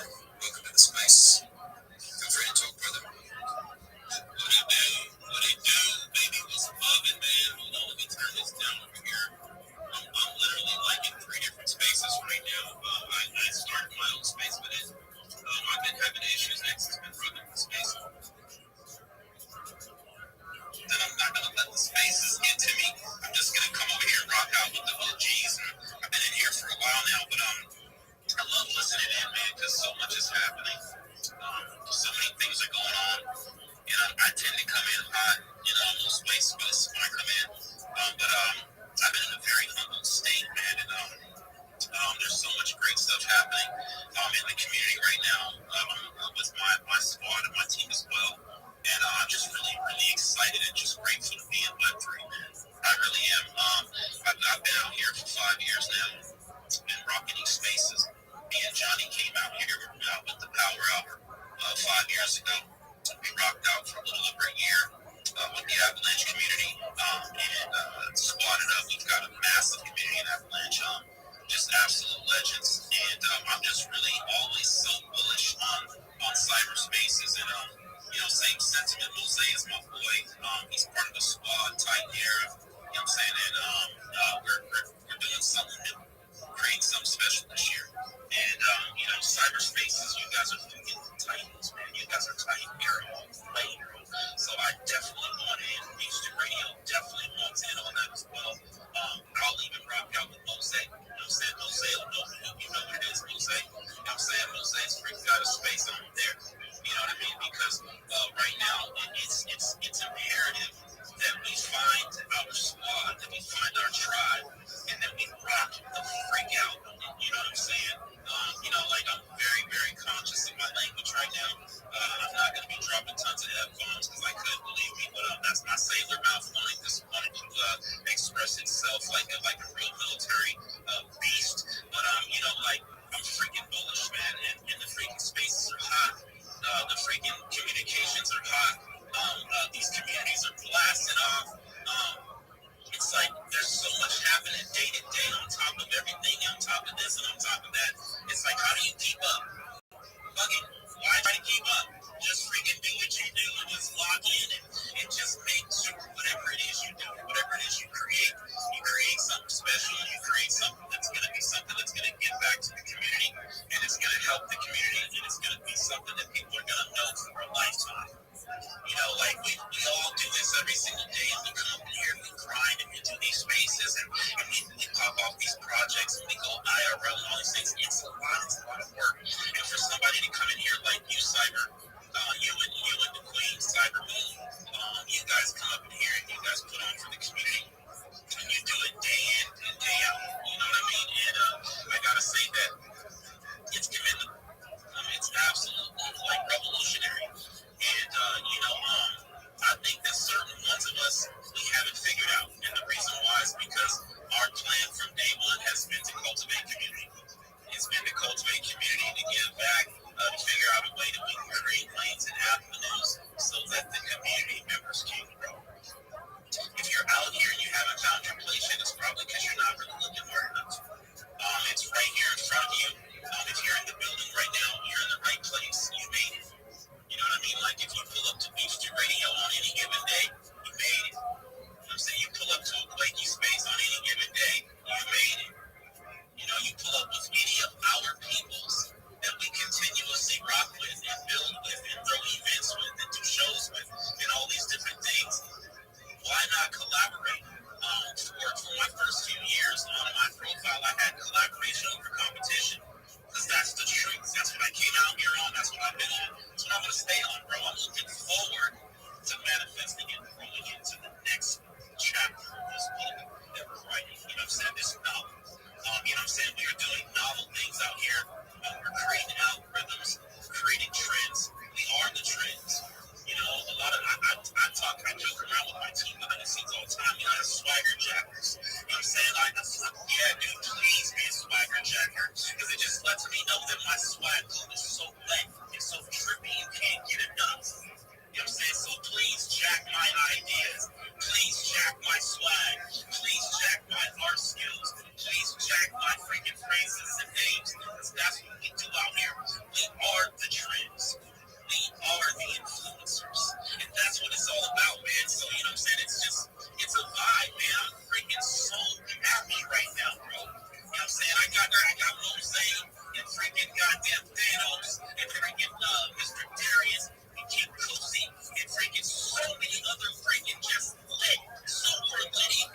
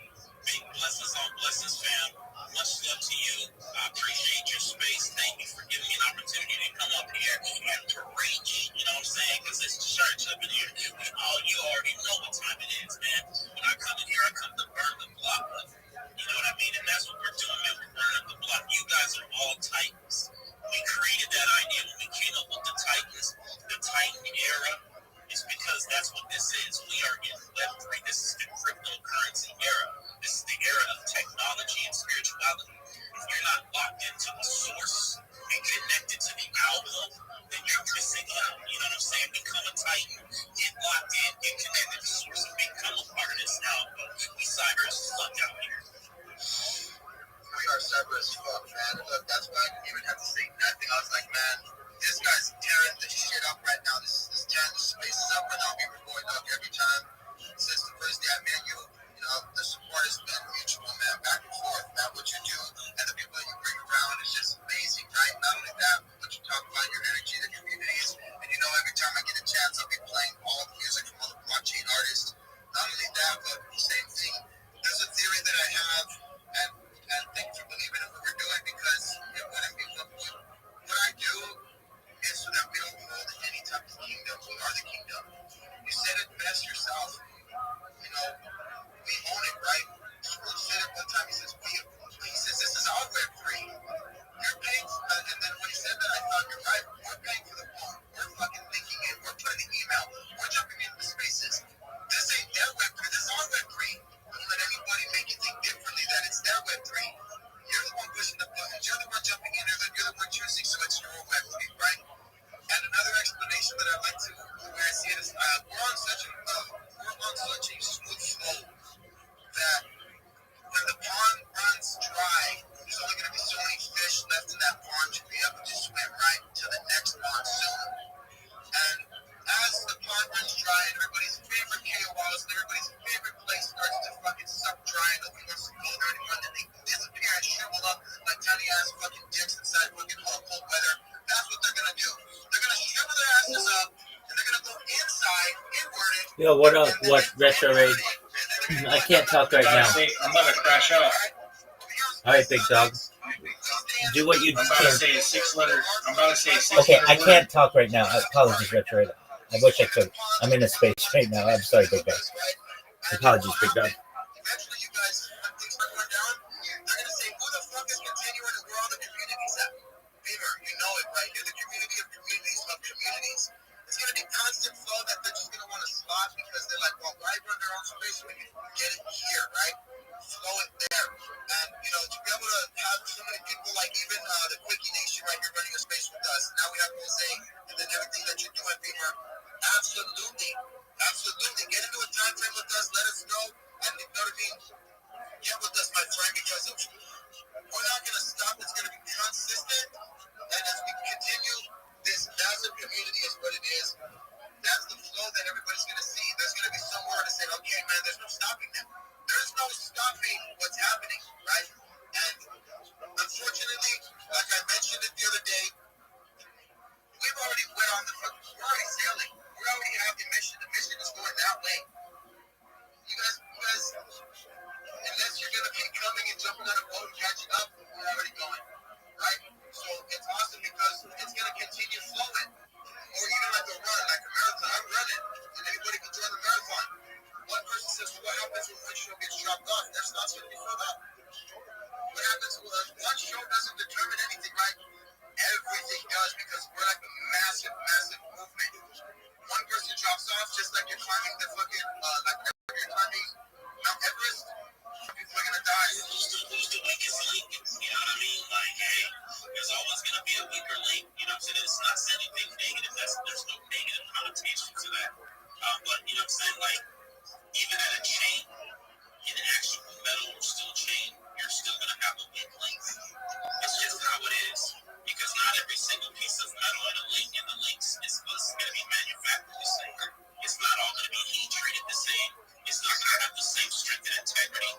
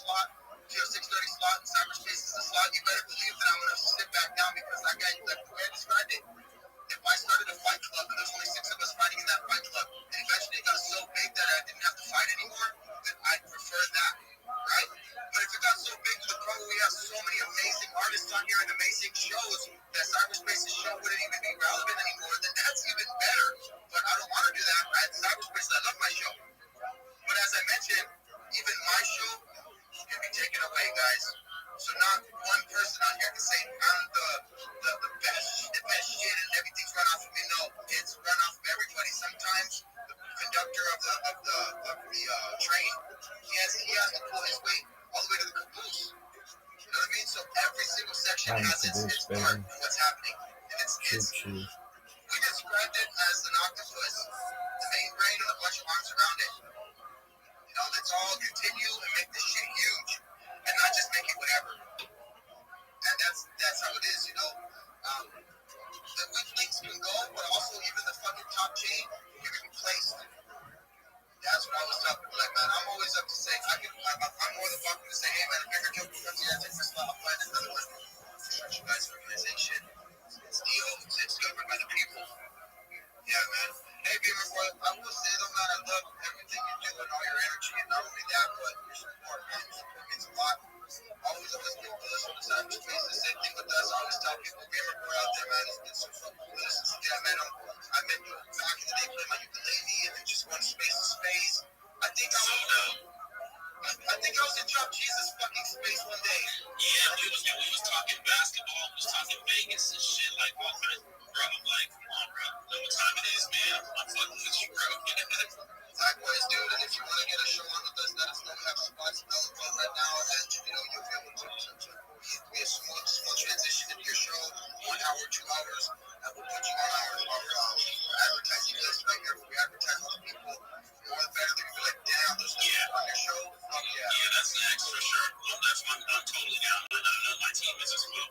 We've been having a lot of talks behind the scenes, like the whole squad. And you know what I'm saying? There's like a pretty solid, we got a pretty solid squad, you know what I'm saying, behind the scenes. And, people will see us when we pull up together, but it's official, bro. And like the team is we're all thinking the same things. I've been carrying this show for a long time with my squad, and now my squad's starting to get a little bit better and educated as far as how Web3 works and the workings of the space. And so, that's what it's all about. Is once you onboard the team and you get people educated and understanding of how to run a space and how to really make things happen, that's when it starts to work. And so now the team's like, yo, I'm getting this computer right now, and I'm getting phones right. I just upgraded my phone. You know what I'm saying? That's what it's all about, because I was in that same place 5 years ago. Like, I didn't know what no freaking wide spectrum was and all these different things, bro. I had to go through all of that. And I had to upgrade. I've upgraded phones like 4 or 5 times, getting ready to upgrade again, because I'm dealing with issues and the X is messing with me. So now I'm like, okay, all right, I see what it is. It's all about the technology. You've got to stay up on game. You've got to stay up on your technology. You've got to stay with the times, because Web3 moves way, way fast, and as well as the technology. And if your technology doesn't keep up, then you can't keep up with Web3. That's a fact, you know what I mean? So we got to stay locked in, man. But I'm definitely bullish. I know the team's bullish. I'm not going to get on the freaking silver freaking light, you know what I'm saying, jet stream and fly this plane for the next 10 minutes. I just wanted to say what's up, man. And like I said, I'm out here, man. I've been like I said, 2 other spaces. I was in 3 other spaces, but I'm in 2 other spaces right now. But I'm just rocking out, man. It seems like my signal's working better in 3 spaces than it is when I'm doing my own space. So I think that's gonna be the thing, man. I'm about to just be in everybody's spaces, bro. It is what it is, but that's what we doing out here. So blessings on blessings. I learned that from Shiny Gal. You know what I'm saying? Big shout out to Shiny Gal. Congratulations to Shiny Gal on her drop as well. I know she's on the move. She'd probably already started another space shit. For all we know. But big shout out to Shiny Gal, man, and what she's doing. I sent her a message where I think it's really important for us to support these queens, and especially, the sisters and stuff, man, because at the end of the day, out there in Africa, it's a tough place, it's a tough environment, and it's a hell of a freaking, big sea to swim in that country, man, and then for her to do what she does and to put in this work, and to have come out with a phenomenal project and have gotten the community behind her to help her create something beautiful. I think it says a lot, and the actual project itself, it speaks like a million words as far as who she is and the type of artwork that it represents. It totally does fit her. It just represents her, and it really does. And then I think that's the greatest thing about these projects is when you see the final product. I don't think these people know how they just go on and on and on. When I speak, I have a finish, and I know when I'm going to end. You know what time it is. You know what it is. Shout out to these queens. Shout out to Beamer. Shout out to Spaces on X. I'll say that, then I'm gonna move on. Part of the Black Gold Society, and it's something that's going to be something people can be a part of. Not if you keep talking about it. It's not. You know, it has a lot of different. Nobody's gonna have a chance to talk. And as we connect with different communities like our partners, NFT Energy Drinks, and so forth, we've got a lot of people that are stepping up, and they're going to be throwing in, pieces to the puzzle to help with the utility as we build out and as we grow out our Black Gold Society. So I'm saying you guys stay tapped in with Beach 2 Radio. You know what I'm saying? In creating a vibe. We've already built the vault. You know what I'm saying? We've got the store. You know what I'm saying? You know what I'm saying? You know what I'm saying? For anyone in the future, yes, I know what you're saying. It's what it is, folks. Just politicking. You said that twice. Appreciate you guys. We love you guys, and you guys are absolutely killing it, man. Absolutely stellar work, my friend. Blessings on blessings, my friend. You said that 3 times. Thanks, Beaver, man. It's been a hard push, right? But we try not to show how hard it is. We try to show the force and we definitely put here. And then once it's all done, we look back and say, wow, now how much it pay off, right? It has become.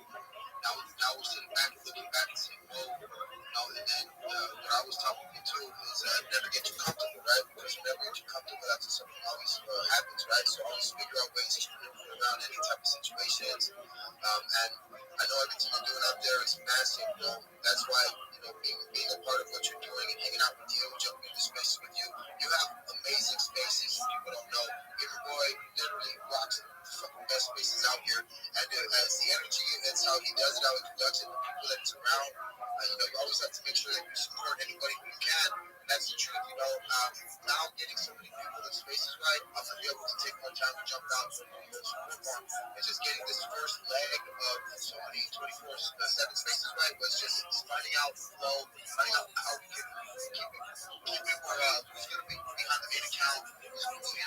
Now, after the last 6 weeks of doing 24 hours straight, personal 500 hours plus, we're getting a groove. So now I could jump into other people's spaces. I could have more time to pop out of here, go over there. You'll be seeing me in your space a lot more. Like this morning, I jumped into the PFP community, chilled there for like an hour. Jumped into the manual community, jumped in there for about an hour. Jumped out, so I have more time to go around. And that's where we're trying to build a balance, right, between, how many times, can we pop out and go over there? So, yeah, man, like, we're building a balance. We'll hold it down, just like you said.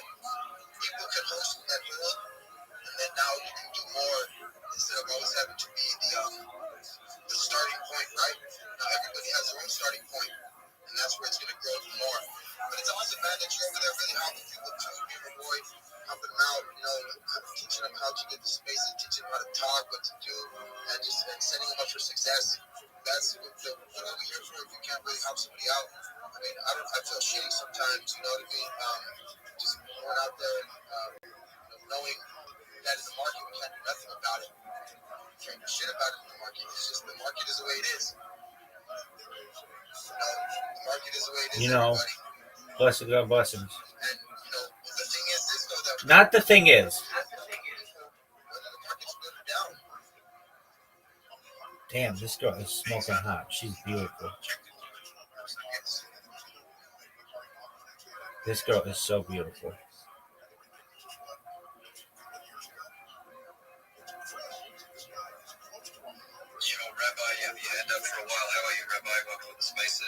Thank you so much. Every day is a holiday. Every meal is a feast.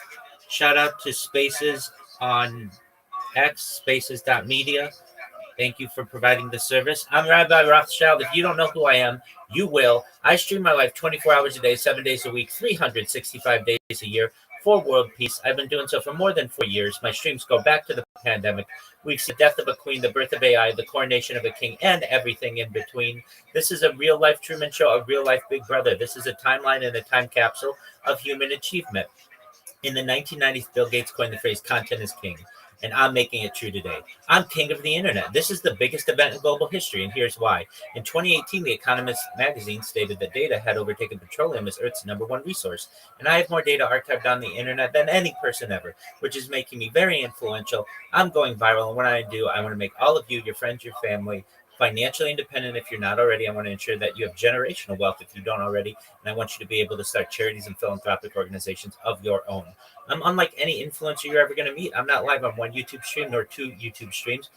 I'm live on over 20 simultaneous YouTube streams 24 hours a day. You can watch my life in 360 degrees. I even have a ceiling camera. If you want to check out these views, my link is in my profile to all my YouTube streams. It's additionally in my pinned post. You're also going to find in my pinned post a link to my link tree.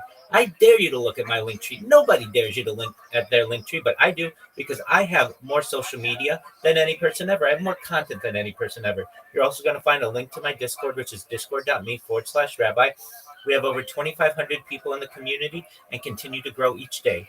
In addition to making you all wealthy and helping to promote world peace, I want you to know that I want to help end world hunger through the use of technology such as agricultural drones, floating greenhouses, saltwater greenhouses, hydroponics, vertical farming, cloud seeding.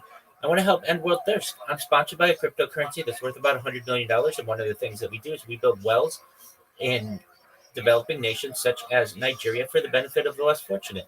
Additionally, I'm an advocate for the LifeStar program and most importantly, desalination technology, where we pump Earth's seawater onto land to make it drinkable. If you're a reply guy, if you're a shiller, if you're a raider, if you're a Web3 marketer, and you want a free mentor, coach, and friend, send me a DM. I will respond. Send me a follow. I will follow you back. I want you all to know that I'm here to support you both personally and professionally. I'm here to be a positive person in your lives. I'm here to have an optimistic view on the future. And most importantly, I want to give people hope. And with that, I sincerely appreciate the opportunity to share. Thank you very much, Rabbi. I always enjoy hearing your shill, and I must apologize to Chaz Goldie, where I've been up here on the while on the stage. Didn't get a chance to welcome you up, but Rabbi, thanks for that. Chaz Gold, how are you? I know you've been singing for a while. Need to hear what you've got to say. Hello, welcome to the Spaces.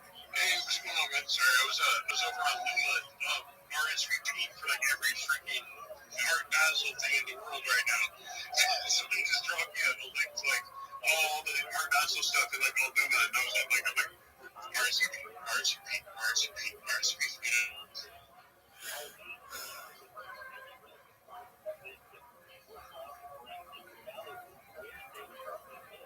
Spaces on X. Oh, that's tight.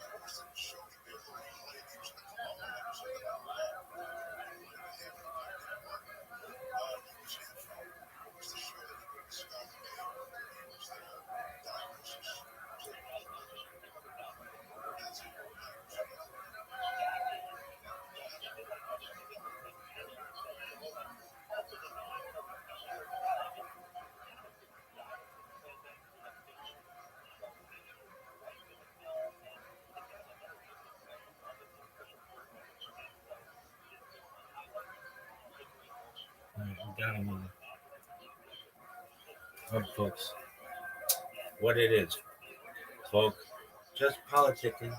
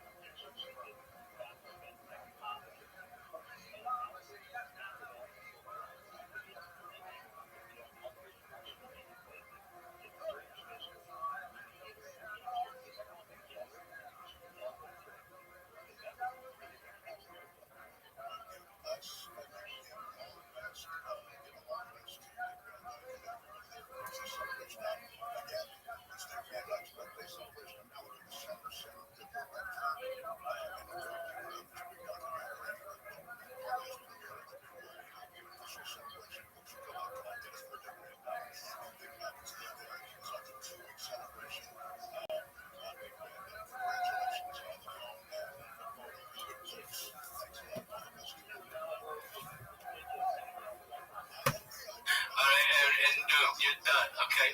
And then then there was like the creepy guys who were like over the 21, who were always trying to fuck our high school girls, who had parties like the Red Cup party, bonfires, and that's when I first smoked a joint, was there at that party.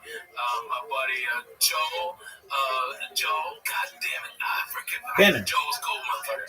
He had long hair, hippie motherfucker. Dad was a Vietnam vet. Joe Penny, I knew I did it. Joe Penny, rolling fucking penners. That's where I thought that name came from. The little penner joints was from Joe Penny because he rolled little joints.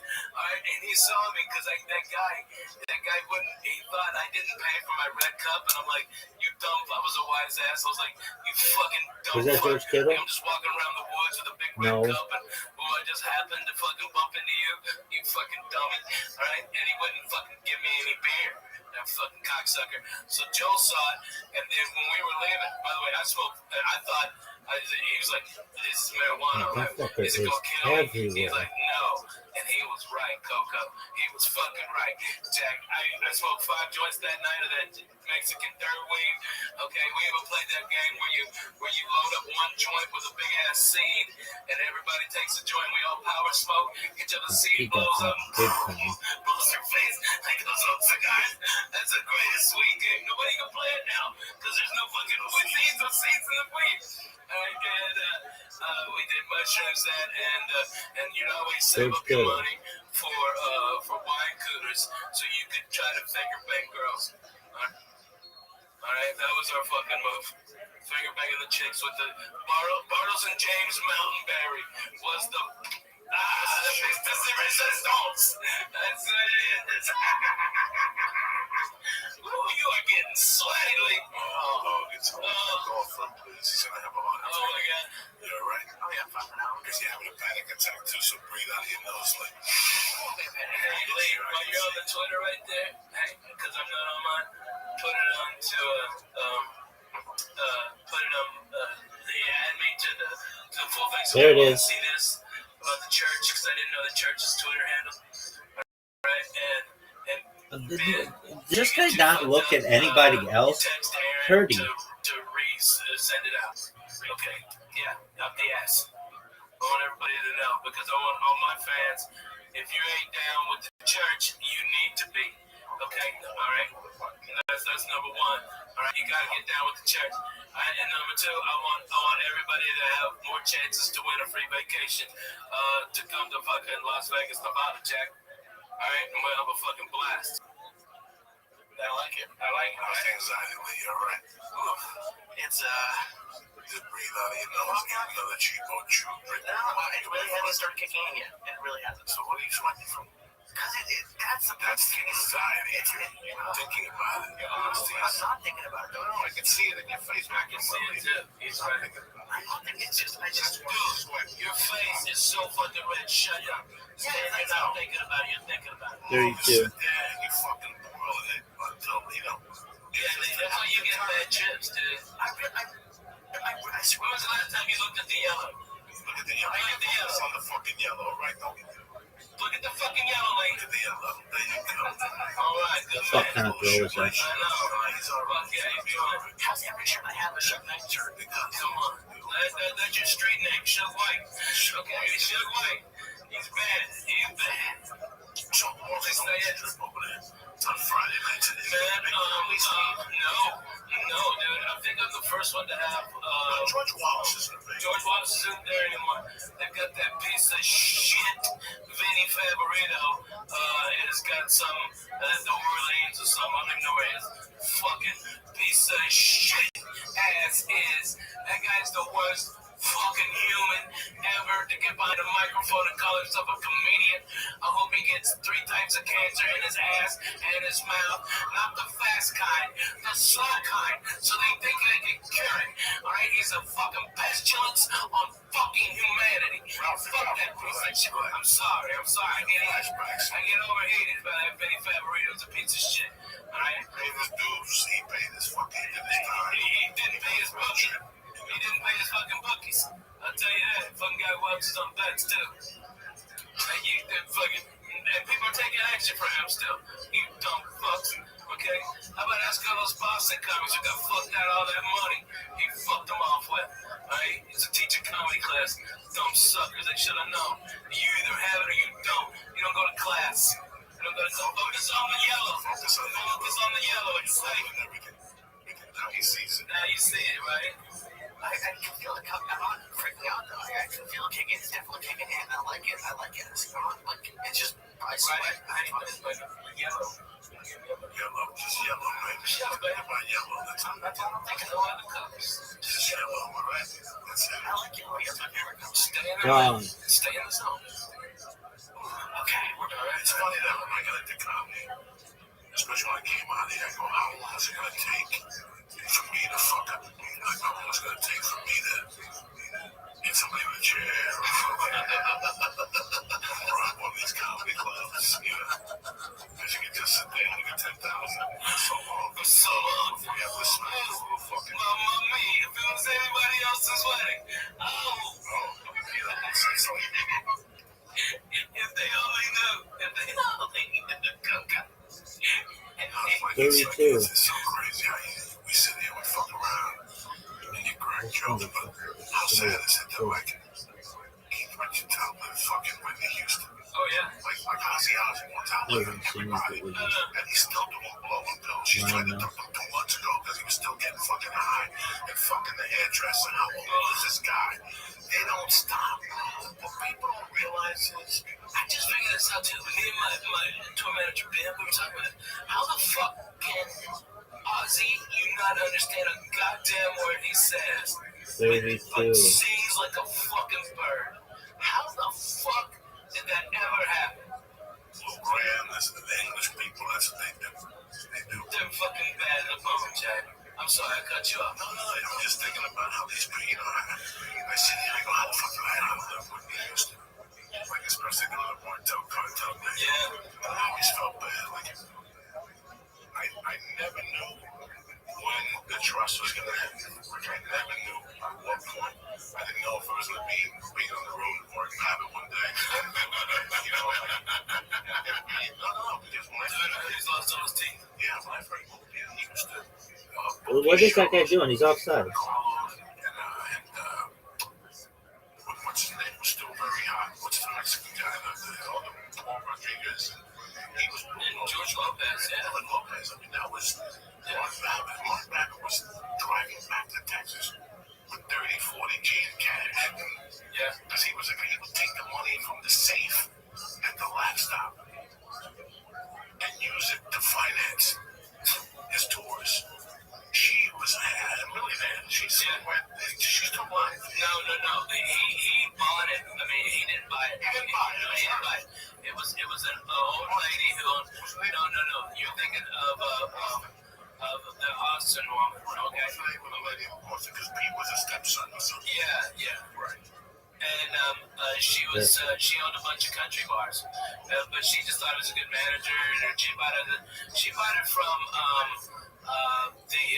Sandy Marcus, okay, and Sandy and her husband are the ones who started the last stop, and then Sandy sold it when she wanted to get out to this lady who was a multi-millionaire, probably worth $150 million more, because she owned like the men's club, she owned the biggest country bars, she had a majority of stake in Gillies when Gillies was on, and fucking the Urban Cowboy.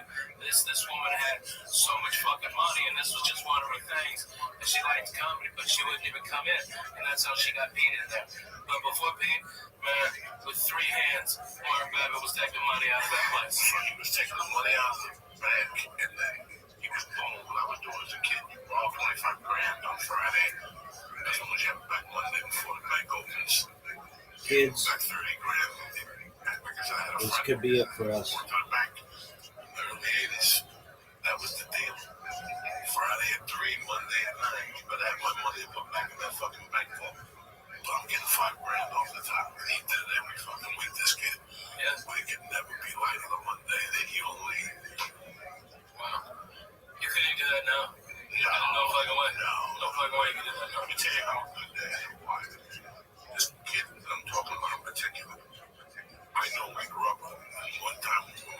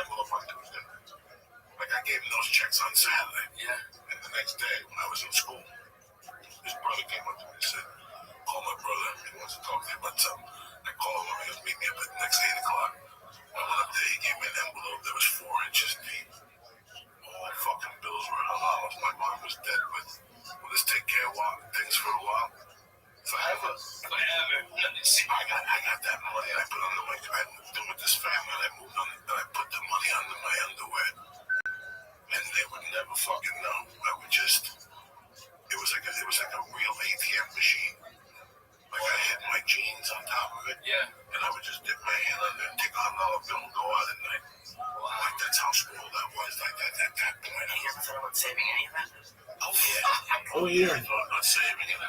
It's like they get. Yeah, I'm 17 years old. That's the one. Getting them blowjobs from fucking that girl. Gabby, that's what I'm investing in. There's no investment sleeve. You took that to the bar and you invested. You want to hear something before fucked up, Lee? Sure. Is that not only did he just say, oh, that was fine, it was still working, alright? Him and his buddies, they would drop out of trees on unsuspecting gay guys and beat them like gorillas till one factory and all y'all were unsuspecting gay guys. They were perverts and pedophiles. No. Listen, man, those guys would drop out of the fucking trees like gorillas. Okay.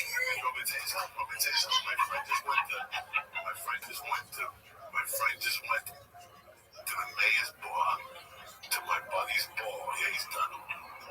My friend just went to my buddy's ball on Friday with Erie. Yeah. Had his first ball on Friday, $175 a ticket. Oh, wow. Why does he have a ball like friend? Because he's a commissioner, or he's an assemblyman.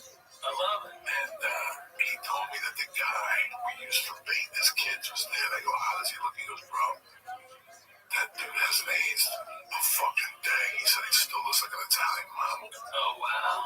We used to take this kid, and the reason why we used him is because he had a connection. I know that if we ever got arrested, this shit will get squashed at the end. Right before they really press charges, this kid had too much juice. Right. That's the reason why I used to take him. It's right 50-50 right down the middle. But all he had to do was just bait. That's all he had to do was just bait. We did the fucking kick in the pool. Alright, so just explain to him. Okay, so he'd be out there and then horrible, dark, fun time. Never say that. Someday when you guys will be 50, that was a terrible, horrible, fun time in my life. It was that dark and terrible. Like it was dark. Like if I think about it now, it was dark. Like in the daytime, it was dark. There was no sunlight in my life then. And it was like my junior year. It started my sophomore summer going into junior year. We heard rumblings. It was this Davy Thomas, this Thomas family, and they were the kings of it. The family owned Wendy's. They were the kids of not all Wendy's.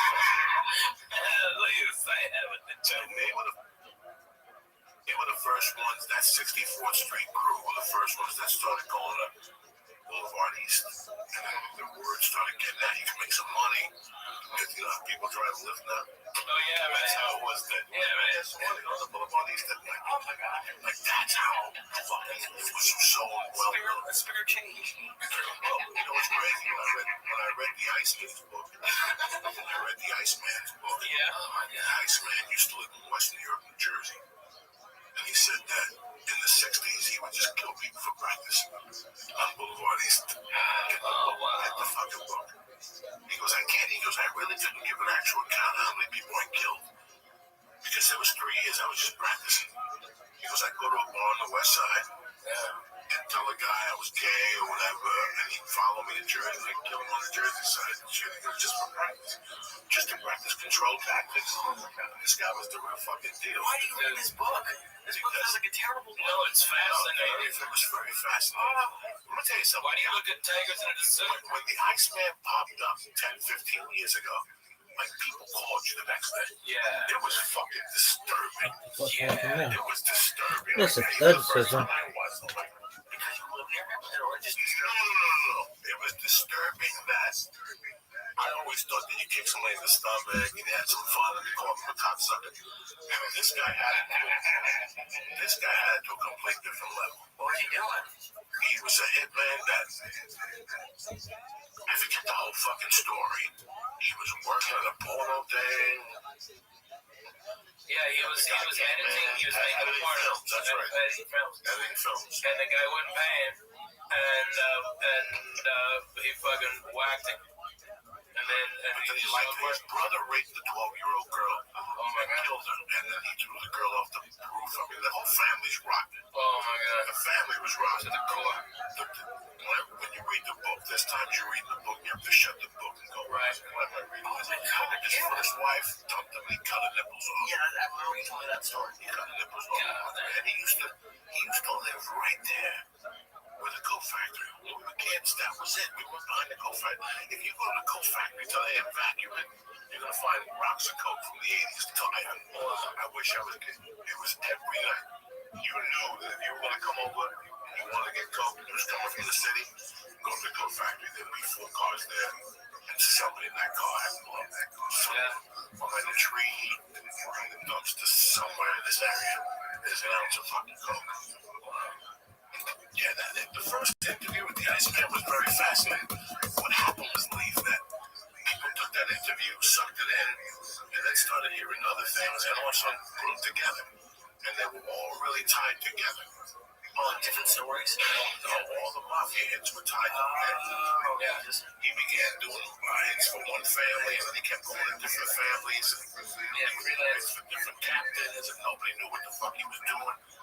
Then he got really crazy. The third phase of it is he got really crazy. And he started saying that he was there, and then he murdered. Like when Kennedy got shot, I was up the corner. Yeah, right.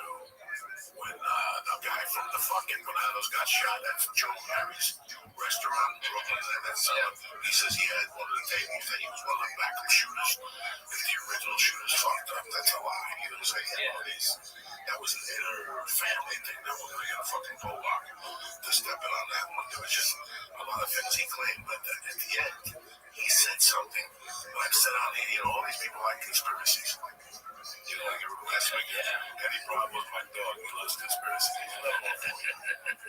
On his last thing, said that he shot a cop in Westwood, New Jersey or something. Watch the fucking thing on HBO. It's on YouTube. It's gotta be on YouTube. All 3 of them on YouTube. But he tells a story on there very nonchalantly about that he got to kill a cop.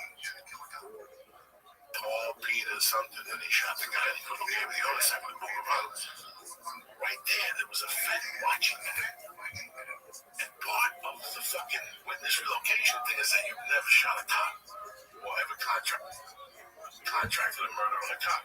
In their statement, they read through the statement, Sammy never contacted that hit. Do you follow what I'm saying? Like they figured out that Sammy never told them. By this point, they had so many people coming in telling their stories, and they were throwing them out because they were going, "You're a liar. Sammy told us something different." But one day they figured out after 8 people came in, he was lying to us. This motherfucker, Sammy was genius because he turned himself in first. So they're going to believe his story before anybody. My boy's not even in the game. He wasn't no real faker. He knew the nuts and bolts of what was going on. So when he went in there, they brought his story up on the second. They got so blind. They didn't even care what he told them. They just wanted John Gotti. They got so blinded by getting John Gotti that they took whatever. Oh, you killed 24 people. Don't worry about it. Oh my God. 24 was when he killed them 1 year. Yeah. You know, what he was responsible for in 1 fucking year. Jesus Christ. So they put it all together, and because of that documentary on HBO, Romano was already in jail for the ecstasy with the fucking neo-Nazis in Phoenix. They picked him up, and they put him under the fucking jail. What the fuck was that? That's Supermax. But here's the beauty of it. That's actually okay. Pretty, that was terrible. Yeah. People like conspiracies. There you go, guys. Take that to the moon. Yeah, right.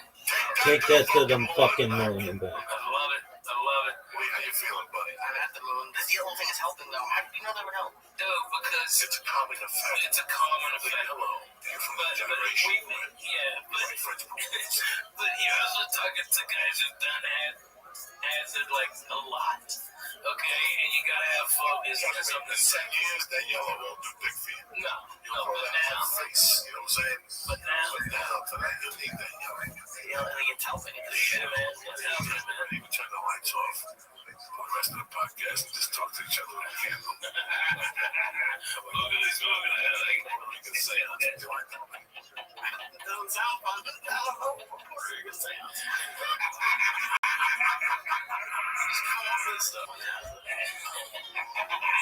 up with stuff even about that. So oh my god, we a little head is shiny. Oh my god, I just announced I can't stop sweating. I can feel the heat. See, this is the and I'm not like last time Monday. I was freaking out at this point.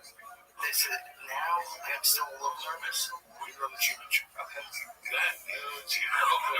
He's like, okay. It helps. It helps with that.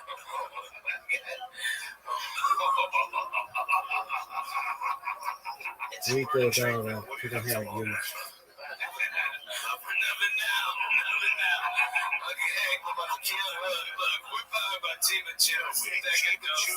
Transmission fluid. That's it. We can't keep doing this to ourselves. That's what I keep saying. But then next time Monday we'll be back here, fucking 18-year-olds coming. Have a new setup. We lost that strip of acid. We lost that for 6 months. A sheet of acid. Oh my god. See, that's the shit. That goes all the way back to what? That acid. Kid who gave me that, it was a chip-chip-chat they all do. That's the shit that Pink Floyd did when he quit the band. Chip-chip-chat. That's the shit. That's the cousin to the acid. Yeah. Take a piece of paper home, but you give it to the hotel man. I come in today.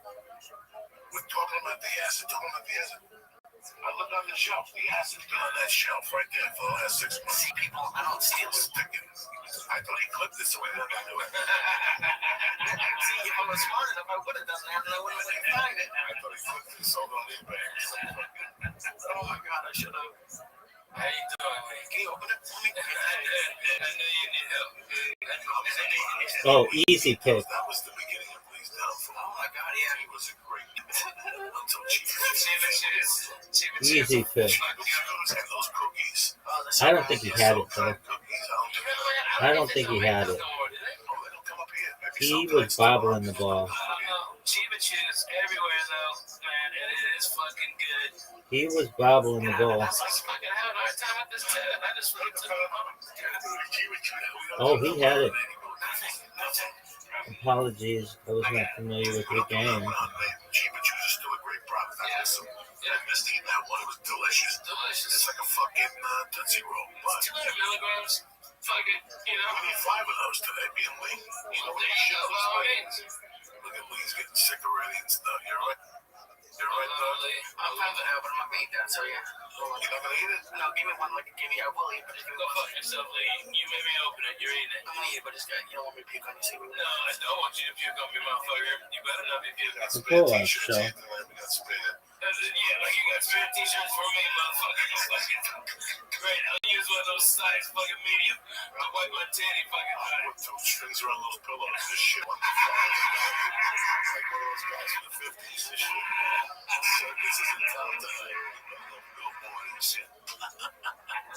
Fuck it. I'll take it to the car. Every time I come here, I gotta tell you this.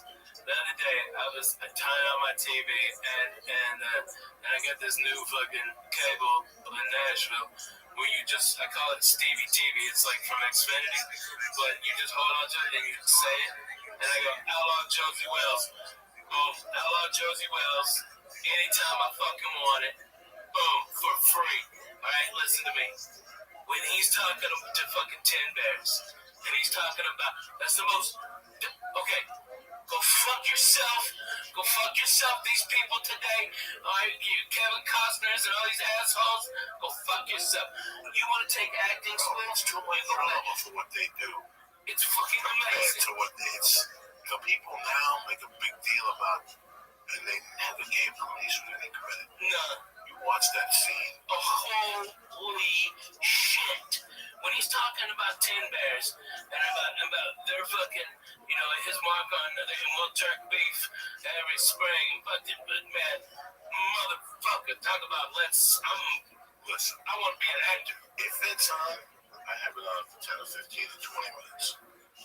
I can't turn it off. Josie Wales comes on, it stays on until I gotta make a move. 20 minutes, 30 minutes. Right. But the last 3 weeks, the part's been coming on. My all-time favorite was The Kids Bleeding. Oh, yeah? And he goes, give him the bucket. Shit. No. Give him the bucket. Where's the bucket? Over there. Give him the bucket. He's starting to see the devil. Touch the road. Yellow. Keep it chill. You ain't the cheap at you. Right, that's what I'm doing. Oh, that's why you're getting sick. Yeah.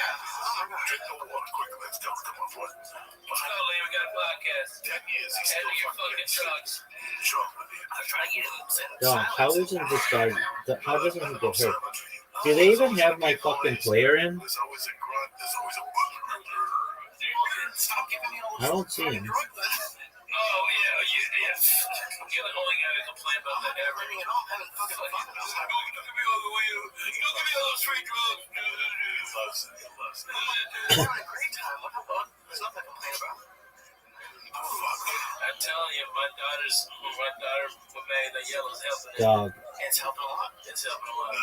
Motherfucker was easily the thing. I always watch. Easily. Listen, whatever. Lately, I've been catching the other scene. Now, I go for a strength like in 3 months, where every time I turn it on, it's a scene right when he sees the young bucks, and then he goes down there. Yeah. And he gives him the sign of the whole thing. That fucking spiel, like I said, that's an acting class. That's it. And The Godfather is all you need to watch. If you don't get it after that, then I can't help you. I cannot help you. When Branso is at the meeting, and he's talking about his son, I'm not a superstitious man. All that stuff. If something should happen. Listen, all that stuff, that's an acting. That's acting 101. That's as good as you fucking get to play one. It wasn't until this moment I knew it was Barzani the whole time. Oh my God, that's so deadly. When you watch that, you shivers. HBO, even after 80 years, The Godfather's still the oldest movie. What is that bullshit Pizza Hut logo? HBO is doing another thing about it now. It just released the other day. I just saw HBO. I was watching HBO. They said, who announced HBO? Francis Ford Coppola. HBO are teaming up again to do this. The unseen foot. Well, just a ton of shit they're going to do again. Wow. The movie's that fucking interesting, I guess. Huh? Man, I never knew when I'm blanking out because of those drugs. When they get the cannolis, okay? Then he goes in and sits down and has a whole spaghetti dinner. Right? He's like, guys, I'll be right back. He goes in, right? And he sits down, eats a whole huge plate of pasta. Right? He was Bruno Kirby's guy in one, remember? Okay? And he gets the cannolis and everything and has a meatball and all this shit. And his guys are waiting on him like it's some big transaction. He's having fucking dinner before dinner. I was crying. He makes them all go there. Guys, keep your eyes open. All right? I'm going to go in there and see these people. He walks in. It's the back of the kitchen. He takes his jacket off. He hangs it up and shit. There's a little table waiting for him. He sits there. One of the greatest sneezes of all time. Meanwhile, they think the mafia's coming. They're out there with guns. He comes out 20 minutes later after a good meal, man. It was an hectic meeting. He's like, are you doing? Are you breathing heavy? Oh, yeah, the cops are coming. Everything. You think they're coming for you? No, I'm not there yet. Why aren't you there yet? I don't know. We had another sugar cube. No more sugar cubes. No more sugar cubes here, like, not tonight. Do another sugar cube, man. Not tonight. Just the fucking zoo naked. Holding onto a tree and shit. That would be hilarious. You gotta take a picture like that, dude. No one wants to see me naked holding on. No, on a tree hanging down, that'd be fucking hilarious. Listen, I've been for years not doing this shit. I've been waiting since we didn't know anything about this. I kept busting his balls. Until someday somebody actually brought me to the show. That's what happened. We talked about it on here. We talked about mushrooms. Somebody showed up at the show with chocolate covered mushrooms. Yeah. It's always fucking something at those shows. And I'm not going to say no to what the fuck. I bring him back. That my boy? And we try him out. I was just breaking his balls with the acid. Also, people started showing up with liquid acid. Oh, yeah, it is. Tight. What the fuck? That acid is making a huge comeback. Because they're there for like 10, 15 years. Acid wasn't real fucking big. He was scared. The name of it is acid. Yeah, right. That's such a negative fucking thing when you hear acid. You're like, it's so funny. We did the 85. God damn, we've been friends for 20 years. Yeah, when you eat acid as a 13 or 14-year-old, you're like, I've never done that shit. And all of a sudden, you're on the Rolling Stone concert, and you react fucking acid. You're like, fucking start me up, nigga. What the fuck is happening to my life? There was one particular, there was one night that was horrible. Like there's coke nights and there's pill nights and there's alcohol nights. There was two asses. Oh, yeah, let's move it now. So that's not good. Yeah, that's not good. That's good. It was good to then. It was good to then. It's good up until it starts sneaking around. Lesson one down. Okay, good. It's like that. All right, listen. Oh, Jesus Christ. Slithering around the table. Lisa, it was my 17th birthday party. Right? It was my 17th birthday party. And we broke into my house. The home I lived in as a kid. It was on Monday afternoon. We walked in there about 2 in the afternoon, no heat. Yeah. No electricity, February 19th. Happy birthday's coming up. 2 in the afternoon, we got our jackets up in the attic. We're drinking fucking beer. We can hear the mice running around because the electricity was off. I was on. We started eating those microdiots acid, man. We started popping. We probably ate like 3 of them each. We were gone. We walked in there and the sun was out. When we walked out of there, it was dark. And people were tripping their balls off, and I was one of them. Yeah, you're in your fucking own house, man. No. At that time, I didn't live in my house. Oh, yeah. I broke into my house. I know. I was living with the Benders. Right, we went up there as a party. But one thing I remember, I was tripping so hard. But I went downstairs. He's going for changes, ladies and gentlemen. I went downstairs to pee. Oh, my goodness. And Louis Hernandez was puking. Louis Hernandez was the only Dominican kid in the neighborhood. Everybody had an afro, so they called him Louis the Nigger. He would have to say 1,000 times. Dominican. They didn't give a fuck about 1970. No, back in the day. You're black. Fucking crazy how racist it really was. These people do not. I don't know what they went through. Louis was Dominican. They called him Louis the Nigger. And little animals can sometimes get out and eat other people's things, so they didn't want them to raise them in Eretz Yisrael. But big animals aren't going to get out, so therefore they're not worried. But if, as Rashi explained, if we're talking about royim, about shepherds who take their animals out into the field and they let them graze and end up grazing in other people's fields, whether they are grazing large animals or small animals, and therefore Rabbi says whether it's large or small, they're postulated because they are Gazlanim. Gemara says, this makes sense that you're going to say that roim are postulated with the cunning namanim alai shlosha roi bakar. So he says, you see this idea that Roy Bar should not be believed because when we had the mission before, if you remember, it says, Nemanalai Abba, Nemanalai Abicha. The person says, I'm willing to have my father or your father as a judge, that we allow them, we believe it. Why do we believe? Or it says, if he says, I want Shlosh Eloi Bakar, 3 Roy. So the question is, it's only because he consents to have them, right? So it must be that why, and then the way they're understanding the Mishnah is that the Shlosh Eloi Bakar, they're not valid for Eidos. So it's only because you accepted them as Eidim. But otherwise, they would be puzzled. So you see that there's an idea that you should puzzle Rowan from being Eidim. So the Gemara says, "My lavla eidos." Aren't we talking about eidos? And this would be a proof that Roy Bakar should not be eidim. The Gemara says, "Lola Dina." When we said that Shlosh Roy Bakar, we weren't saying that they're pasala eidos, which would be a raya for this point that they should be pasala eidos. We were saying that that someone can accept upon him to have 3 Roy Bakar as judges. Dekanami, the Ketani, this makes sense. The Ketani, because we learned Shlosh Roy Bakar. It says 3 Roy Bakar, 3 shepherds. The Ila eidos. If we're talking about eidos, Shlosh Lamali. Why do I need 3? Eidim is enough with 2. From the fact that it says 3, it shows that it must be that Mishnah was dealing not with saying Roy Bakar should be invalid as witnesses, but that it should be that someone could choose to accept upon themselves them as judges. So you're going to say, Elamai Ladino, you're going to tell me that what the mission was coming to tell me is that I could, if I accept them, they could be judges, but otherwise they can't be judges. My ear, you're talking about judges. Why are you telling me shepherd? He says, anytime you have three people who aren't educated, why does it have to be a roa? It makes more sense if you say a roa because they let their animals steal. But if you're telling me it's just because they're ignorant, so anyone who's ignorant. So the Gemara says, he's saying no. But the mission was the reason it said Roy Bucker, not because they're thieves, but it's coming to say, even if you have people who don't normally hang out in town, what's the significance of hanging out in town?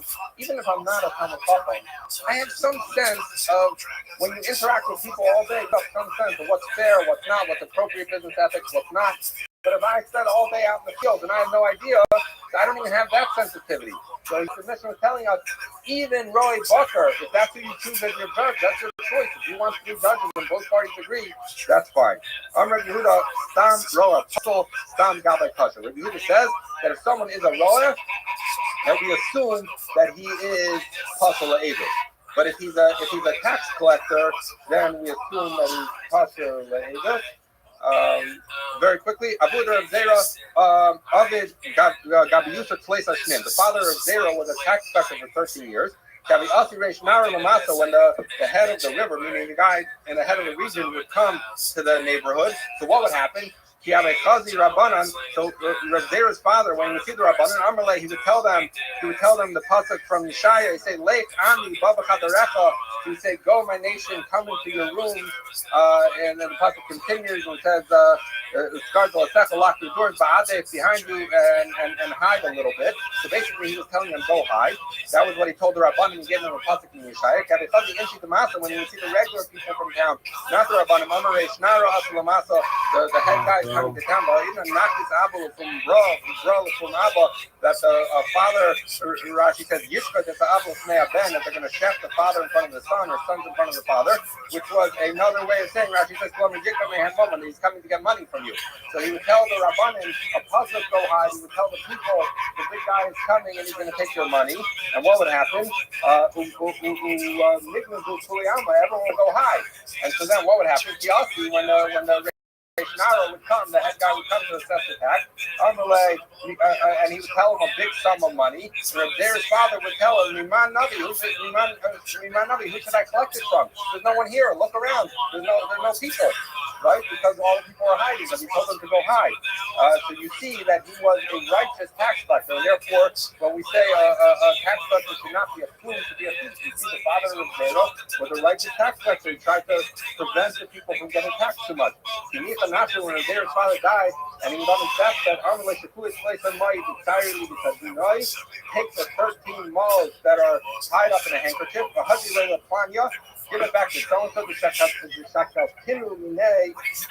collected the tax from him below equally. I didn't end up needing that tax, so therefore I have to give it back to him. So you see how honest Zera's father was as a tax collector, that he was going to return money that no one would have known that he didn't end up using the 13 things. So you see that you should not assume that a tax collector is a thief.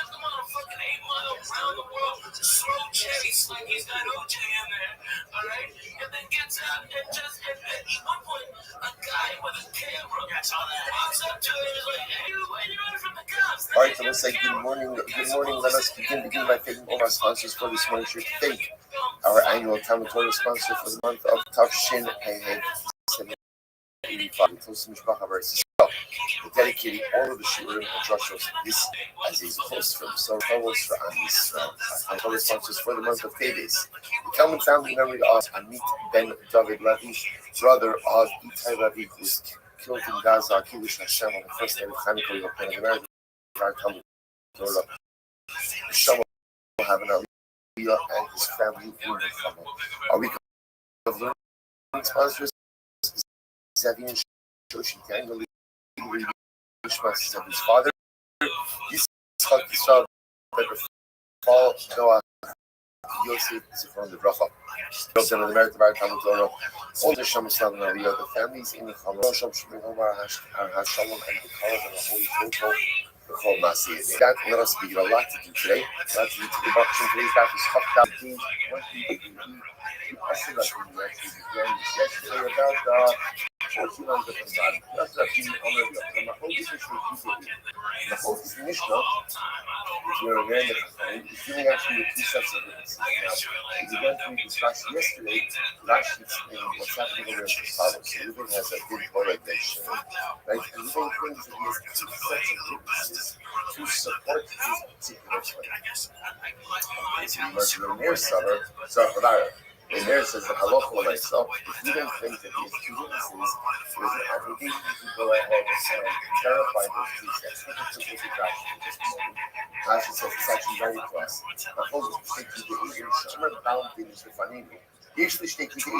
So Reuben says, I have two sets of, not one set of witnesses, but two sets of witnesses to support my claim. What happened? So we must really happy to the other halacha. The Amar Psulim. Now what happened? Reuben brings these two sets of witnesses. Now what happened? Shimon and the other person combined to claim that the first set are Psulim. Our Psulim is the rest of our Psulim is the Hashkabak and the Abisu. Shari Amar Malvich reached the Paras. So it's a summary again. In this case, that was keeping up the ability for one litigant to go ahead and disqualify the witnesses of the other litigant. And what the inherent problem with that was that, let's say, for example, Shimon wants to disqualify the witnesses of the movement. How could that be? Because isn't Shimon what we call the double? Isn't he what we call the double? Conflict of interest. I'm sorry? Conflict, right? Doesn't he have an inherent conflict of interest? Right? By trying to disqualify the very witnesses that are there to testify against him. Now, our suggestion over here is maybe a case where moving is two sets of witnesses. One for the first. Shimon testifies that only another against the first set of witnesses. Maybe Shimon is not an idea of the double. Why? Because if you end up to say there's a second set of witnesses still there. Reuben has a second set. So because Reuben has a second set, perhaps it's not a conflict of interest for Shimon to testify against the first set. In Bikesh for Lamasi, that's surrender Sarah Calvin, Livmar, Ulahamid, Allah, and the 65 sometimes all these. So, like miracles, and Allah for myself. When Reuben claims that he has two sets of witnesses, Reuben is obligated to provide two sets of witnesses. And therefore, even if Shimon comes along and testifies against the first set, Shimon should be believed because it's not an legitimate brother. That's how Allah for myself is still a second set back to the Gemara.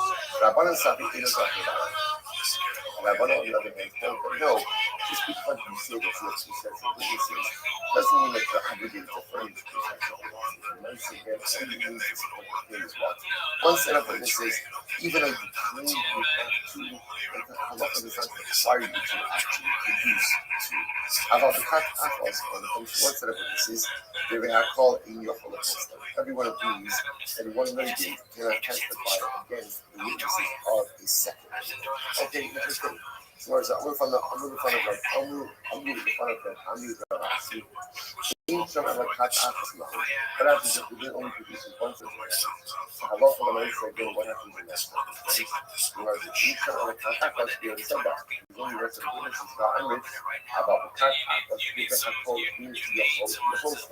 We just explained that if Reuben is bringing one set of witnesses, Shimon cannot testify against the validity of those witnesses. Why? Because Shimon is considered to be a notary of the God. He's conflicted in his testimony. Now again, the only time you must about the Achos, so you got to you follow both like in this case, Achshia, clothing of Shimon. So what happens if halacha nice, however? Let's say Shimon does testify against the first set of witnesses. Reuben brings the second set of witnesses. If it actually turns out the second set of witnesses that you were waiting for what's not okay. On the other hand, like when he's found in that case, what he's supposed to do is even Arishon. Again, in that case, what he's supposed to do is the first set of witnesses already testified, and Shimon, along with the mother, already disqualified that first set. Because I mean, others including Rashi, about the Idu 18 Okay, more sex. So remember, just to understand and appreciate what it is that is unfolding over here, it's very simple. The Mishnah highlighting the Mishnah said Reuben and Shimon come to a din Torah. The Mishnah said that Reuben brings witnesses, Shimon to disqualify the witnesses. Shimon brings witnesses, Reuben to disqualify the witnesses. But the Chachamim dispute, some say no, you can't. No, you can't. You will need to disqualify the witnesses as well. Because if it turns out that literally they had an inherent personalistic disqualification, a gambler, a thief, something like that, or they're related. So we're trying to figure out what is that? Come on, baby. Kiddo. What is that machlokes? Riddle kiddo. Exactly. So they're suggesting the machlokes is, well, let's say, for example, Reuben is claiming I have two sets of witnesses. Oh, So in that case, Rabbi Meir holds and they got it back. because he said there are two sets. Oh, He has an obligation to Carolina sucks. sets. Therefore, Shimon has the ability to testify about the first set. He's not conflicted because there's for the second Carolina set. sucks.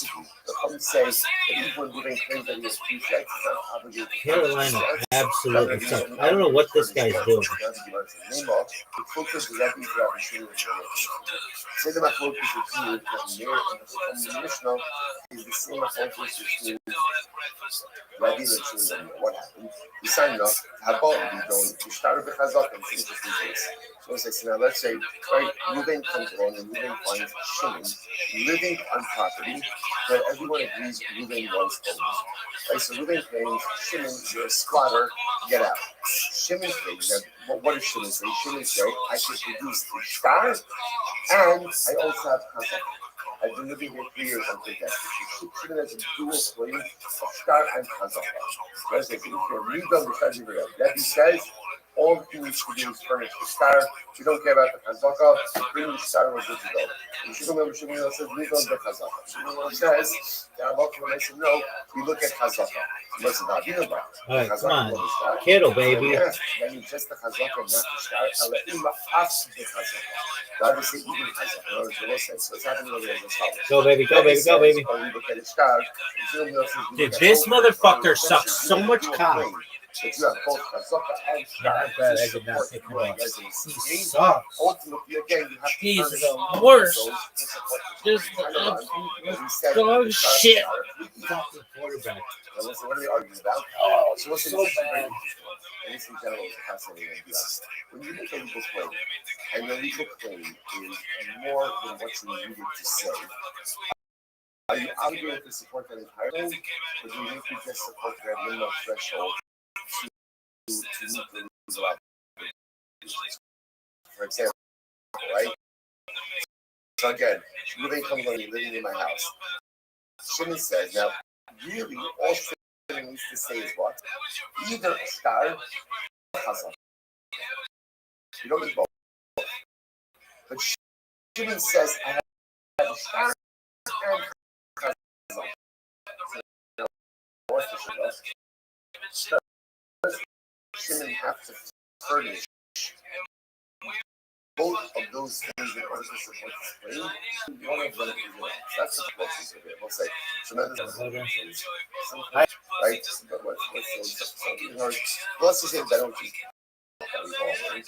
Let's say also sometimes the idea we say that the expression good promise, right? The problem in life is most men, right? So again, it's here you have two trainers like that. All right, calm down.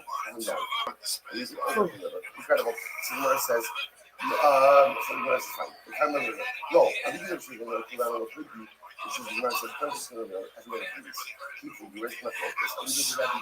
So the mayor, I'm going to ready. The mayor suburb, the mayor to ready. But the mayor holds it ready. The mayor holds it ready. I'm going to say as follows. Already hustle like not only saying his particular position by Hazak, because Hazak itself also is derivative of the part of Stein. Aber Hocha, the Hain even not be part even Achim Kasu, but in our case in this case, the second set of witnesses have nothing to do with the first set. The Rebbe Moga for himself about it. Even Rebbe would agree that Halach and Mesa, you don't have to bring forth both sets. Now, so Rabbi Omer, Yochanan, Reisha, top of Haftar. So again, we're just continuing on this mission, trying to explain the first case in Mishnah where Rabbi Meir says that one litigant to disqualify the witnesses of the other, and the Rabbanan say no. Only to disqualify witnesses is halach and the through some type of true inherent kappa. So there's a ratio that even Sulim, the down and shade. It's interesting. The ratio first case in Mishnah talking about witnesses who are unfit, right? And Dayan and Shade. Since the Idim are validated, therefore by definition, the witnesses are going to be invalidated as well.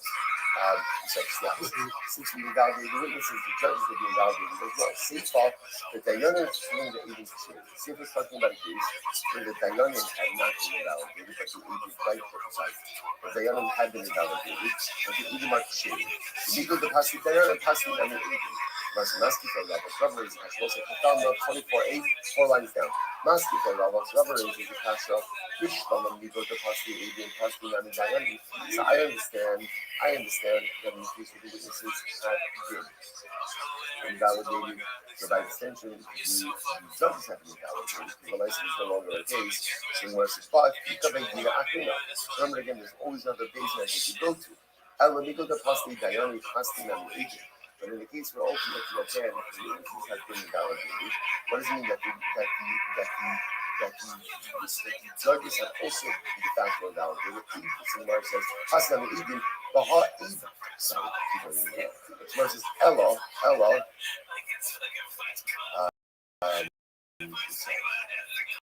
Ella, because of Pasti Diane, Pasti and Eden. But in the case where ultimately again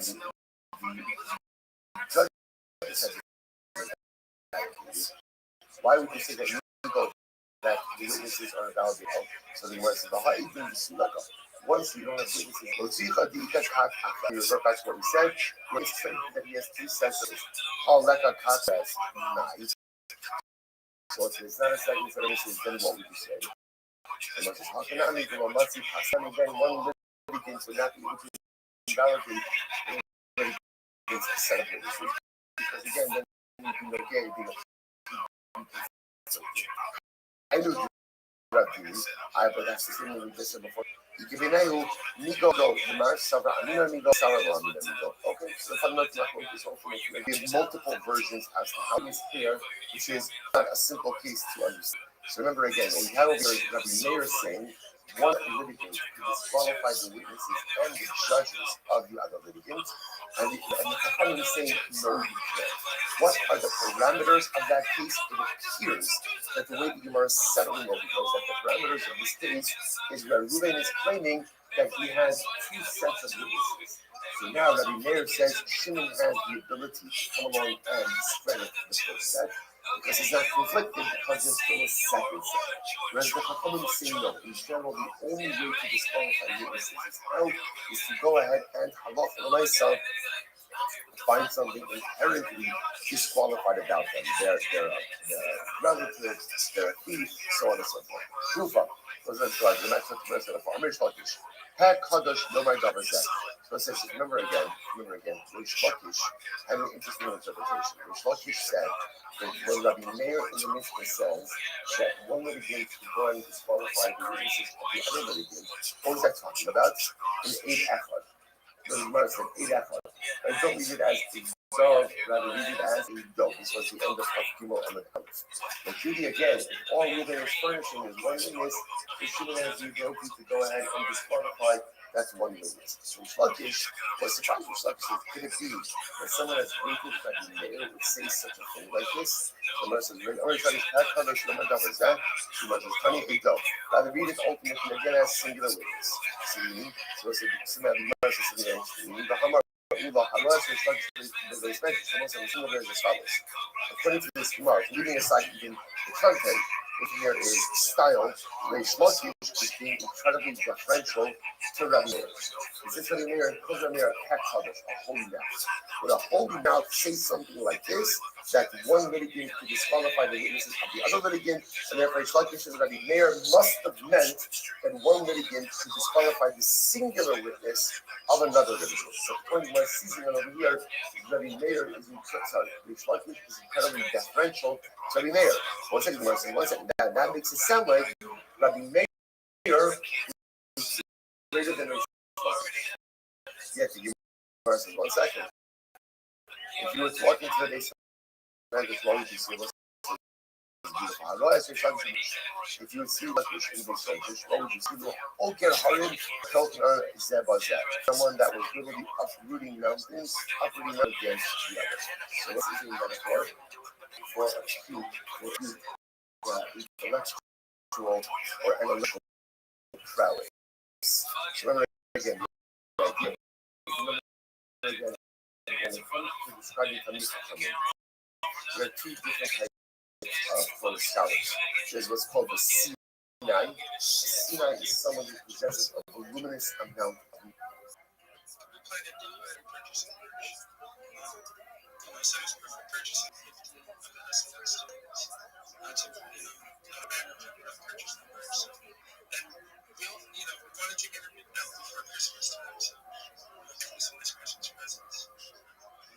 You know what you can do? One of the things that I first did when I opened my Telegram is all the people that were in there at one point in time I ended up telling them, hey, you know what?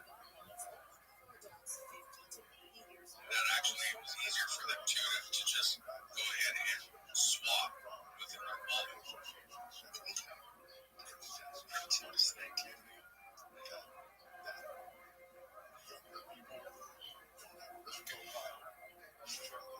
Hey, Rabbi, what's up? What's going on? When possible, may I please share my project with you all? Yeah, go for it. Thank you so much for the opportunity. I'm Rabbi Rothschild. If you don't know who I am, you will. I stream my life 24 hours a day, 7 days a week, 365 days a year for world peace. I've been doing so for more than 4 years. My streams go back to the pandemic. We've seen the death of a queen, the birth of AI, the coronation of a king, and everything in between. This is a real-life Truman Show, a real-life Big Brother. This is a timeline and a time capsule of human achievement. In the 1990s, Bill Gates coined the phrase content is king, and I'm making it true today. I'm king of the internet. This is the biggest event in global history, and here's why. In 2018, The Economist magazine stated that data had overtaken petroleum as Earth's #1 resource, and I have more data archived on the internet than any person ever, which is making me a very influential person. I'm going viral, and when I do, I want to make you, your friends, your family, all financially independent if you're not already. I want to ensure that you have generational wealth if you don't already, and I want you to be able to start charities and philanthropic organizations of your own. I'm unlike any influencer you're ever going to meet. I'm not live on one YouTube stream nor two YouTube streams. I'm live on over 20 simultaneous YouTube streams 24 hours a day. You can watch my life in 360 degrees. I even have a ceiling camera. If you want to take a look at these views, the link is in my profile. In my pin post, you'll find a link to my YouTube streams. You will also find a link to my link tree there. I dare you to look at my link tree. Nobody's going to dare you to look at their link tree, but I do, because I have more social media than any person ever, more content than any person ever. You'll also find a link to my Discord in my pin.me/rabbi. We have over 2,500 people in the Discord and are growing every day. In addition to making you all rich and wanting to promote world health and world hunger through the use of technology such as agricultural drones, floating greenhouses, saltwater greenhouses, onyx vertical farming, cloud seeding. I want to help end world thirst. Cryptocurrency that's worth about $100 million. And one of the things that we do is for the benefit of the less fortunate. Additionally, I'm an advocate for the Lifestyle program and most importantly, desalination technology, where we pump earth seawater onto land to make it drinkable. If you're a reply guy, if you're a shiller, if you're a raider, if you're a Web3 marketer and you want free mentor code, send me a DM. I'll be happy to respond. I'm here to be a positive person in your life. Importantly, I want to give people hope. And with that, Awesome, man. I'm actually looking at your profile right now. It looks pretty cool. You're on Rumble. Those are the two that I've seen so far. But yeah, you have a lot of channels going on. That's pretty intense. That's cool. Yeah, good for you. But so, do you have any actual merchandise that you sell or anything on websites like that? I'm sponsored by cryptocurrency. Pardon me? You said it's on your link tree. I don't have merch. I get sponsored by people to wear their merch. So the merch that I wear is for cryptocurrency. It's one of the OG meme coins. It's known as Harry Potter Obama Sonic 10 Inu. The ticker's Bitcoin. We build wells in developing villages throughout the world, including in Nigeria. Additionally, we have a really great community, over 12,000 people in our Telegram. That's t.me/HPLS10I. And yeah, if you want to get the merch, go into the Telegram and just type the word /merch and the store comes up. Right now, I see what you're that was actually looking for a link, but it's right there. Yeah, man, I'm definitely gonna check it out. Thank you so much. Yeah, very interesting. Yeah, so Alex, I need from you when you get a chance, if you can actually send me some images, also your logo, so I can start doing a mock-up for the coffee. My man loves merch. Do you have any merch? Come on, George. Is that another fucking merch?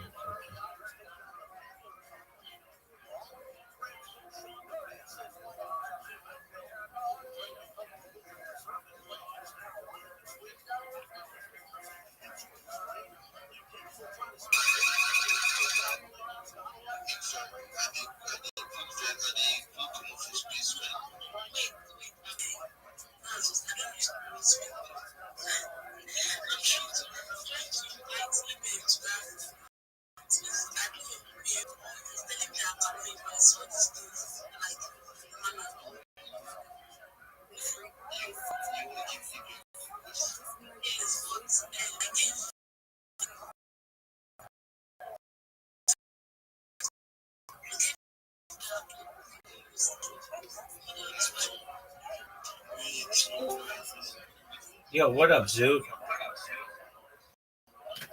Long time no speak. How you living, pimp? You just take Chris Hemsworth's impression of Steve Irwin.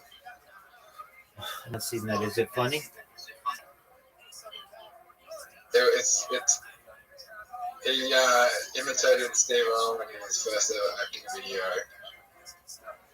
Oh, okay. Are you feeling better? Yeah, I'm feeling better. Okay. Are you ready to get your ass kicked? I'll play one or two games. All right, that's what I wanted to hear. That's what I wanted to hear. Get you back in your groove. Do you know who Stella is? Stella in the movie Stella Got Her Groove Back? How Stella got her groove back?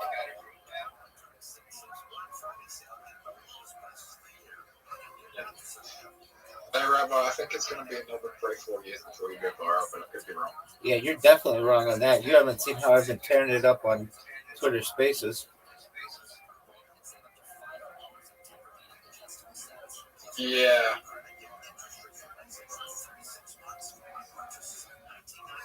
My man, in 3 weeks, I've gained 1,500 followers. That's 500 followers a week. That's giant. And we've been waiting on you to take this shot for at least 5 seconds. Are you proud of that shot, Zoot? You recognize that makes it one of the most difficult shots in global history. Do you realize? I do think like next year you're gonna get I feel like next year you're gonna get a bigger following, right? But your cult following won't come for like your big moment won't come for another 2 or 3 years. No, that's incorrect, but that's cool. Zoot, we have over 2,500 people in the Discord. Actually, 2,600. We're growing exponentially. Only positivity, baby. All right, are you going to go, or are you going to let me just straight up win this game?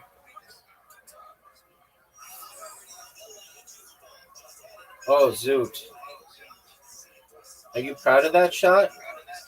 Rabbi, Dog, I fucked up majorly. Oh, but you did too. When you become famous, though, I want to buy property for the city. I want to build. My goal is to build like developing countries to first world countries. Excellent, Zoot. Zoot, are you gonna make this shot? I bet if you go all power, you're gonna go in the water. Oh, am I incorrect? There's just no. There's just not. There's a point where there just doesn't get to be a lot of opportunities for people in first world countries. Doug, you mean started building developing country? It's true. But there'll be more opportunities for people. There'll be more things to do for people. Are you proud of the way that now?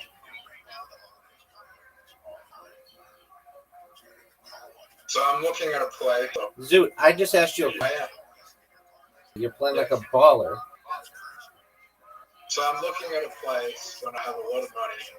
When I have a lot of money, and I wanted to do this when I had money before, but then I fucked it up because of greed. I got greedy where I could have pulled this off, but I want to buy a property in a place called Cape Verde. It's in Africa. Yeah, or like it's an island. Yeah, I want to buy there. And you can buy a house next door to the Prime Minister of Cape Verde for $500,000 US, and you can live there. That's baller, dog.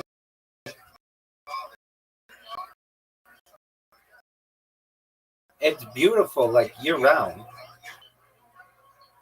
Yeah. Zoot, that was one of the greatest shots I've ever seen.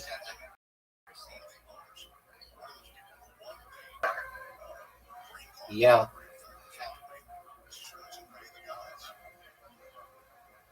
Right, how do you know about Cape Verde? I've studied Africa. Studied Africa. Word, dog. Dude, you just fucked me. What is this bullshit, Zoot? We both. I popped up back again.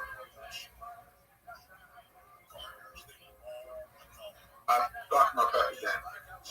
You might be able to get it in. Not on this shot.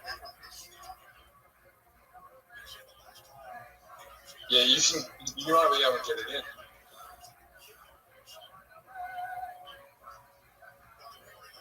Are you gonna hit my ball? You fucked me, No. Zoot. Zoot, you fucked me.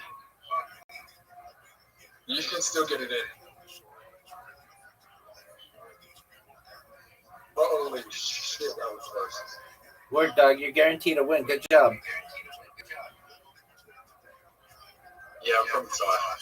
On this hole, it's probably tied. Oh, for sure. This is like a terrible hole for you.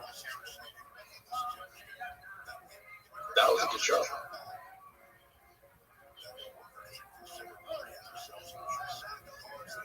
Rabbi, you help me.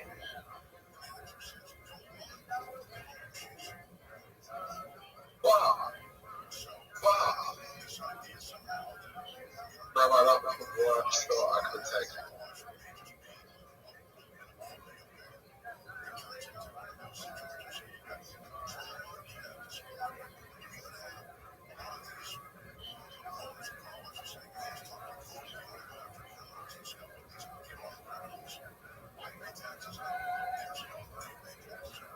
Rabbi? Yes, sir. Tonight's the night I won the lottery. Oh, you always say that, and I don't believe you. Manifest it. Baby.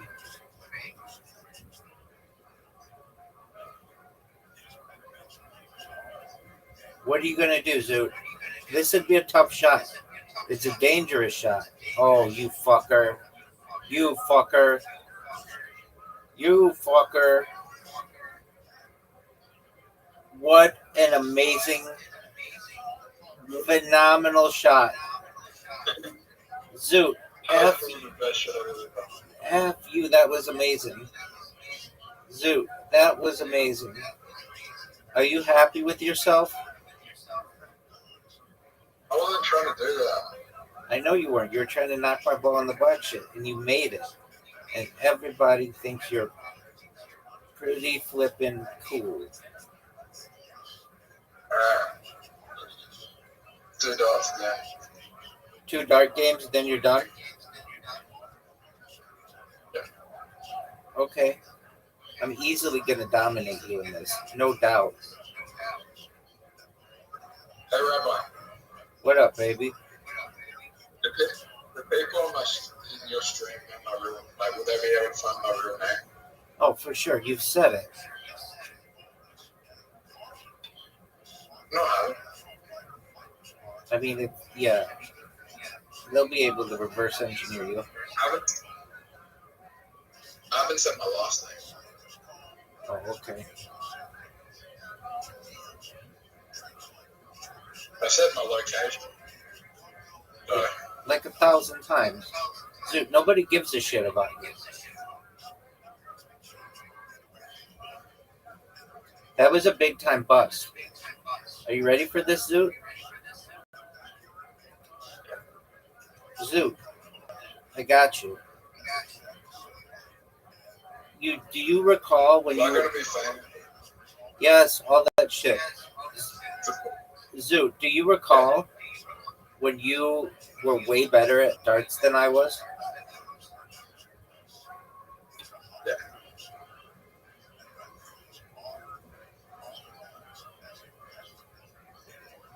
Dude, I just busted. That's some bullshit.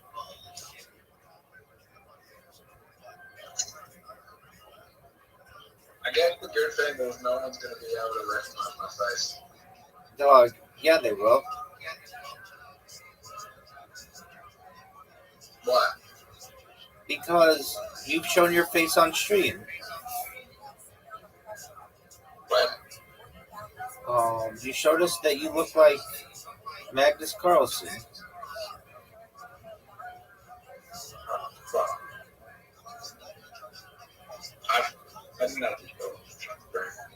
Dog, we know you look like Magnus Carlsen, so.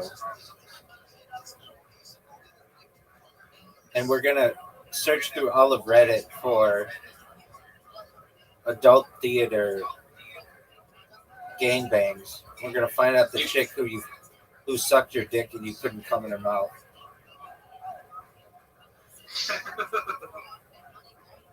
Zoot, did you know that you?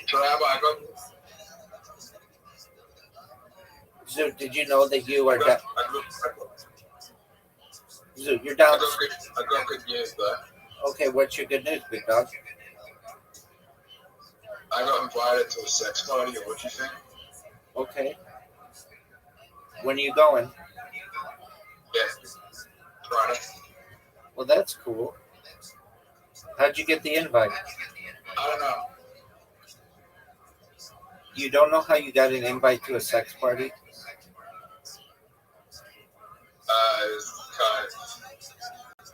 It was kind of when I was doing stand. It was kind of when I was doing stand up. Someone invited me to this party. I was like, that sounds cool. I might go there and just like, I don't know if I'll participate or just watch. Was it a chick?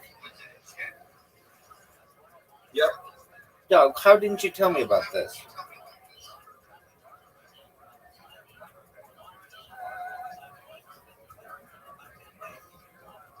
Why didn't I tell you about it? Yeah.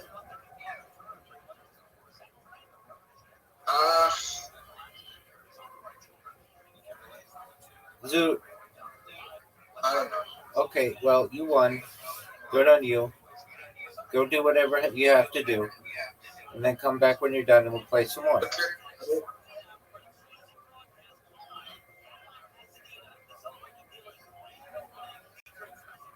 I didn't tell you this. I didn't tell you. No one knows, dog. Oh, I didn't tell you because I didn't think it was like serious at the time. I didn't think it was real. That's why I didn't tell you. Scale I realized what? that it's real because I got the invite now. Scale of 1 to 10 or 0 to 10. But How hot is she?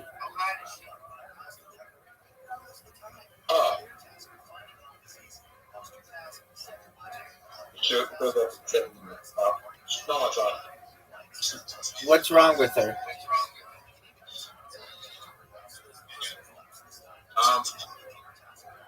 She's fine. She just has a little tattoo. Okay.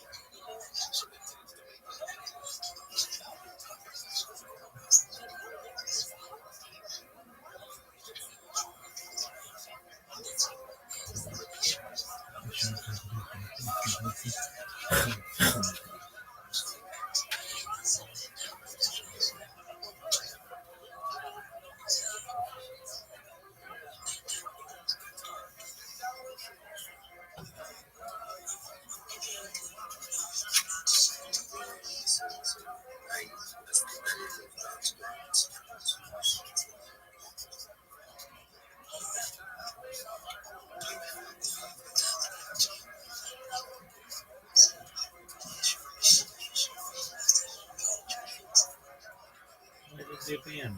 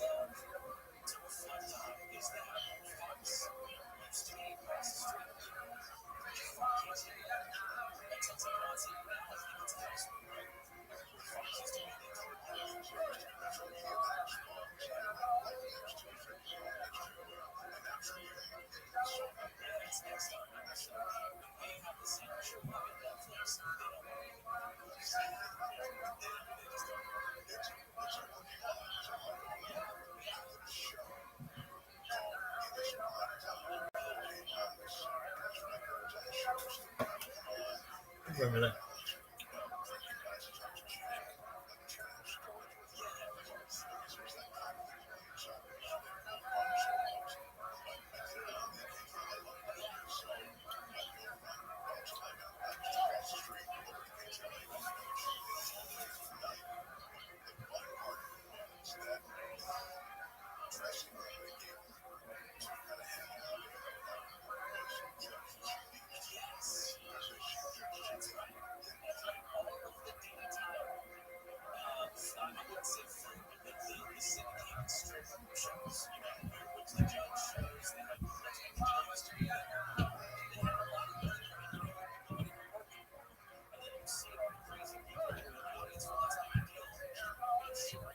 Into it's really powerful. And it's cheap. I did a quote for my house because I'm like, maybe I just want to run all on Tesla.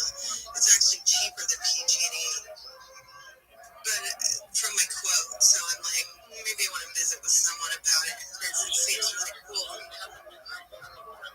Systems are solar, and you're making power from the sun, but it needs, it would feel having battery backup, and the batteries go bad.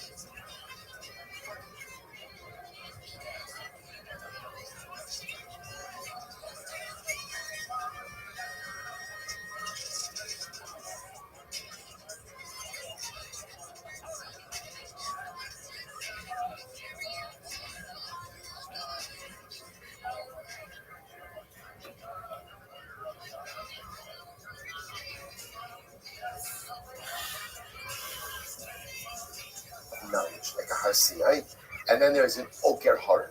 Oker Harim is someone who possesses acute intellectual or analytical acumen. Someone's that's able to uproot mountains. Again, might not be the same repository of knowledge. Remember, also we saw this Gemara. The Gemara says, "Who's greater, a Sinai or an Oker Harim?" And what does the Gemara answer? Does the Gemara answer? Both. In other words, you need both. It's very nice to be able to engage in analytical, what's the right word? Analytical debate, analytical process, right? Or insightful analytical processes. But if you don't have the knowledge, it doesn't matter. So you need both. You need a Sinai and you need an Oker Harim. So the Gemara says over here, if you walk into the base medrash, you saw it, what would you see? You see someone uprooting mountains and what? And grinding them against the other. So they'll say, it's fascinating to understand. What does this mean? What kind of scholar was Rish Lakish? So Rish Lakish was the kind of person.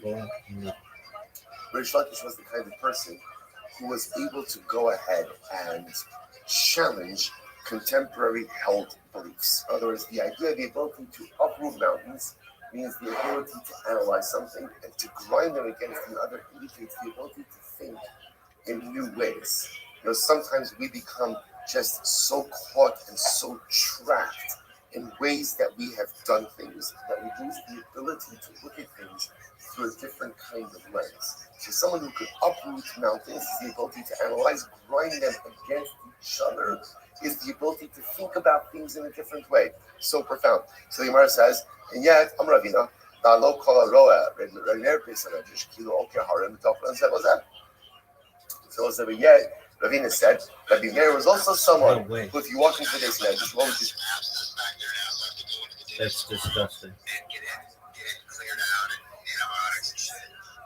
Well, good luck with that. That doesn't sound like it feels very good. No, I don't really care, but yeah, I woke up, my jaw was hurting, my chin, I'm like, my shit's kind of sore today. And then I'm like, messing around with it at work all day, and I get home and I'm like, oh, this is fucked up. The ladies' prison.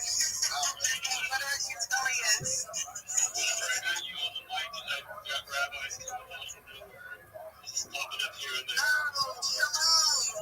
Shalom, shalom. When possible, may I please share my project? 100%. Yeah. Excellent. Thank you so much for the opportunity. I'm Rabbi Rothschild. If you don't know who I am, you will. I stream my life 24 hours a day, 7 days a week, 365 days a year for world peace. I've been doing so for more than 4 years. My streams go back to the pandemic. We've seen the death of a queen, the birth of AI, the coronation of a king, and everything in between. This is a real-life Truman Show, a real-life Big Brother. This is a timeline and a time capsule of human achievement. In the 1990s, Bill Gates coined the phrase, content is king, and I'm making it true today. I'm king of the internet. This is the biggest event in global history, and here's why. In 2018, The Economist magazine stated that data had overtaken petroleum as Earth's #1 resource, and I have more data archived on the internet than any person ever, which is making me a very influential person. I'm going viral, and when I do, I want to make all of you, your friends, your family, financially independent if you're not already. I want to ensure that you have generational wealth if you don't already, and I want to ensure that you're able to start charities and philanthropic organizations of your own. I'm unlike any influencer you're ever going to meet. I'm not live on one YouTube stream nor 2 YouTube streams. I'm live on over 20 simultaneous YouTube streams 24 hours a day. You can watch my life in 360 degrees. I even have a ceiling camera. If you want to view these links, they're in my profile. Additionally, in my pinned post, you'll also find my link tree there. I dare you to look at my link tree. Nobody dares you to look at their link tree, but I do because I have more social media than any person ever. I have more content than any person ever. You'll also find my Discord, which is discord.me. We have over 2,500 people there, and the community continues to grow strong. In addition to making you all rich and wanting to help promote world peace, I want to help end world hunger through the use of technology, such as agricultural drones, floating greenhouses, saltwater greenhouses, hydroponics, vertical farming, cloud seeding. I'd like to help end world thirst. I'm sponsored by a cryptocurrency that's worth about $100 million. And one of the things that we do is we build wells and water towers in developing nations such as Nigeria for the benefit of the less fortunate. Additionally, I'm an advocate for the Life Straw program and, most importantly, desalination technology, where we pump Earth's seawater onto land to make it drinkable. If you're a reply guy, if you're a Web3 marketer, if you are a shiller or a raider, and you want a free mentor, coach, and friend, send me a DM. I will respond. Send me a follow. I will follow you back. I want you all to know that I'm here to support you both personally and professionally. I'm here to be a positive person in your world. I'm here to have an optimistic view on the future. And most importantly, I want to give people hope. And with that, I sincerely appreciate the opportunity to share. It's good to hear from you again. We had a very interesting conversation one night, and I'm all for the nuclear power desalinization of the seawater for drinking water to people, because there's no need to be out of water. It's just ridiculous. We have the technology, we just need to apply it. That's absolutely right, Fire. The earth is 2/3 water. The idea of drought or people dying due to thirst should be something of our past, not of current times, and I want to help end that. I have a question, Rabbi. Go ahead, Court. Do you work for yourself or do you work for an organization? Well, I am an app developer by trade. I'm actually a certified project management professional. I've launched apps on the App Store and Google Play, which has allowed me some financial independence. So I'm able to live off of my previous work. And then I'm sponsored by cryptocurrency. That's one of the OG meme coins. It's known as Harry Potter Obama Sonic 10 Inu. The ticker's Bitcoin. But I do that because I love the community. So currently, I guess you could say I'm retired. Oh, nice. So this is a passion project for you, Rabbi. Oh, 100%, absolutely. And will continue to be, I hope, for the rest of my life. I want to continue to stream for as long as I live. I think that it is an important endeavor for someone to do, to be able to archive this much data. A century or two ago, I might have been a diarist, someone who writes in a diary, or a journalist, someone who writes in a journal. But in the modern age, I use video as my medium to be able to communicate what is going on in current events.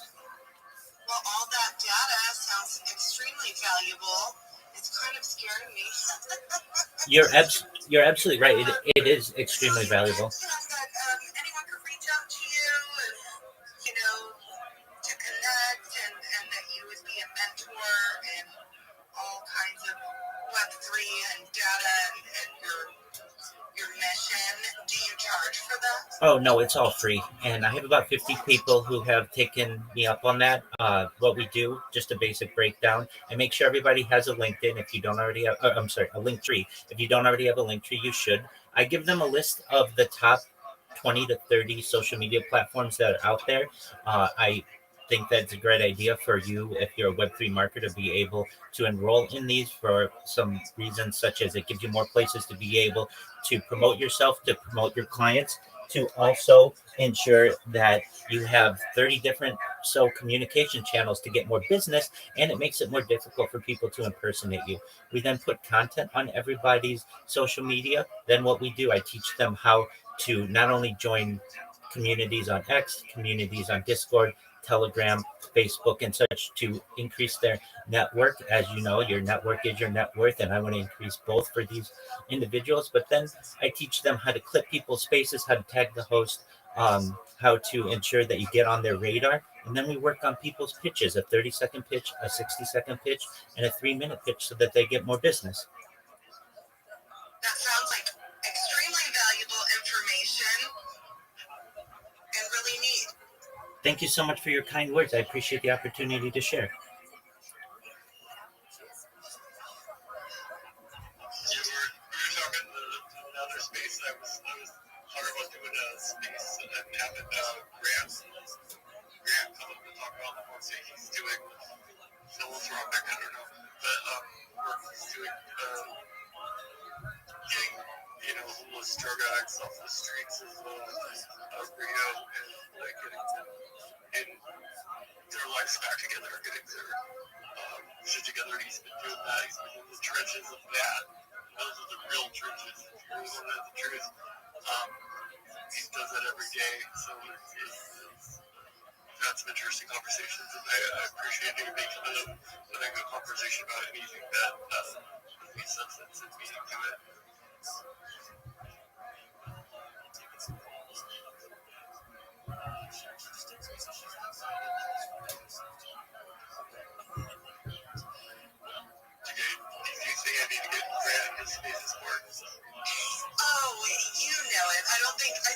goes without asking. Grant has been, he's such an entertainer.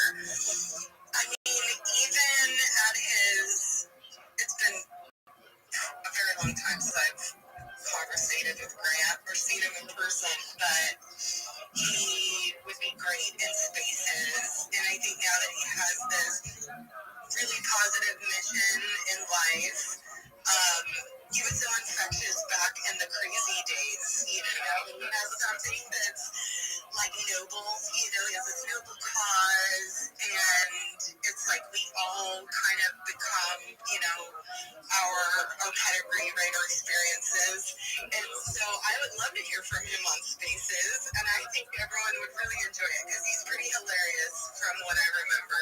It would be perfect. Yeah, that'd be perfect. It just seems like it's inevitable. Yeah, yeah. It'll be good to catch up on what he's doing and what's going on here. At least, and I've seen he's did his TED Talk and he's done a whole bunch of different things. He was with Gats the other day, and it's just fun to see how far people go when they really like to apply themselves to the forces, good and instead of the force of evil. Yeah, and I think, he has a well-rounded perspective on good and evil. I think we all do, but yeah. I think we all do as well. Touche. Yeah, I'm gonna have to do that. Now that I'm back up here, get myself organized. I'll reach out to him again. I kind of tempted him with it in the beginning, but I just have a personal phone call through and tell him what's going on and see if we can get him to come up here and tell us what he's doing. I just wanted to know anyways, what like everyone else. I think it'd be good for everyone else to hear to see what people are doing and how spreading light in the world like and with a lot of humor. Yeah, with a lot of humor.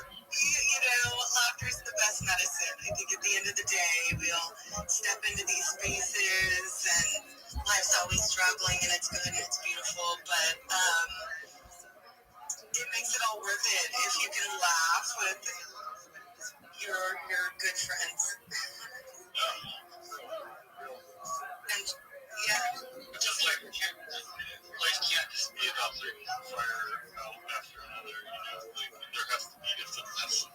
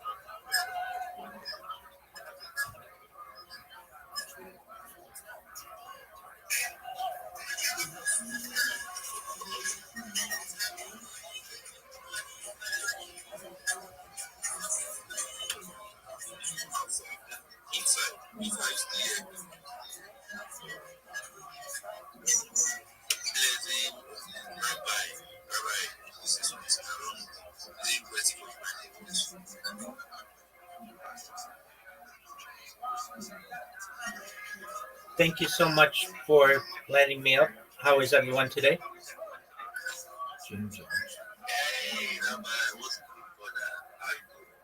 Every day is a holiday, every meal is a feast. Do you mind if I share my project with you? Excellent, my friends. Thank you so much for the ability to be here. I'm Rabbi Rothschild. If you don't know who I am, you will. I stream my life 24 hours a day, 7 days a week, 365 days a year for world peace.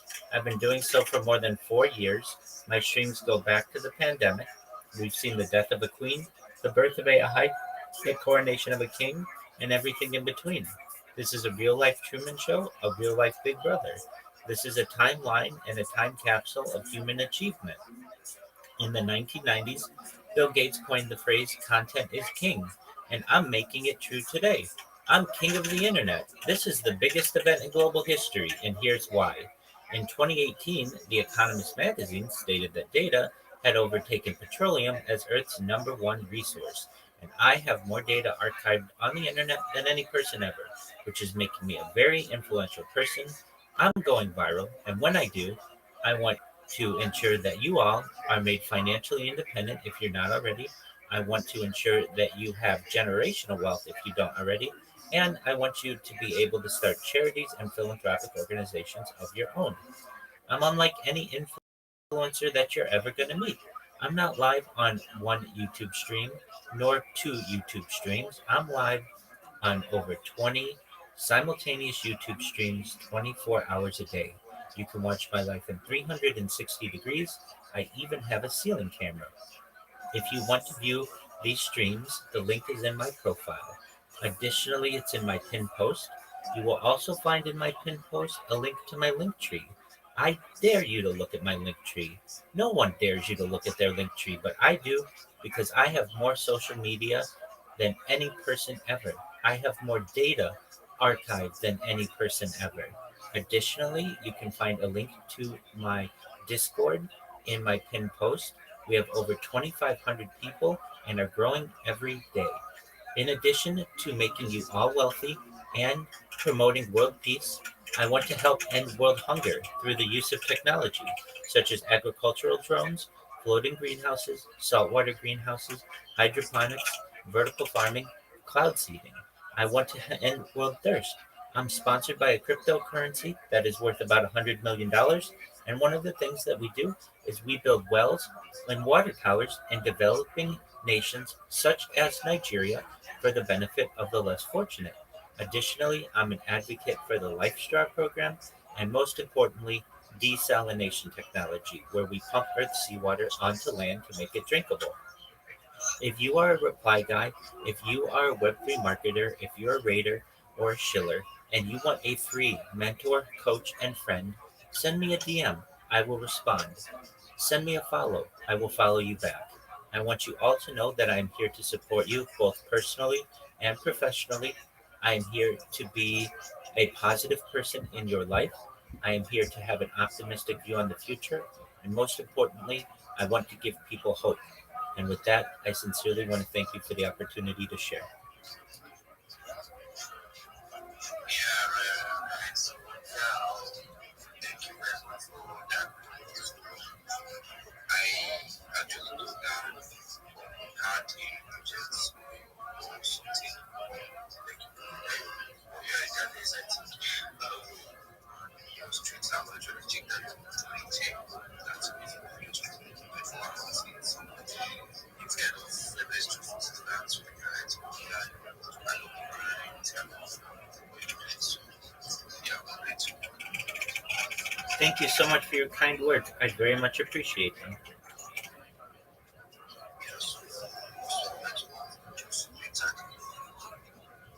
United States.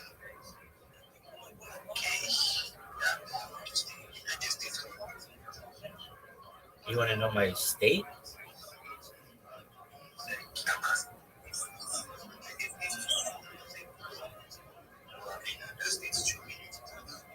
Apologies. Can you repeat that?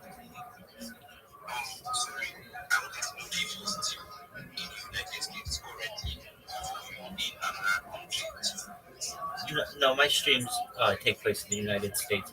I've streamed as far north as Santa Barbara, California, as far south as San Diego, California, as far west as the Pacific Ocean, as far east as the desert and mountains. I've streamed in Beverly Hills, Los Angeles, uh, Disneyland, basically everywhere in Southern California. yeah, that's so you say that we tell the question that very that you also like it that's Yeah, so that's what I do. I won't employ you myself, but I'll make sure that you can get jobs yourself. So, if you don't mind, I'll share the alpha on what I advise people do. If you don't have a link tree, you need a link tree. LINKTREE. It is a website that allows you to have all of your social media on in one place. Then, what I advise people to do is once you have that, you get the top 30 different social media platforms that are out there. And I can give you a list of what these are, but they're things like YouTube and Instagram and TikTok and Reddit and Imager, places for you to be able to promote yourself. You may say, Rabbi, that's a lot of social media. Why do I need all of that? Well, it's really four reasons. One, this gives you about 30 different places to be able to promote yourself. Two, 30 different places where you can promote your clients. Three, it gives you 30 new communication channels to get more business for yourself. And four, it makes it more difficult for people to be able to impersonate you. Once you create these link tree links, you can send them to me. I will look at them. Once we agree that they look good, we're going to put content on your social media. And we can do that using Grok. We make short videos to be able to populate your social media so you don't just have skeleton accounts, that it's robust. And then what we do is we optimize your social media profiles and your profile picture. Then what I teach people to do is to join different communities, not just on X, but Discord, Telegram, Facebook, to increase their network. As you know, the phrase "your network is your net worth," and I want to increase them for both, for as big as much as possible in both regards. Then what I teach you to do is how to make memes. You may say, Rabbi, I know how to make memes, and that's great. But I bet you don't market yourself with memes. So we teach you how to just tag yourself in memes and put your link tree in them so people know the creative force behind the meme that you may have created. I additionally teach people how to tag a host in a space and clip their space so that you preserve the alpha that gets you on the host's radar so that you're able to perhaps be asked up to speak in the future. Additionally, a very important thing that you can do that people don't do is to thank the host when you're done, not just verbally, but also tag them and say, thank you for the opportunity to speak. They don't have to be hosting these spaces. They do it out of the goodness of their heart generally. And I want them to know on your behalf that you appreciate it. Then I teach people how to get their pitch down. We teach you how to have a 30-second pitch, a 60-second pitch, and a 3-minute pitch, depending on how much time a host is going to give you to be able to share. And what I teach people to do is not to come into spaces and say GM to the host, GM to the co-host, GM to the speakers, GM to the audience. I don't really know what to say. I just need a job. Give me a job. Send me a job. That's what a lot of people do, and at least you're trying. But what I want you to be able to do is go into a space and say, GM, everyone, I want you to know that I am one of the best Web3 marketers that you will find today. I want to promote your project on my 30 different social media platforms. That means that you're going to get 30 times more DMs, 30 times more people buying your coin, 30 times more people buying your NFT, 30 times more impressions on your project. It also is going to help you to not just rank number one in Google, but number one in YouTube, and number one in TikTok, and number one on X, and number one on Blue Sky, and number one on Reddit, and number one on Imager, and number one on all of the other social media platforms. And that is really how people are going to be able to find you, not just from a social media standpoint, but from a search engine website standpoint and an AI standpoint. That's the information that AI is going to use to be able to build its profiles on your project. And I want to make sure that the information is positive, accurate, and easily accessible. If you want to partner with me, send me a DM. I'd be happy to work with you. And I look forward to our lifelong partnership. That's what you want to be able to say to someone and get them excited to say, wow, finally someone knows how to market. And you're going to do it for the same price as all your competition, but you're 30 times better. I teach people to do that. I coach them. Everything that I say is free. Nothing charge. There's no charge at any point, and all of the strategies that we use are free. So when you say, "Do you employ reply guys?" I don't. I don't employ them. I uh, I would say enhance their ability to be able to market themselves and get more business for themselves. Does that make sense? Yeah, that actually makes a lot of sense to me. You actually learned a lot. What up, Dirk? I'll be there in a second. Derek, I'll be there in a second. As you would actually see, sex interactions in the space, right? So that's difficulties. That's very hard to do in space, right? I actually find it hard in the space before to market myself, setting up right? Making things just like when you see it today. About how much of getting rid of that season to message to people. Just so I still getting the right sound, people to the grind, respect the grind, I respect the opportunity. I'm going to do that, just keep building right, to keep building right. So, yeah, thank you very much for the thank you. Certainly, thank you. And if you don't mind, Decrypt and Derek and anyone else who maybe has shown some interest, I can send you the introductory message that I send to everyone. It gives you the list of the 30 social media that you need. It gives you places that you can contact me. It gives you an example of what a link tree is. So if anybody wants that, in addition, send me a DM and I'll send this out. And if you're interested, connect with me. Nobody's going to offer you anywhere on the internet 24/7 free support, free coaching, free mentoring. I do. I have about 50 people with whom I work already to be able to make themselves better. They start as reply guys, they finish as social media strategists, and it's all free. I'm a teacher at heart. I have the heart of a teacher, and I want to spread the knowledge that I've learned. Okay, definitely. Yeah, I'll be still here. So, that's some space. I don't know about that's the space. I guess that's the if you have like students, that's suggestions like that.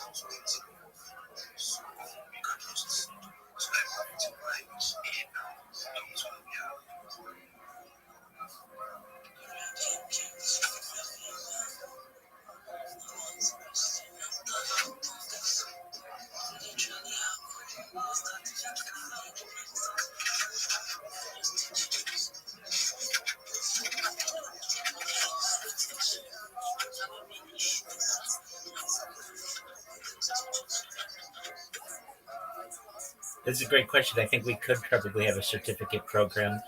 Right now, it's just informal. I'm here to coach you. I sent everyone in here the introductory message that I send to everyone. It gives you an example of a completed link tree. It gives you the list of the social media that you should have, and it gives you some of the following steps if you want to follow up on it.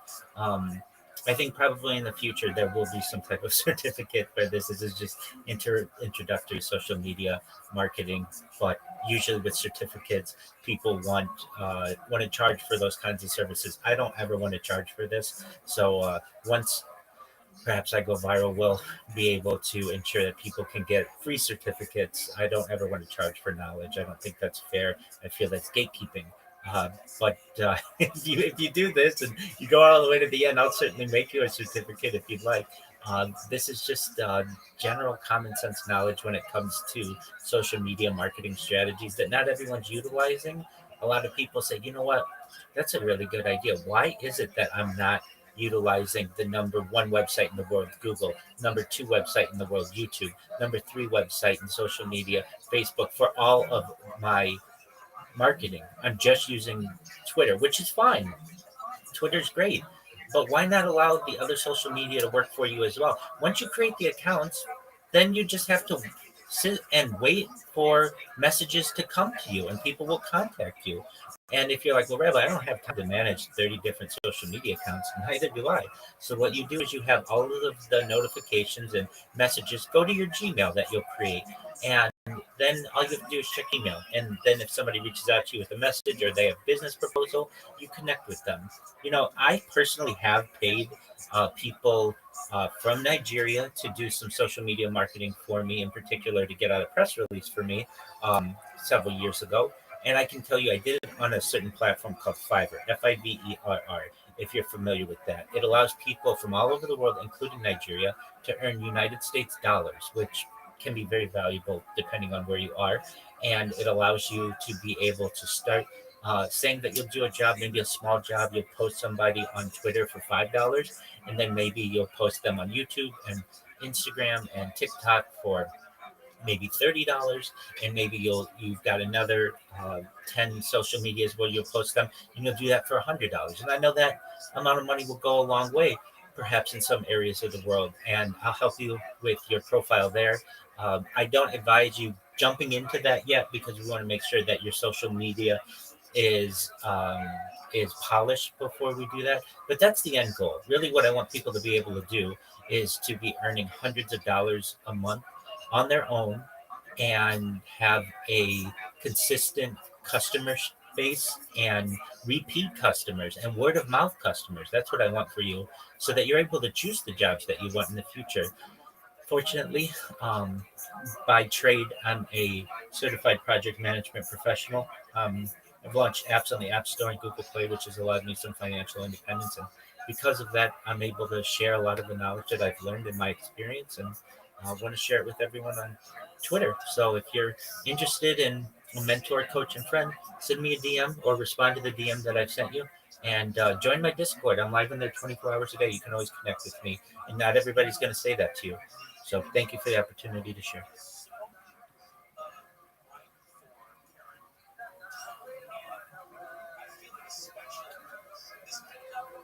Thank you so much, brother, for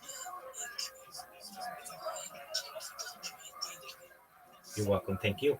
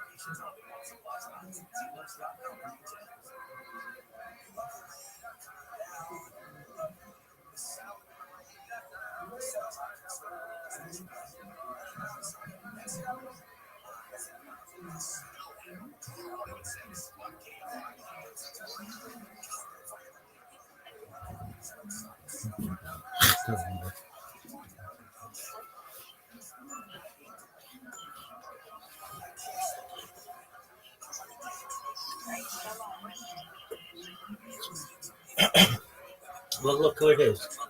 What up, Wildberry? What up, Trazeway? How are you guys?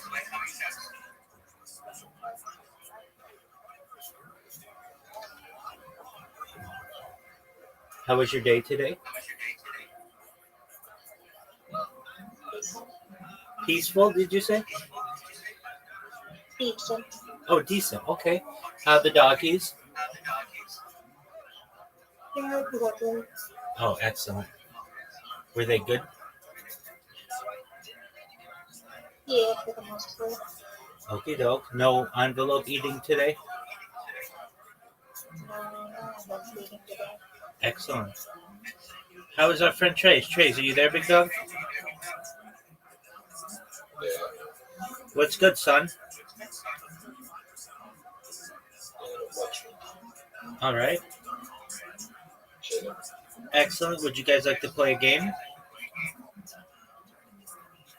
I think because I'm reading right now, but Oh, most certainly. No issues at all. Oh, okay. Great. Then please enjoy yourselves. I love having you here. so I said, enjoy yourselves. I love having you here. Ooh, well, excellent. I'm glad that the feeling is mutual.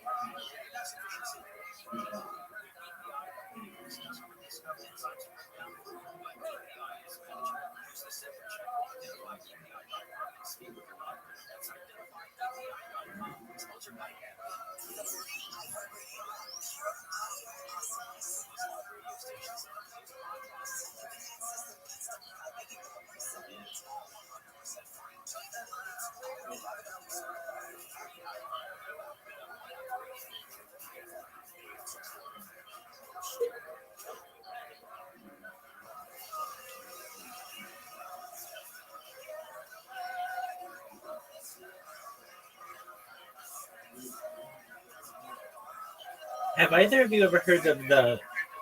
It's a podcast, but it's on YouTube called Kill Tony. Good night. No. Okay. No. You have Trace? Okay, excellent. Yeah, well, he's not gay, but yeah. So, okay, it's the largest podcast in the world. It overtook the Joe Rogan Experience. At least it does some months. And I just wondered if you either of you have heard it. It's been, I think they're about to celebrate their 12th or 13th anniversary, and it's on Monday nights, and I'm gonna watch it in a little bit once Miss Aquarius comes in. So, if you guys wanna listen to it, if you're wondering what I'm gonna be listening to, that's what it's gonna be. And to give you a heads up, it can be kind of crude because they have. It's basically like, um, a talent show, but just for comedians. You get 60 seconds to make a panel of people laugh, and then they talk to you about your life. And some of these people are, some are more desperate than others, and so I hope if they don't say anything too offensive. I mean, usually it's pretty clean, but occasionally they can get wild. So I just want to give you the heads up. I highly doubt they can say anything I haven't heard before. Well, they they at least have to stay on YouTube, so it can't be too bad.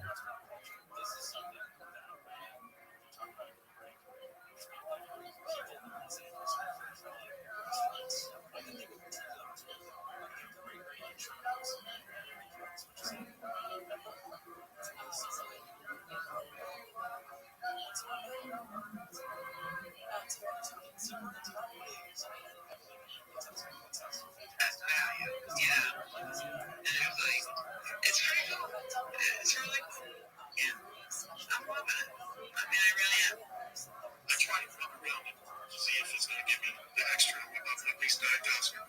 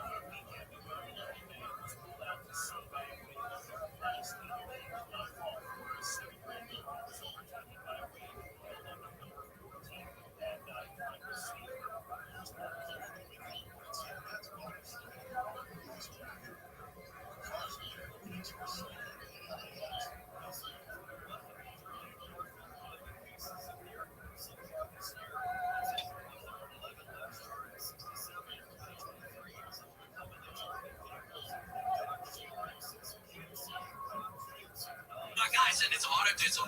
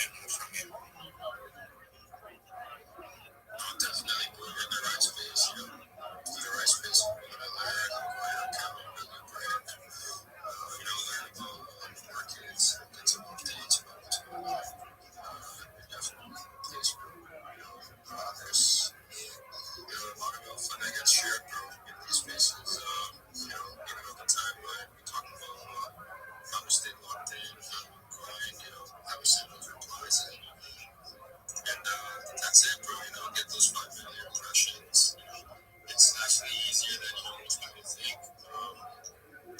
It's you just have to get the right information. Yeah, that's what it is, bro. I would say just you're in the right place. Tap in with Bitcoin. Hit me up.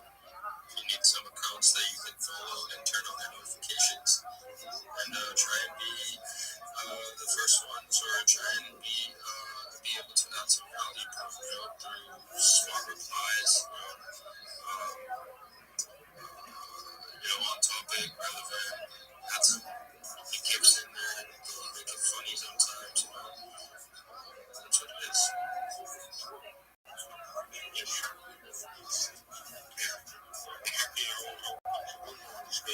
I'm a content writer, so when I contribute to so shout out to everyone. So thank you, David. Thank you, Lippy. I just follow I'll be hearing good things about Lippy. Hello, Lippy. Hello, bro. How you doing, bro?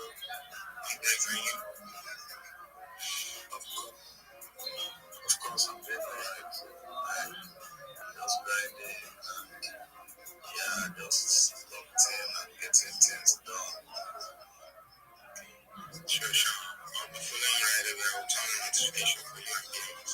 So, thank you, everyone. Thank you, BMS, for giving me the opportunity to speak. Thank you very much.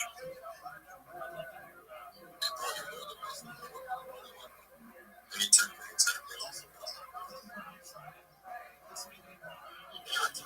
Just a second. But, bro, just grinding. Just gotta stay locked in. Yo, Rabbi, what's up, bro? Every day is a holiday, every meal is a feast. When possible, may I please share my project with the room?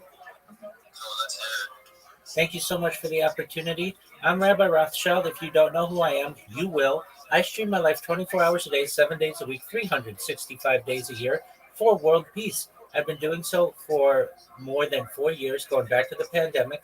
We've seen the death of a queen, the birth of AI, the coronation of a king, and everything in between. This is a real life Truman Show, a real life Big Brother. This is a timeline and a time capsule of human achievement. In the 1990s, Bill Gates coined the phrase content is king, and I'm making it true today. I'm king of the internet. This is the biggest event in global history, and here's why.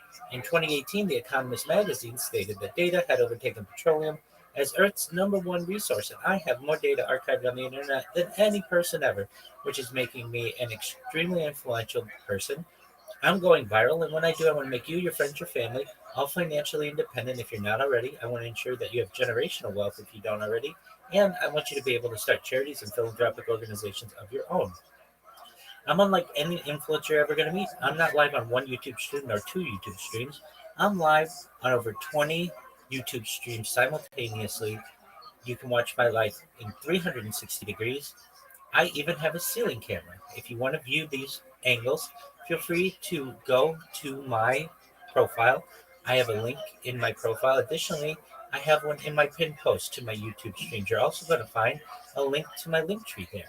I dare you to look at my link tree. Nobody dares you to look at their link tree, but I do because I have more social media archived online than any person ever. I have more data archived on the internet than any person ever. You'll also find a link to my Discord there, discord.me/rabbi. We have over 2,500 people in the Discord and continue to grow every day. I want you to know, in addition to making you all rich and helping to promote world peace, I want to help end world hunger through the use of technology such as agricultural drones, floating greenhouses, saltwater greenhouses, hydroponics, vertical farming, cloud seeding. I want to help end world thirst. I'm sponsored by a cryptocurrency that's worth about $100 million, and one of the things that we do is we build wells and water towers in developing nations such as Nigeria for the benefit of the less fortunate. Additionally, I'm an advocate for the LifeStraw program and, most importantly, desalination technology, where we pump earth seawater onto land to make it drinkable. If you're a reply guy, if you're a Web3 marketer, if you're a raider, you're a shiller, and you want an absolutely free mentor, coach, and friend, please send me a message. I will respond. I will respond to your DM. If you follow me, I will follow you back. I want you all to know that I'm here to support you both personally and professionally. I'm here to be a positive person in your world. I'm here to have an optimistic view on the future. And most importantly, I want to give people hope. And with that, I sincerely appreciate the opportunity to share. Yo, bro, that's amazing, bro.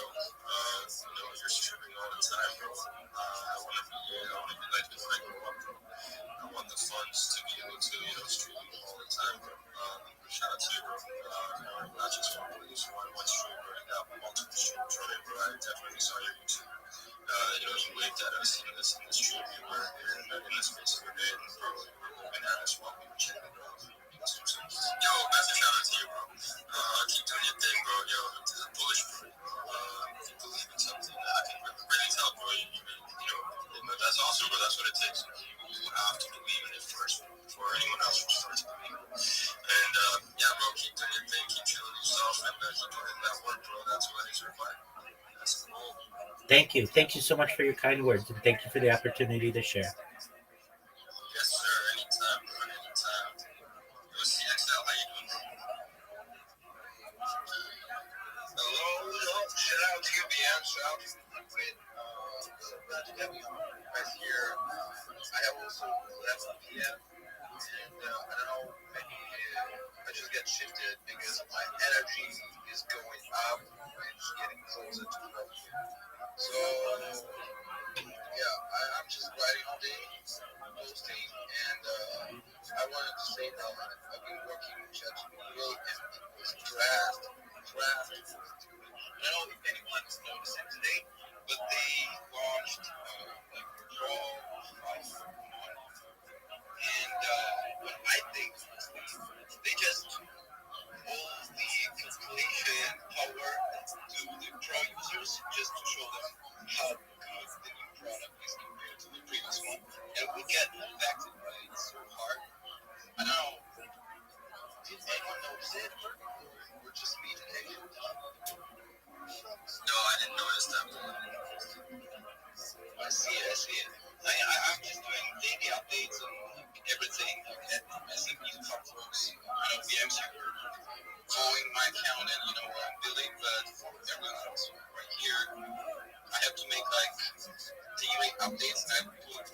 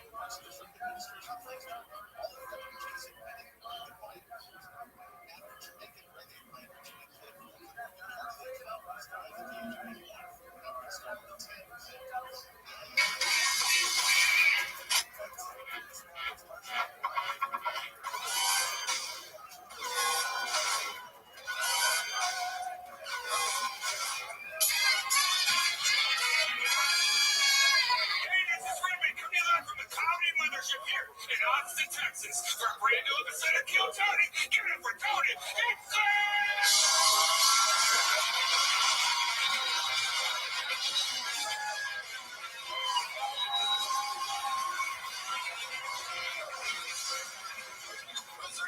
Fucking night of their lives, huh?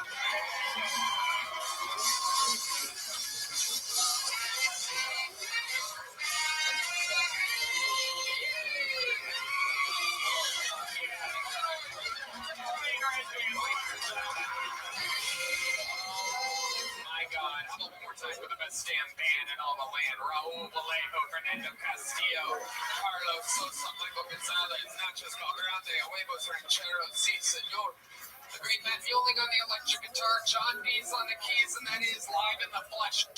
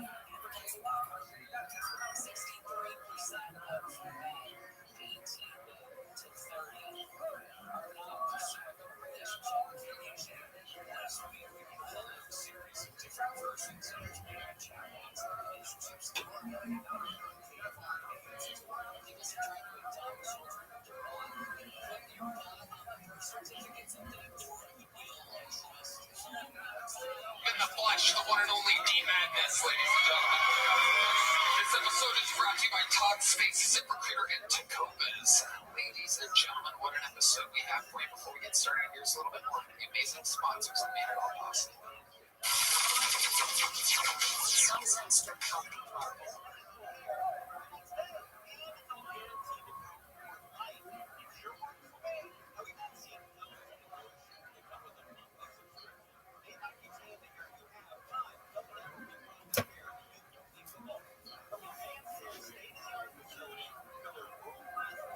Austin, Texas is now open.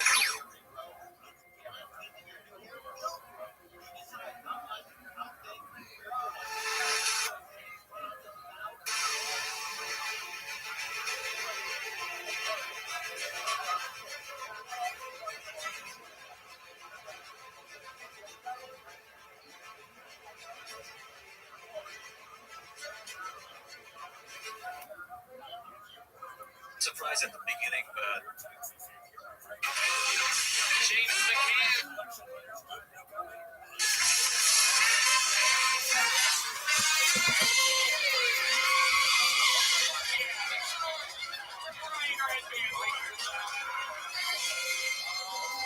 My God, how about one more time for the best damn band in all the land? Raul Vallejo, Fernando Castillo, Carlos Sosa, Michael Gonzalez, Nachos Valgrande, Huevos Rancheros, sí.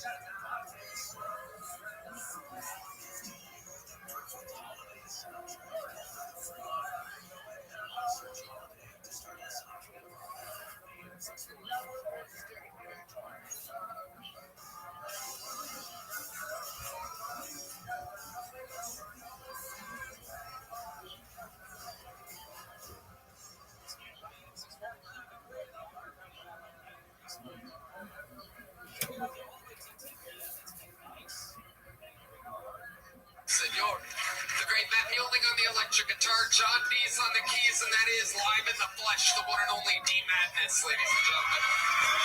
This episode is brought to you by Glass Secured into COVID. Ladies and gentlemen, what an episode we have for you. Before we get started, here's a little bit more from the amazing sponsors that made it all possible. Sunset Strip Comedy Club in Austin, Texas is now open. Check out Red Mad's secret show every Thursday. Go to sunsetstrippatx.com for tickets. You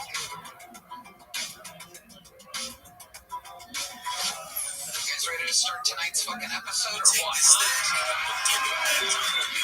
Every single week I have two of the funniest comedians in the world on the show. This week, absolutely no different. In fact, it's amped up. Two of my favorite comedians in the world right now. Ladies and gentlemen, make some noise for tonight's guests. It's the return of James McCann and Jeff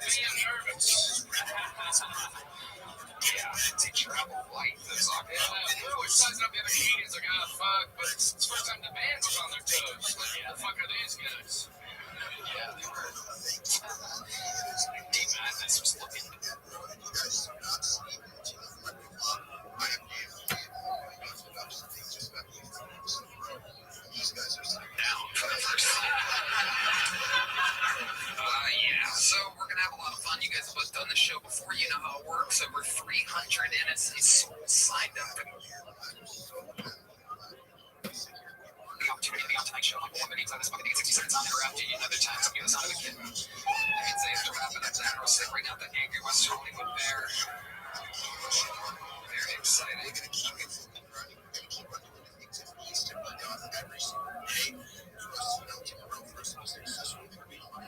And it just has to be done, you know. 100%, bro. 100%. We're gonna cook. You know, with that being said, bro, I'm going to the river already. You already have some in this space. Guys, listen, if you guys are not on the titles, gaining followers, now listen, I'm gonna give you guys an alpha, so I need you all to listen. Do not pay attention for the people. Do not pay attention. You're just gonna screw yourself over. You're gonna get that page versus now listen, for the people who do not have an affiliate or do not have a badge, but you don't pay for Twitter Blue, you can still follow up to 100 right? Yo, what up, the mustard? How are you? Oh. Yeah. So whenever anybody does that, I tell them to go fuck themselves. So go fuck yourself, the mustard. That's just my little greeting tonight.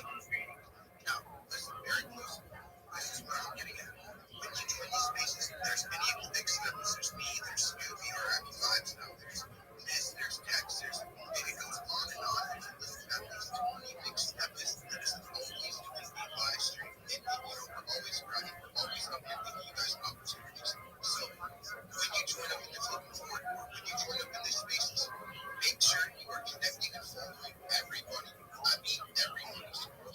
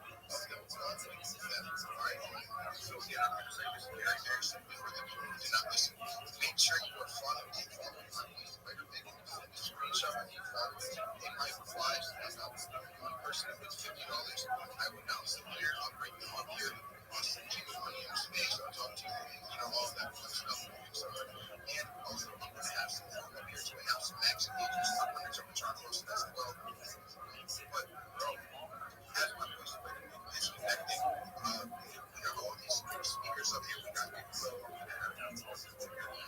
Pro, Mr. Kitchen, how was your day going down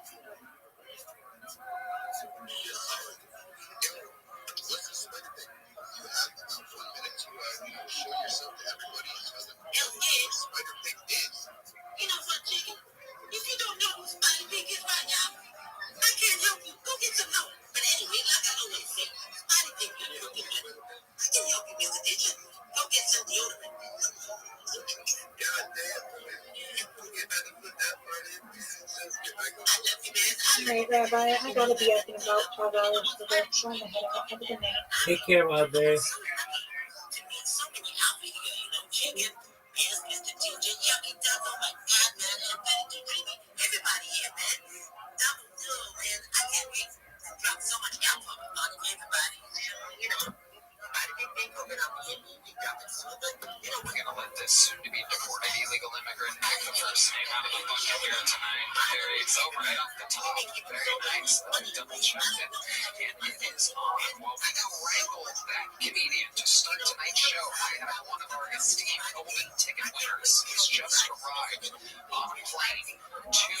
come to this show for this spot.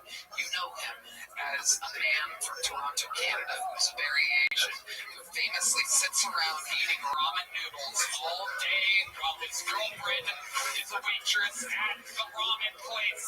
This is the long-awaited return of Kansai.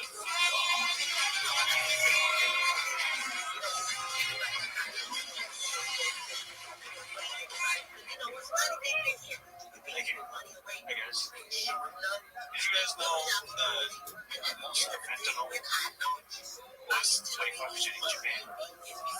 I was surprised at the beginning, but it kind of makes sense that they were making it in Japan because police in Japan would never realize if Japanese people are high on fentanyl or just really, really respectful.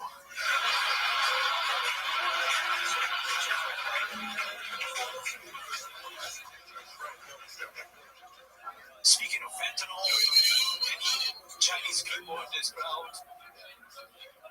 If there is, as a Japanese person, sorry for everything. I think Japan did terrible things to China back in World War II. So I think, in my opinion, as a Japanese person, I think Japan deserves first law. The second one is too much.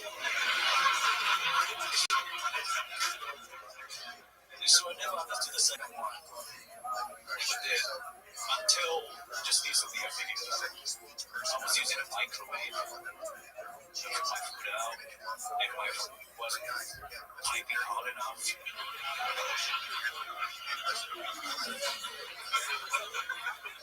I was like, why is this hot pocket not something? So I had to nuke it again. Thank you. Welcome back, Kansai. Fantastic set to get things started tonight. Appreciate it. Thank you. We missed you. What's been going on in life, Kansai? What have you been up to since the last time we saw you? It's been amazing, babe, but I just have a wife. That's what is your concern. So that people think I have a fake accent. Oh, really?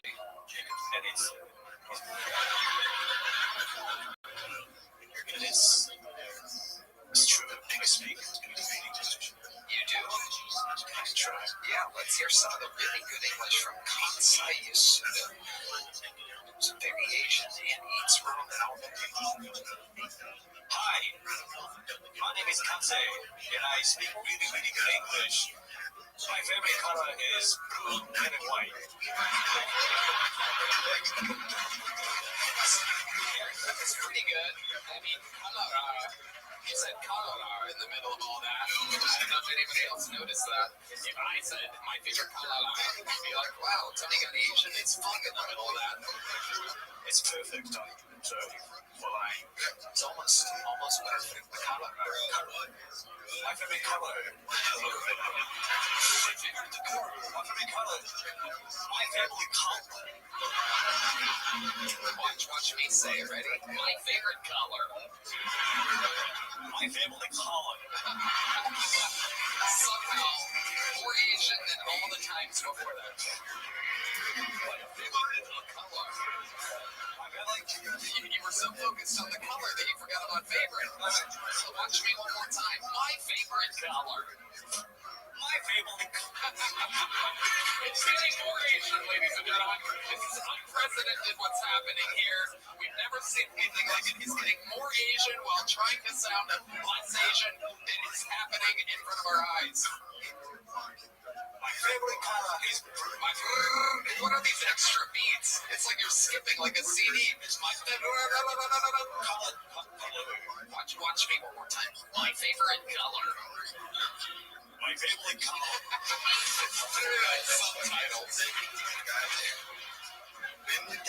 My favorite color.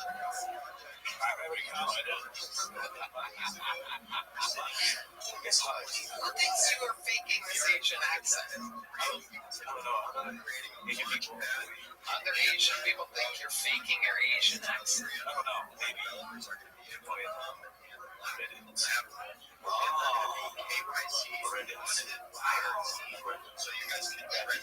There, you say that well. Okay, very good. That's enough shout-outs for Reddit there. Liberal psychopaths are giving way too much attention to. Kansai, tell us about your actual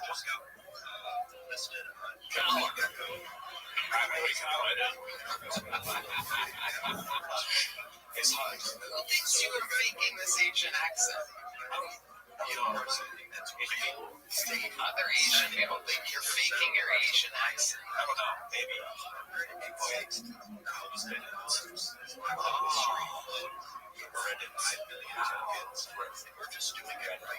There, you say that well.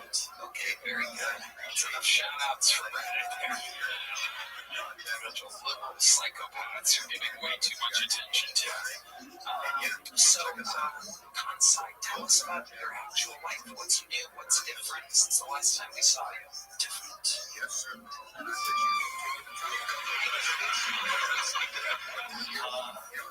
When you're thinking, we can hear a specific noise.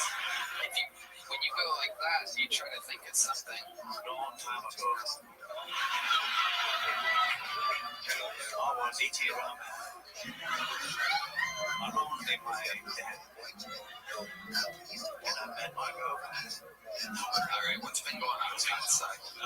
What's going on? I finished the tour. A tour? Yeah. How did you say it? A tour. Oh, very good. A tour, yeah. A tour. And yeah, I went back to my high school. I went to high school in Philly. Philadelphia, yeah. Was the Philly roll? Philadelphia. Yeah. What are your thoughts on a Philadelphia roll? Sushi with green cheese and salmon. Gangsters. It's a different type of sushi. American sushi, isn't it? Yeah, it's like sushi burger. Yeah. It's different. Yeah. But I like it. I fuck with it, dog. Okay. So tell us about going back to your high school in Philly. What was that like? Philly was not that bad. It was my developers marketed. But I had my team counselor. He didn't remember me. We just started 7 days ago. You were probably on the honor roll there, right? Is that your favorite sushi in Philly? I would have a number 3, the honor roll.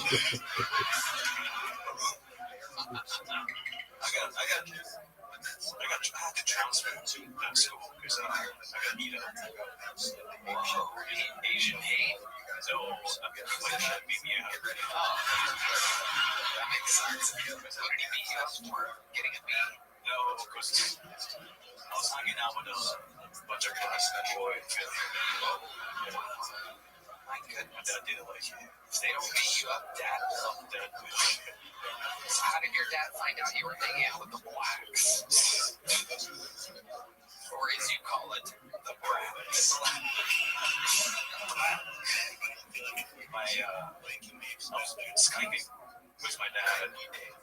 Skype was a thing. Skype was a thing when you were in high school? Yeah, I was. How old are you? I'm 29. Okay. Yeah. Skype was the best thing ever. Wow, you guys must have. I love you. You must be making yourself. I created the Skype so that I get to my farmer. It's hard in Japan, though, if you Skype the wrong person, because it can take like 2 or 3 minutes to figure out that you're talking to someone you don't know. Is there pressure on you now that Japanese people are considered to be the best at baseball now? That's huge. Baseball, you're really good at baseball. You've dominated baseball like America got you with the nuclear weapons, but you're coming back with the World Series. Yeah, the nuclear energy energy seems to have created a lot of hit baseball players with extreme powers. They can pitch, they can hit, they can do everything. They're winning championships. We're seeing the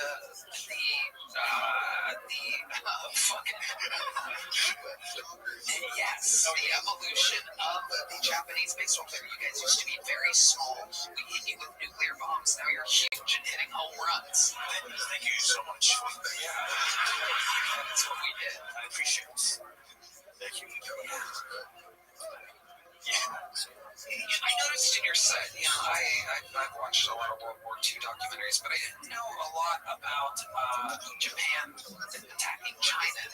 That's a big part of it. Yeah, it's like I skip over that. That's the boring part. The Asian side of World War II, I'm like, okay, what the fuck? It's like soccer to me. I'm like, I don't really care. I watch actual football. Let me see those Germans versus fucking English over here. You know what I mean? What did the Japanese do to the Chinese? I'm sure our local historian James. It was a lot of lights. There was a lot of lightning. What the fuck are you saying? How do you have the thickest accent up here all of a sudden? What are you saying? What is that? Lightning? What the fuck? It was lightning for all the women. Yes. A lot of leaving. It's really the Koreans are very upset about. Oh yes, yeah. My dad is also. He's also upset about it. Because he's Korean. Oh yeah, that's upsetting. Oh. But my mom is Japanese. Oh, yeah. If it's the other way around, you're not too happy about it. Yeah. But it's like, that's an unlikely pairing. Yeah. None of that. Yeah, so my dad didn't tell my mom that he was Korean. Oh. Seriously? Yeah. I was in Japan, I was like, I thought racism was just like white guys. And then I was like, I don't know why everyone thinks racism is exclusive to white guys. And there are like, the person was with us, she's like, that's true, we hate the Koreans. I was like, Jesus Christ. Yeah. So like the fact that your parents did this, it's a, thank you. I'm just gonna say, so, are you the only child out of this Korean-Japanese family? Yeah. Yeah, just me. Wow, you're an only child. Yeah, they have me. They were like 78 years old. 78 years old. I thought you said 78, but I thought it said, God, that accent is juicy tonight, country. They were 78 when they come to me. Jeff died. Wait, so your dad's Korean, your mom's Japanese. You flew in from Canada. You weren't the Canadian bullshit there. Yeah. You said you went to school in Philly? What the fuck's going on with you? Yeah, it's really confusing. So my dad was born in Japan, but he was like Korean. Yeah. I don't know whether to call ice or rice right now. This is absolutely incredible. We're cracking a case right now. I was born in Japan as a baby, and then a little baby bump, a little baby bump as a baby, and then after that, I was doing really bad in you guys' school. Very bad. I was doing very bad. I was very bad in school, and I went to, my parents sent me to school in Philly. So your life is the opposite of Tokyo Drift. Yeah. Like the Japanese people send you over to America and learn how to drive in a straight line. Yeah. Oh my God. Yeah. Also, how is school better in Philly than it is in? It was like a detention spot. Yeah. They're better at punishing. Yeah. It was a lot of fun. And then your dad was like, wait a minute, there's black guys here? I didn't know that. Let's go to Canada. Yeah. Where can we go with our blacks? Canada. Okay, God's sake. Are you close with your family, or is it like... There she is. Do you love your mom? I gotta get my mind together.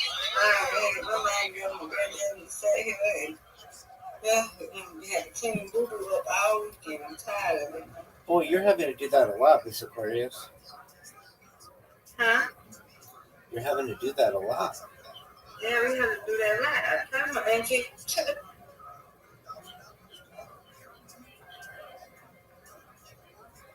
All right, are you ready for me? I'm getting tired of it now. And my head is hurting. I gotta go to sleep and I gotta get up in the morning. Yes, ma'am. Alright, there we go. Yeah, sleepy. Look, I can't quite like just laying down like you can. I can't do it.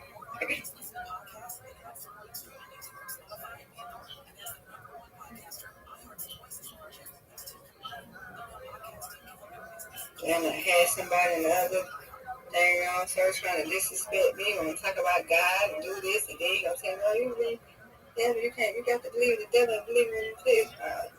I don't have to believe in the devil. I believe in the devil. The devil does get into your situations. I don't have to believe in him. I believe in Jesus. I don't have to. Nothing. Then he got there and he trying to switch my words, and then he got to calling me out my ass. Oh, no, you can't be my friend. No, no. And me, I flashback to the person I was with. Oh, can't be I can't be talking to you cool, no crazy person. Oh, really? That was You want to be friends with me? You don't have to have you. You don't have to not be so much disrespectful. You had a great spare. I'm gonna have to tell another friend about it. I cannot. I have to remove him as a friend. I said, dude. I said, you been drinking, huh? Smoking one, cause they get to be like that. They be like an ass, and I can't do it. What? Just got in. Chill, bomb. Okay. I was being. Oh, knock that one down. yes, it should have.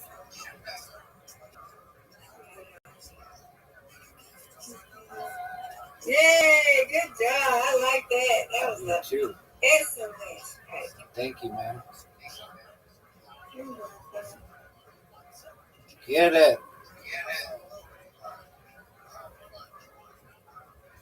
Next shot is a split. Here we go. Get one of them. No, That's fine. That's okay. Okay. Come on, Rabbi. Finish it, finish it, finish it.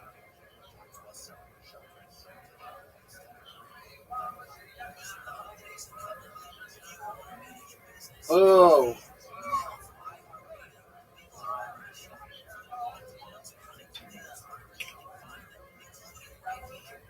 Get it. That looks good.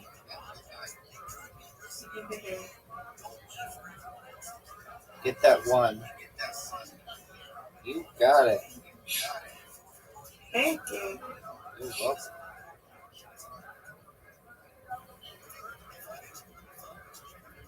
So, okay, Rabbi, let's go finish it.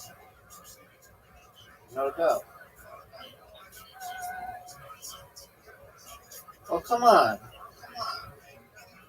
I don't even know how to do this.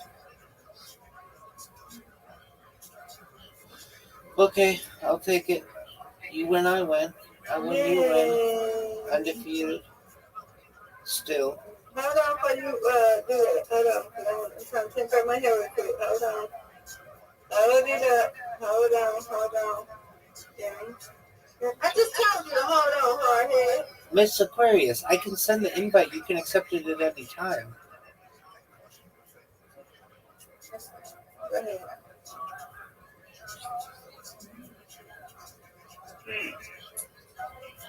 I wouldn't do you like that. Listen. Miss Aquarius, if I knew that you would get mad at me because I'm ready to go there, kid. That's all. That's okay. I had to deal with shit all damn day.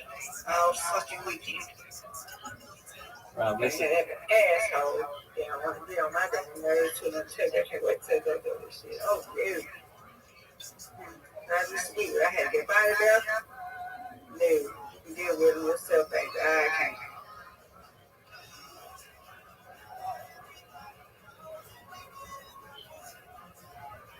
You don't believe in Jesus, you want to act a damn fool. I'm not dealing with that shit. Really.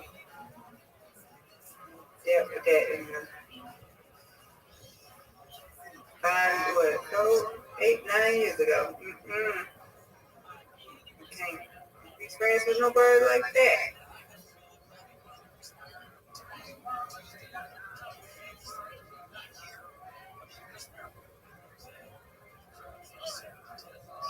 Listen, this thing time. You call him because he go though. Hell no. Disrespecting me like that. No. You can't be no friend with me on here.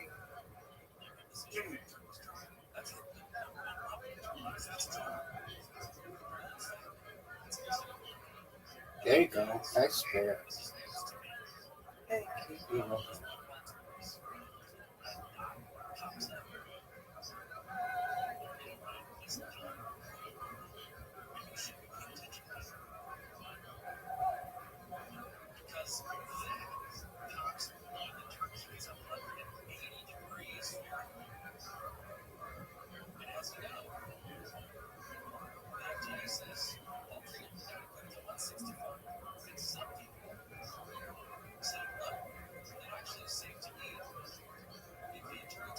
There you go. Go.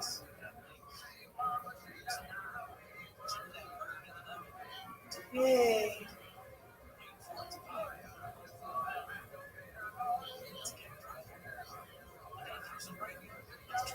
Oh.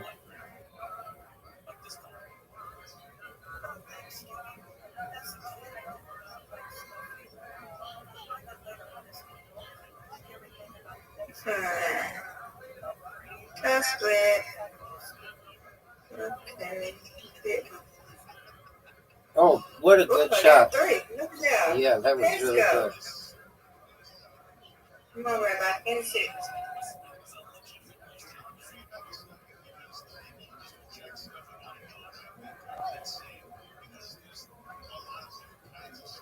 All right, Miss Aquarius. You win, I win. Okay. I win, you win. That's winning. I'll be God back in the willing. other room. I'll see you later, okay? I hope everything improves, Miss Aquarius. Huh? I hope everything improves. What, oh, yeah, with my papa? Yeah, exactly. Yeah. She just gonna not have to, she just not gonna have to give him a lot of food or whatever, you know, that he got fiber and stuff in it. So, yeah, I know he gotta eat, but he can't feel it, so. Alrighty. See you later. Take care, Miss Aquarius. God's willing. God willing. Sweet dreams. God willing.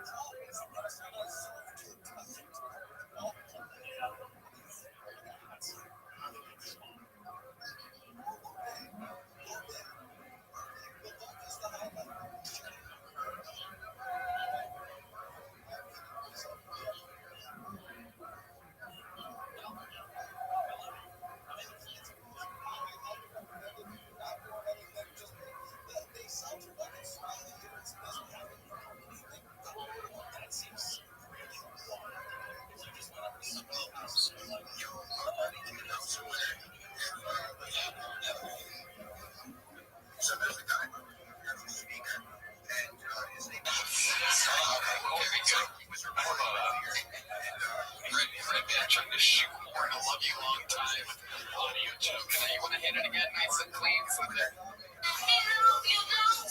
you go, right there. I was wondering, because that was the worst question I've ever heard. Yeah. Does your mom love you and your family? So, does your mom love you a little bit, or perhaps? There you go. Yes. Welcome to the lowest point in Kiltony history, ladies and gentlemen. Kansai, this interview has gone on so long. You're so energetic. Yes, go ahead. I have a gift to me. Where are you reaching for this gift? You're pulling it out like a My undies. It's like a loincloth. What is going on? Look at this. Look at the leg fold. Yeah, how did you have it on there? What an amazing Incredible. I can't wait to eat out of this bowl. Wow, it's a real shipment Tundao, real cool shipment Tundao from Toronto. We've read the overviews. You made the place famous. Is it still packed all the time? Because of Kill Tony. And your girlfriend's making a lot of money, right? Yes. Wow. What's that? One of her black films? You got that? It's supposed to be. Oh my goodness. Oh my goodness. Oh, it's actual ramen? That's ramen from Toronto? Oh, that is a crazy idea. It is hot. Oh my god. 8 ounces of ramen for you. Wow. Kansai, that is amazing. Is that real fish? Don't do a shit. Wow. Oh my god. Oh, you have the toppings and everything. Wow. Incredible. When was this made exactly? Okay. It was frozen. Really? Yeah. That's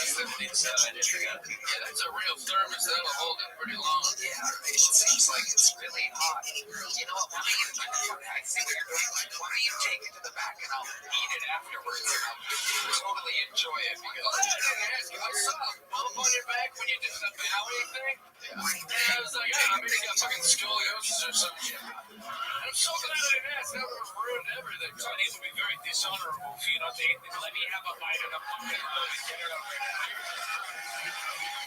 7 feet fucking minute long interview over here. His accent's so thick, he's the most fun person to talk to. There's no soup. Okay, it's scorching hot, by the way. I mean, this is literally, I've never seen anything quite this hot before. It looks nothing like ramen. If I get food poisoning from this, I swear to God, I'm going to be very mad. Chopstick. Okay, this is...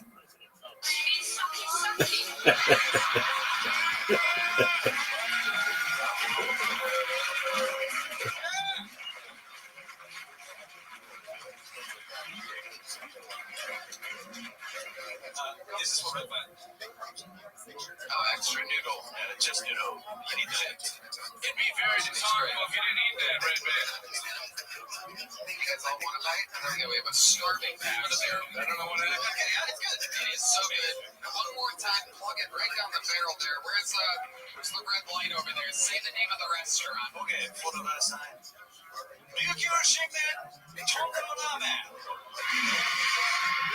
good. That is Kansai Yasuda. Representing Canada, Japan, Korea, Philly, and Austin, Texas. How about one more time for the great Kansai Yasuda? There he goes, ladies and gentlemen. Thank you, Kansai.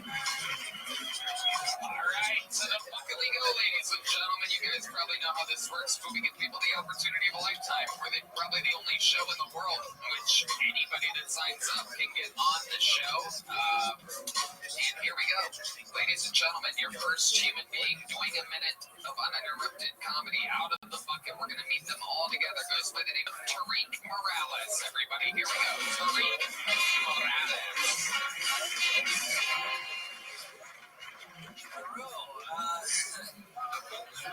What's up, guys?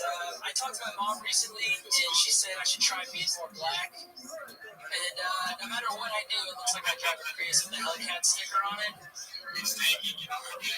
People see me come and they're like, oh yeah, this guy knows what his dad's.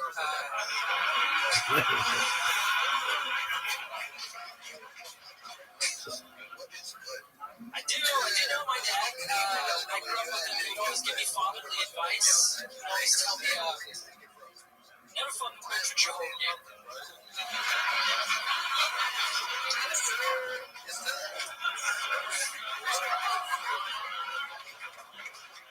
Only ever had a mistake when a bitch gonna go crazy. I'd be like, hey dad, I'm 12. Also, are you talking about my mom, motherfucker? You mean half his dick? That's my mom, bro. Give her the whole dick, right? I don't know. Alright, thank you. Very fun. Very good. Great stuff. Nice to meet you. How long have you been doing stand-up? It's actually like a year this month. Where at? All here in Austin. Boise, Idaho. Boise, Idaho. Wow. Wow, are you the closest thing to a black guy that they have there? This is it. We hit it. This is black that goes, wow. Are you mixed? Yeah, I'm half black, half Puerto Rican. Okay. All right.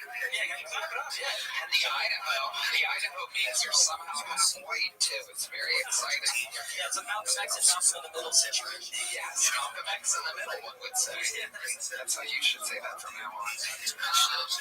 So let me ask you, Tariq, your dad is black, mom's Puerto Rican? Mom's black, dad's Puerto Rican. I grew up with my stepfather. He's black as hell. Right? Yeah, that makes sense. When you say black as hell, can you give us an example of exactly what you mean? Yeah, sure. He like, a little bit of that, not too much of that. He would take like massive shits when I was a kid. Chain smoke Newports at the same time. He was good at any race until you hit the Newports there. Yeah, and they made me stand there so he had someone to talk to. Oh, this is pre-cell phone? This is pre-cell phone. Wow. It's like a fucked up way to get padlocked, like smoke shit and cigarettes. Wow. Yeah. Okay. And what do you think the blackest thing about you is? Really impressed by close-up magic.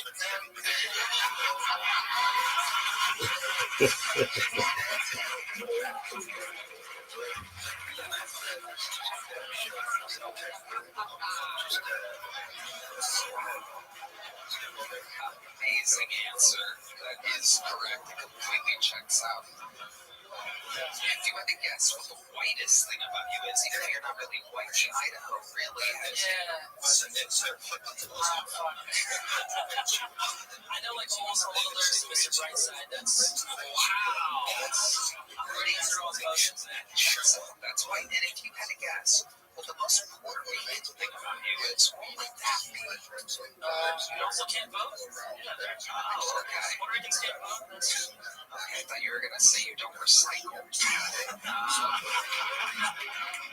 have a recycling problem there. Got me in trouble a year ago. Turns out I was one of the only people that knew about it. Anyway, James McCann. Thankfully, there was a non-fun solution for you. Well, there was a what? A non-fun. That was also good. I was being silly. I'll just toss that magic to make up. Yeah, let's do it. Oh, what do you got?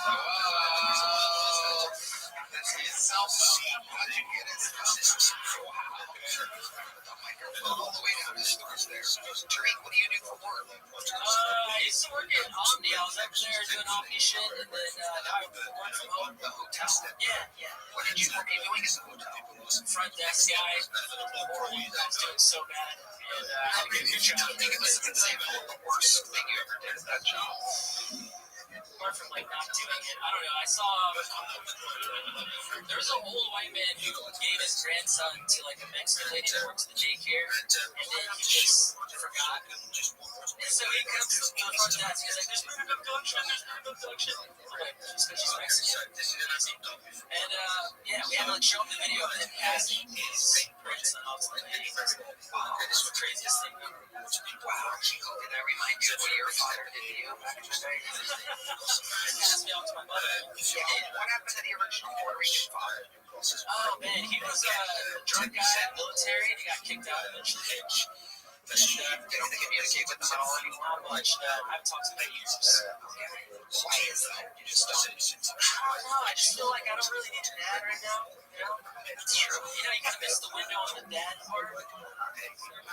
I need a daddy on the couch. Okay. But you consider your stepdad your actual dad? Yeah. And if you had to guess what age you were the last time he made you stay in the bathroom while he shits and smokes Newports, are we talking about since like last Christmas or something? 17, yeah. Wow. Yeah. Oh my god, that is incredible. Yeah. It's amazing. Anything else we should know about you? What you have any special skills or talents or anything? I don't know. I've been getting into gongs lately. Dude, I just want a gong. A gong. Like an Asian instrument? A 28-inch Vietnamese gong. Yeah. Wow, I'm so stoked. We should have started with it. All this dad talk is way more interesting than your index gongs. Yeah, they're badass. So fast instruments. I teach gongs in my car right now, too. Just to see what you do with the arms. Exactly. You just it's awesome. Yeah, it's sweet. You just drag it on it. This is incredible. Yeah, it's pretty good. So just one day's crazy. It's like the gone. If you have Japanese Koreans, you make Philly. Something's really backwards about the beginning of this episode. James McCann. As a drink man had so many common sound effects ready to go. Okay, and with you, I see him on this scrambling trying to get the gong done. An entire set of gongs. You wouldn't believe it. Well, you better not get too many of those gongs. The rip band's going to think it's time for this. Sorry.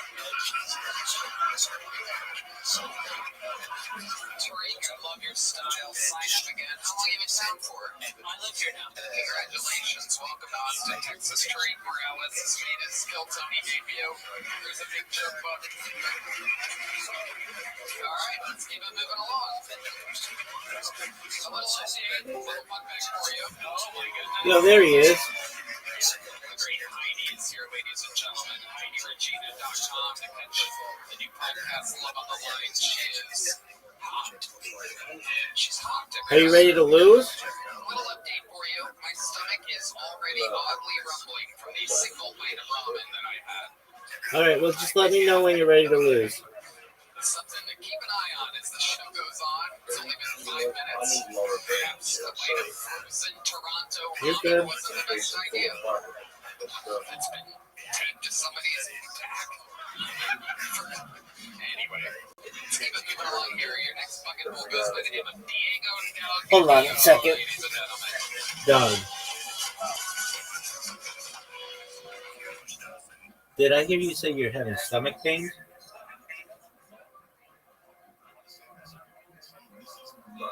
Got IBS. Revenge of playing tournaments. Okay, so are you ready to lose, yes or no?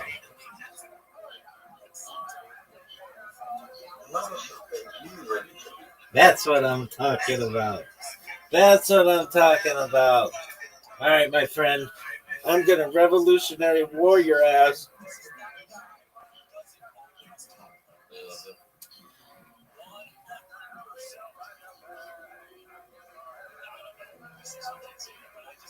I'm sending you the invitation right now. I love that you have your username the same as your name in here because that's baller. Word, dog.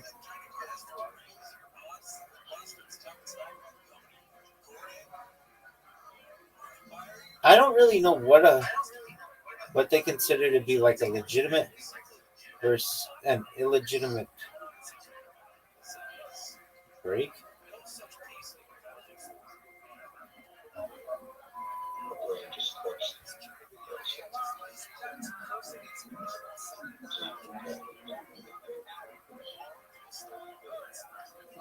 That's good.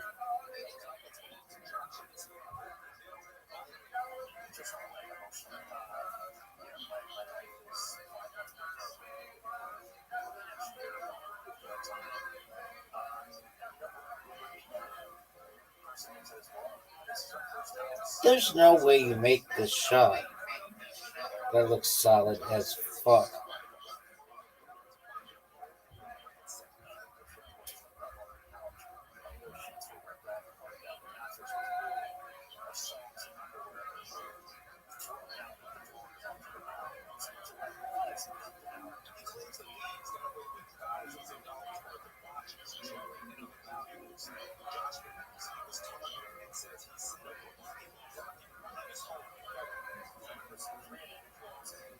No way.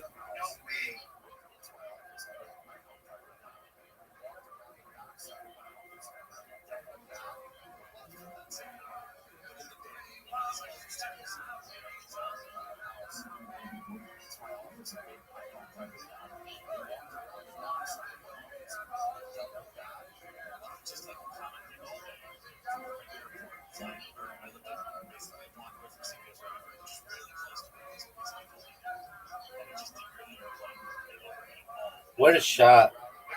That was dirty as fuck. Oh, that wasn't my ball? Oh, that's fucking bullshit.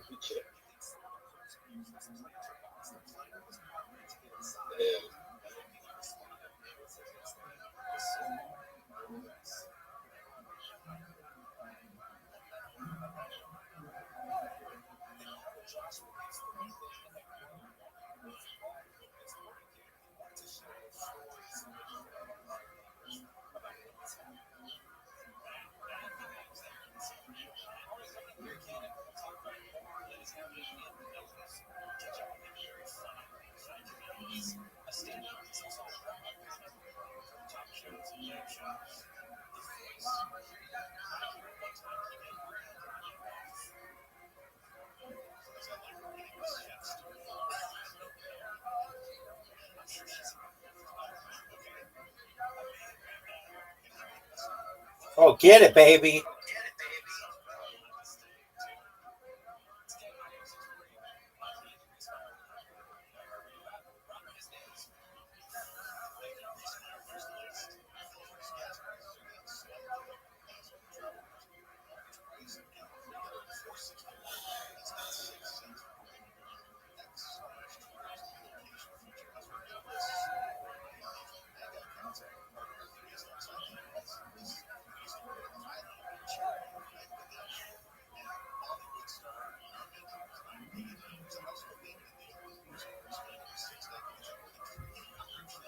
That was bullshit. This is bullshit. No way you make this. I'm glad that you're gonna miss it. Oh, what is this garbage? Why are you shooting it that way? What are you doing? What are you doing? I'm getting old as I watch. Oh, what the fuck, man? You fucked me. Dog. This is garbage. If I knew what the balls were, I would have destroyed you this game. I wouldn't have missed. There's no way you make this, so I'm not too worried. This is an obvious miss. Are you fucking serious? That was bullshit. You should have to call your shot. You and I both know that was bullshit. One of the most bullshitted shit fucking shots of all time. It's the worst. This is terrible. This is terrible, people. People, if you're watching this from home, just know that this game is rigged. This game was obviously rigged. Everybody knows it. And he's going to miss this shot. Everybody, get ready for the greatest comeback you've ever seen. Time is ticking. Oh, go, go, go, go, go. Go, scratch on the 8.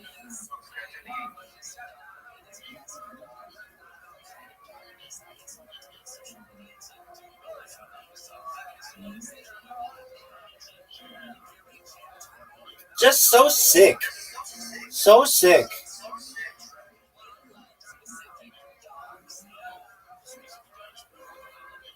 So sick.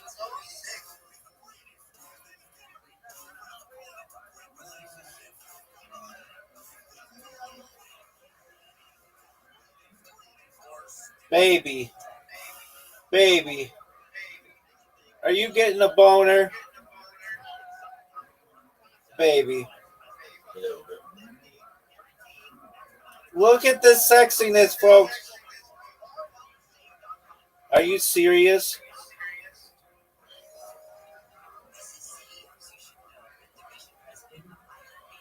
Dog.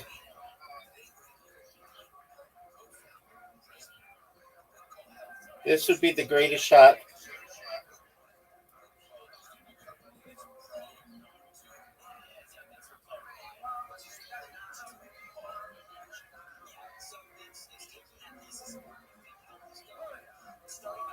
You got fortunate. You're lucky I had to put your balls in for you because you weren't efficient enough.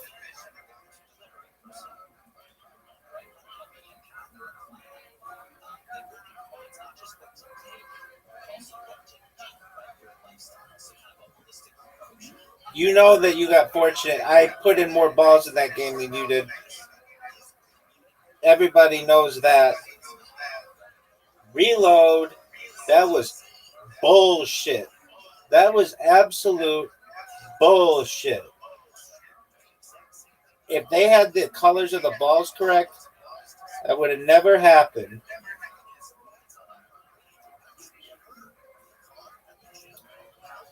Absolute bullshit, Trazeway. The table is open, Trazeway.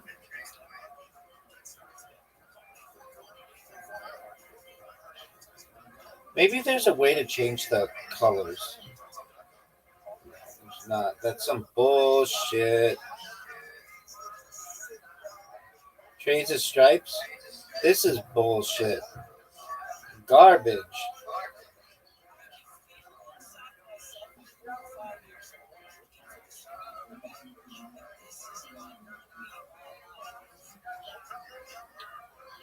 No way you make this. No way. That's a miss, and everybody knows it. Dog. That was garbage. I'm getting better. I'm putting in so many different colors that I can't even keep track. No way you make this. I don't even know why you were thinking about that. You have no open shots.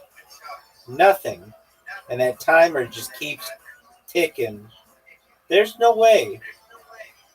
Oh, baby. Shot clock violation. Dog.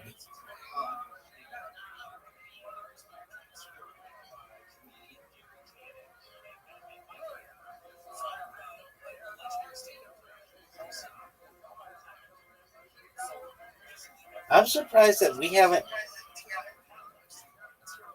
put the 8-ball in. And very few scratches.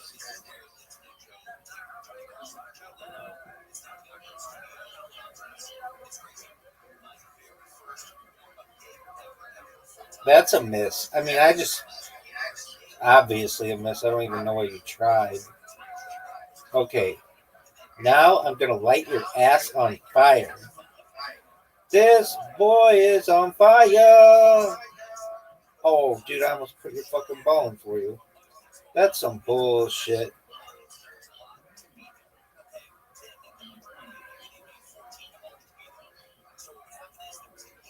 Look how sick this shot is. Oh, man, that was almost really good.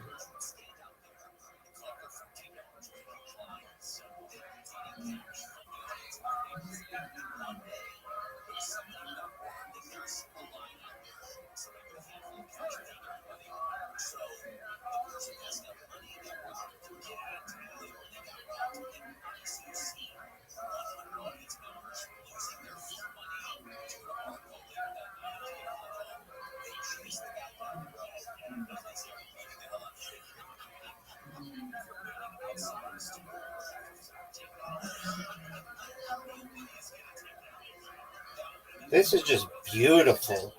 Just absolutely beautifully played. I'm sexy as I do it. I think everybody just assumes that at this point. Just good looking, sexy, amazing. Look at this shot, baby. My question to you is, are you watching this? This is dominance. This is absolute dominance. Baby.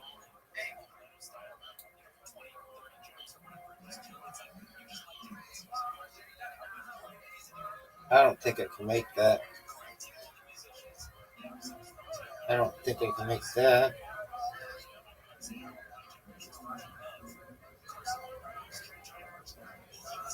Oh, that's your ball? So I fucking scratch it and make your ball for you? That's some bullshit. Once again, I'm putting in your balls for you.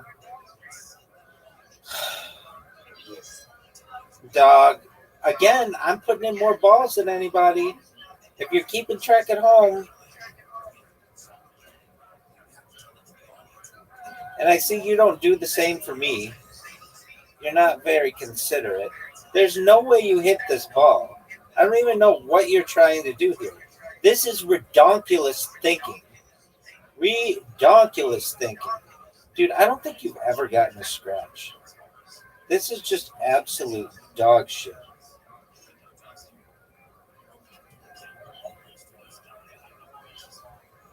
Look how sick this is.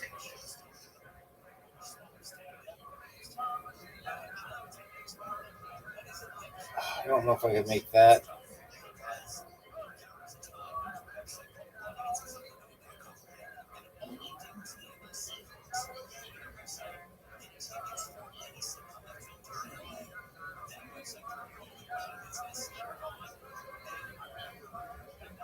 Dog. Dog. Dog.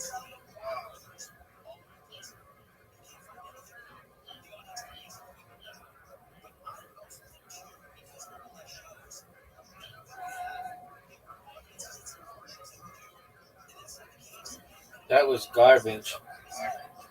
You failed to hit a solid first? Oh, fuck. So then you get to move it around? This is bullshit. This is absolute bullshit. But this is a tough shot for you, son. Trey's way pocketed the 13 ball. This is impossible. I don't even know why you're trying. You should just give me the shot. Just give it to me. Just straight up give it to me. Look at that time coming down. Oh fuck. All right, baby. You tell me which pocket you want it in.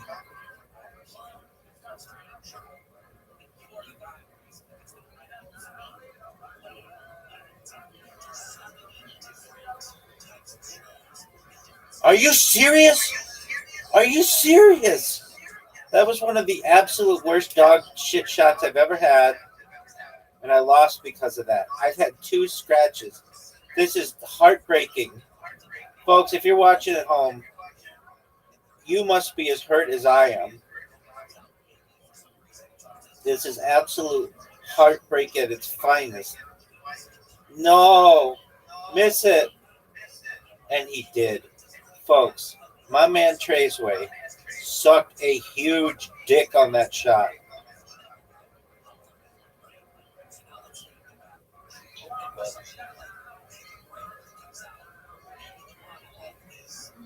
Give me this.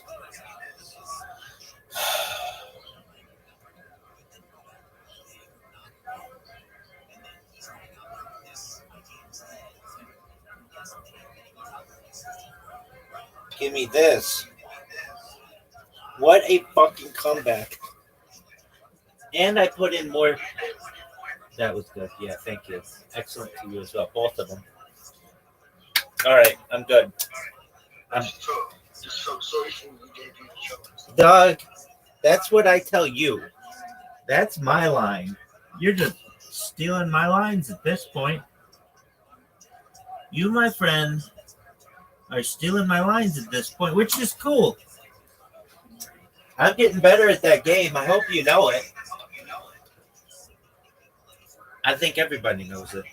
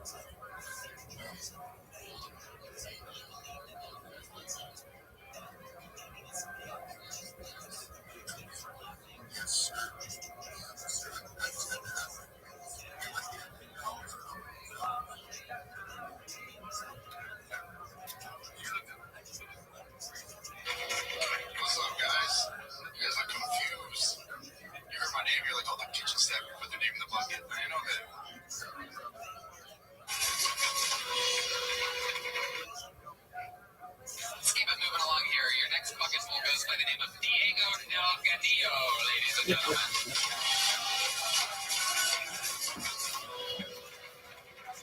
up, guys? You guys look confused. You heard my name, you're like, oh, the kitchen staff put their name in the bucket. I didn't know that. I don't know, man. I'm trying to figure things out, learning a lot. I just found out that if you ask enough questions in an Uber, you get a free Quran. I know, dude. I'm up to 3 Qurans this week. I started making a game to see how many questions it takes until I get a Quran. Turns out you don't even need to ask that many questions. If you, like, the other day I watched an Uber just, like, stressed out enough. I sat down and just went, he turned around, he's like, my brother, what's wrong? I don't know, man, just all these people eating pork and shit. It's really stressing me out. He handed me one off prison. Going through some things with my family. I got a cousin that does OnlyFans. Which I honestly, I found out when I was proud of her. I was like, if you cousin do what you need to make money, I get it. Then I found out she was charging me full price. Some of that because you don't have no discounts, no promo codes. It's cool though. We worked it out just to get to different websites called Only Friends and Family. That was for us. Diego Del Cadillo. Am I saying that right? Diego Del Cadillo? Cool name. What ethnicity are you? I'm Mexican and Colombian. Oh, wow. Okay. Welcome, Diego. How long you been on stand-up? Like 4 years. Where at? San Diego and then New York. Okay, you live in New York now? No. I mean, okay, I've been living here for like 3 months. But I've been living with my girlfriend. She's kind of kicking me out. No, it's not like that. She's just like, you don't get a job. But you don't want to get a job, do you? I need one. It's bad. When's the last time you had a job? August 28th. What happened on that date? Shall live in infamy by the way you responded. I mean, that is an exact date. I moved here. I flew here. I took a flight here. Okay, what job did you have before? I was a barista. In New York? Yeah. Okay, how long were you a barista for? A year. Okay. What did you do before that? Anything? I was a news producer. I produced local news in San Diego. Oh, wow. What did you learn from that job? Let people know how the news works. I was 19 years old, telling like the whole county what was up. I shouldn't have been doing that. I was lying sometimes. My boss would be like, "Sure this happened?" Like, yeah, just run it. They had me translating shit. I don't speak Spanish. I speak Spanish, but not enough to be like translating for the news to be like broadcast. How old are you, Diego Del Cadillo? 22. 22 years old. Look at you. And how long have you been standing for news? Yeah, You started at 18? yeah, like graduating high school. And when did you move to New York to do that? Last August 28th. You move every August 28th? We'll see how it goes. It's looking like November 1st or December 1st right now for the year. We'll see. Why? What's going on here? Not working out? It's not working out, but like, you know, New City, my girlfriend's getting tired of me. But your girlfriend's in New York? No, she's here. She lives in Austin. She came with you? She lived here. That's why I came here. Okay. What does she do? She works in commercial production. She wants you to get a job. How long have you been here again? Like 3 months. 3 months. And have you paid any rent or anything? No. Which is like, it's a good thing, right? We got a good thing going. It sounds like it's kind of going. James McCain, You're going to want to be careful next to August 28th, because you've gone from presenting the news on television to making coffee for people to... I was making more money making coffee. Well, still, there's pride and dignity in both of those things, I'm sure. But,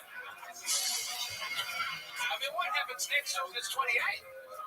Just get down to the bridge and get to work, eh? I'm going blue collar next year. Blue collar 2026 is it. What does that mean to you exactly? Something where I'm working. And what do you guys? Blue collar? You guys got like hammers and shit? Are you around work right now? Are you like asking humans in the audience for a job? Yeah, actually, if anyone is hiring, anyone here. You know, you want to go down to Home Depot because there's less people there now, so you all stand out. That's a good call. through the college. Feel good about it. Honestly, I brought resumes. They made me leave them at the door. They're like, you can't bring them in. You brought resumes here? Not really. I gotta hide it. I gotta be sure with a bunch of fucking noodles and shit. So what has your girlfriend said to you exactly? Like, it's pretty consistent every Friday. She's like, so? You got a job yet? Are you banging her? You going down on her? You pleasing her? Yeah. Are you sure? No. So I'm giving you like the worst performances ever. Yeah. Like, it's pretty loud. Tell us about it. Describe it to us. I'm thinking like, okay, let's get her initials, maybe along about the rent situation. What do you do? I'm thinking, I thought I was gonna like figure it. I'm not. Show a person on the iPhone, just fucking general movements. That's how you do it? With your palm? No. Seriously. Show us exactly how you do it.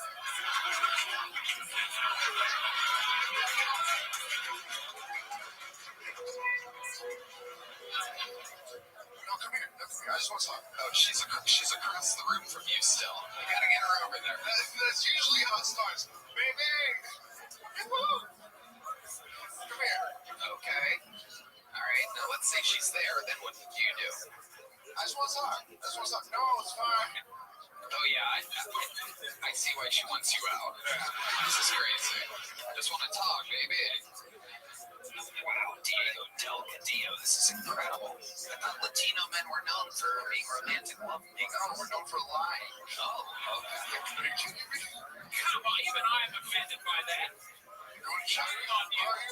Have the Hispanic community not suffered enough without you coming out here and pulling their fingering into disrepute? Yeah, we're suffering because we lie. It's because we lie. Why don't you lie and tell her you've got a job, then maybe she'll come.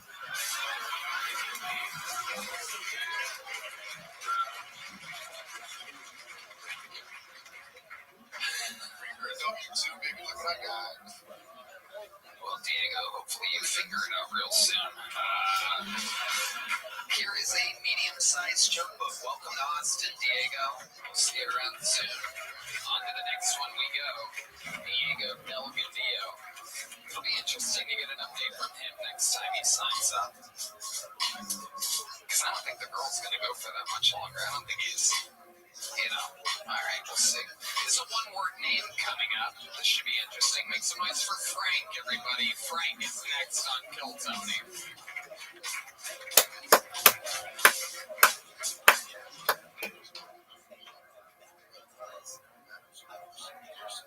So, I've recently been on the internet dating, and it's been an African-American female that I've been hanging out with. She's about as Caucasian as they come, and so I introduced her to my family. She was straight down the middle until about, 5 days ago. Making love, and she was and it was the first time at that moment I realized that there was something deep inside that hadn't been released yet. But you've woken up a monster since last time because you motherfuckers on Reddit are unbelievable. The death threats and shit that you gave me, priceless. Works bucket pool, you've woken up a monster. You have no idea. I wasn't even entertaining comedy until now. It's for you motherfuckers. Frank, no one even remembers you.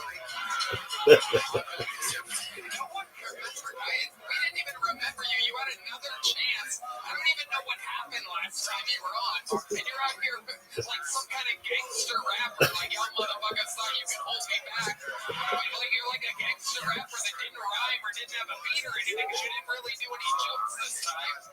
Like, you had us at the we were waiting for a joke. You had like a left jab that was set up, and then nothing. And then you're like, and by the way, do you motherfuckers on Reddit?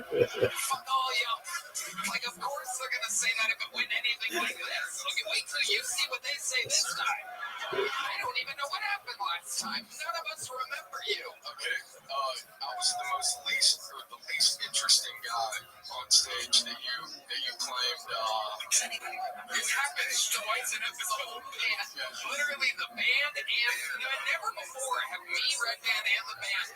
sort of human being.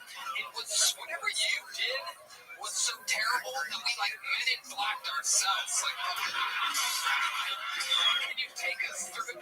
You're like, let's check in with Jeff Dye and James McCann. Maybe was the most forgettable call ever. You're like the opposite of 9/11. You're like August 28th. What the fuck is going on here, James? We'll remember this one. I like this one. 30 seconds of stand-up, 30 seconds of responding to death threats. This is an art form. I think that's good. I think lean into that. Death threats. So was there anyone else genuinely kind of like, oh, he might pull a gun out or something? Like it was a little, like I love you, buddy, but I was like, oh fuck, I'm not gonna. It was like a period of time where he was just straight performing in my eyes, and I had to remind them that there's 300 fucking humans this way. You were just performing for me. You gotta look at that. You think I'm the guy from Reddit? I'm Kirk Real Kid 55. What? Kirk Real Kid 55. Okay. But so big. Did you plan on coming in and responding to them and you held yourself back for a while? Yeah, it was a long setup. What was the snap? What caused you to... Yeah. What exactly was the death threat that you think you got? Well, it's a different crowd, honestly, but I should have maybe kept that in mind. Not well thought out. I love all of you. D-Madness just went to post on Reddit right now. He's literally never read anything his whole life. But he's gonna start right now. Jeff Dye. Doesn't a little part of you kind of get it, though? These Reddit motherfuckers are pretty mad. I mean, yeah, if you look at it. Yeah, I mean, if you look under a rock, you'll find bugs. I had never gone on Reddit. I didn't know there was a Kill Tony Reddit where people just... So wait, what are you even referencing? All of my friends and family that watched the video and reached out to me because the whole crowd booed me the entire time. Oh my god, no, don't start that, Jesus Christ. What did you say or do the last time that was this terrible? I was short-witted, I wasn't quick to answer your prompts, and you put me on the spot several times that I was... Yeah, it's an interview. Yeah. You're doing good this time. Was there a reason why you couldn't answer my questions last time? Yeah, I just spent 25 days alone in Idaho with a... There was a guy from Idaho here just a moment ago who did just fine. He lives in Boise. He's half Puerto Rican, half black. How about half white? Idaho isn't an excuse, buddy. I've been speaking for 24 hours before getting on this stage. I hadn't said another word. Do you have any jokes? Did you prepare a joke for this? I want to hear a joke from Frank. Here we go. Ladies and gentlemen, doing his first joke of the night, it's Frank. What kind of jeans does a ghost wear? What kind? Blue jeans. Oh my god, you really set yourself up for that one. You literally have the word boo in your punchline. They're saying boo! Yeah, they're big fans of the joke. They want you to make merch. They want you to make merch. Boo. They love the joke. Yes, they do. Yes, they do. Hey, Jeff Dye. Can you explain the joke that you bailed on about that? I thought you were suggesting the one he had sex with that went, that dad had awoken a monster. But then, no, you were saying that they have awoken a monster. Let's get back to that girl you were fucking. Yeah, are you sure she didn't say, ooh?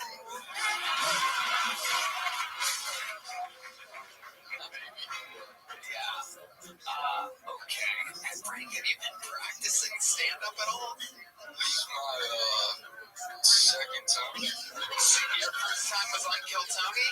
Yep. Frank, you have to try this other places. I understand that. I've been watching the show and I ran here. I didn't know. Why did you walk? I ran 8 miles and stopped in for a pint at Shakespeare's, put my name in. But you were just having a drink at Shakespeare's and you're like, sure, I'll line it up.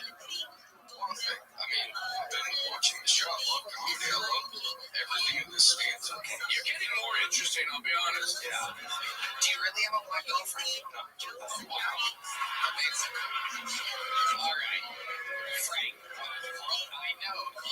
Frank thinks this is like his, get her done.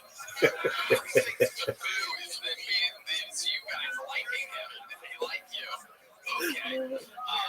Frank, you have to try other places. You have to get good at this. You can't just be the guy that people love to hate on Kill Tony. Okay, what are your friends saying? But Tony, that's got pretty well for you on the Reddit. Oh, it's a silly joke. You said you can't be the guy people love to hate on Kill Tony. And I was, hey, listen, we're all having fun. Yeah, all right. We're all having fun. You've got the fight in you. You've got a terrible work ethic, but look at you. I think you could beat him. You said that your friends and family reached out to you after your appearance on the show. What did your family say about your performance? Did mom or dad talk to you? Yeah, what did mom say? Initially was not a fan of the crowd because She blamed the crowd too? no, it was because she's Wow, it runs in your genes, your weird genes. All right. They just reached out because it was my first time. It was terrible. It was just Frank. imagine it being worse. Yeah, I think it was. I can't imagine it being. All right. Frank, did I give you a little joke book last time you were on? Yes, you did. Yeah. Do you have it on you? Can I have it back? Red Band's got a great idea. Do you have it on you? I want you to bring it back. I want you to leave it at the ticket booth of the mothership next chance you get. You're the first person in the history of the show that I've ever repoed the little joke book.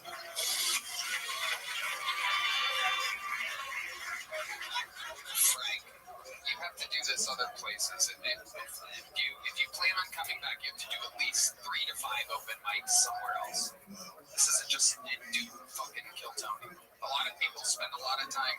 There's tons of people in this bucket whose passion in life is this. They're waiting to get pulled and be a star, and you're clunking it up for them because it's just a bucket. You're taking an opportunity from someone that's truly ready and prepared. They're going to Frank everybody with absolutely nothing. He has to return his little joke book for the first time in the history of the show. 12 and a half years we've been doing this show. The first man to return a little joke book. I got bad news for you. It's another one-word name, but as you know, anything can happen. If you thought Frank was bad, you may love the comedy stylings of Bob, everybody. Here comes Bob, everyone. Uh-oh. We know Bob.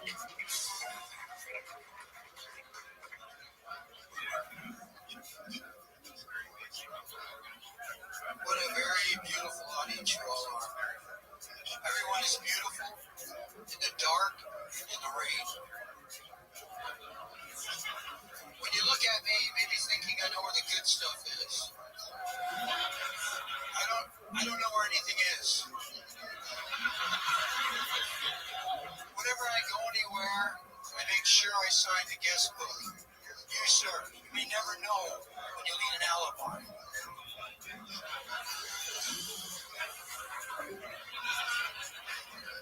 Whenever I cross the street, I look one direction. And then I pretend to be a squirrel and I go for it. I really like excitement. I dated a short bisexual woman, and she said to me, I want to tell you something, but I don't want you to get upset. What I've just said is a really good thing. It's really good. She said to me that I eat pussy like a girl. So I've got that going for me. Fuck yeah, Bob. Welcome back, Bob. It's been a while. I remember you. 3 years. It's been 3 years. Signing up for 3 years.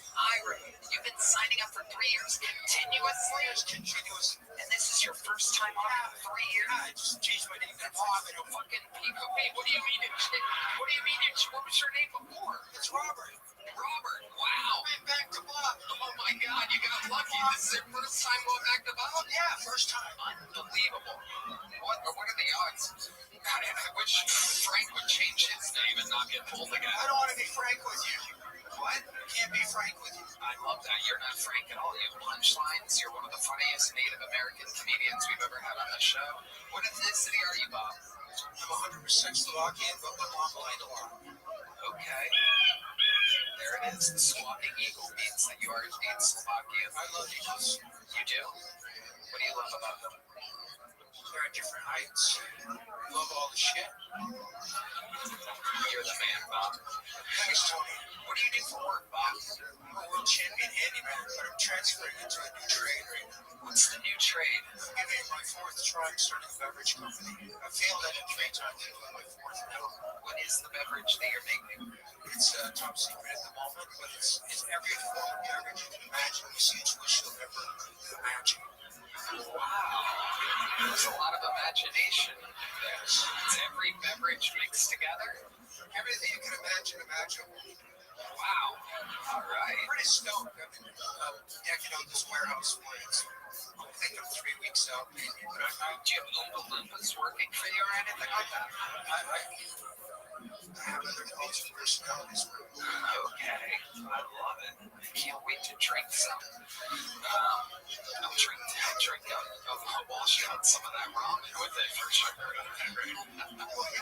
you feeling the ramen a little bit? What do you mean you're smelling it? What do you mean? Have you farted? No, I haven't farted. I have no idea what you're talking about. No, I've not been farting continuously throughout the show. I'm not suffering from food poisoning right now and just plowing through it because I'm an unbelievable host. The adrenaline takes over, perhaps. Every once in a while. No, all right. And anyway, my farts smell like hibiscus and eucalyptus, by the way, so you don't have to worry about that. Okay, so Frank, Bob. Not Frank. I know you're not Frank. How many times have I called you Frank, Eddie? Just once. Okay, perfect, Bob. What do you do for work? How do you survive? How do you make money? I can fix or build anything.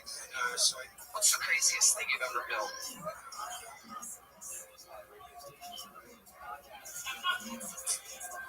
A Chinese pedicab. You built a pedicab? Yeah. I retrofitted a pedicab with some electric batteries. Okay.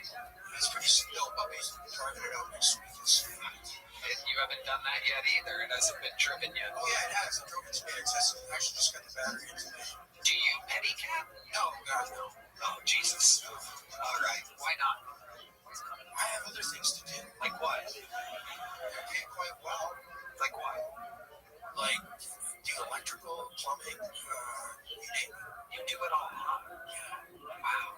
What's your love life like, Bob? It's what? It's dry. That's why I like the rain. Okay. Do you have your electrical license? No. No, he's completely unlicensed. This is a guy that's making a beverage with everything mixed together. That's right. Wow. What else would we be surprised to know about you, Bob? You seem... How old are you? I have no concept of time. That makes sense. That makes sense. You seem like you could have fought in every war that's ever happened. Vietnam, Civil, the Mexican-Indian War, Comanches versus the Apaches, perhaps. I actually feel that I was a pirate in some way. I have a ship on international waters, and I have Amazon women guarding my ship right now. Wow.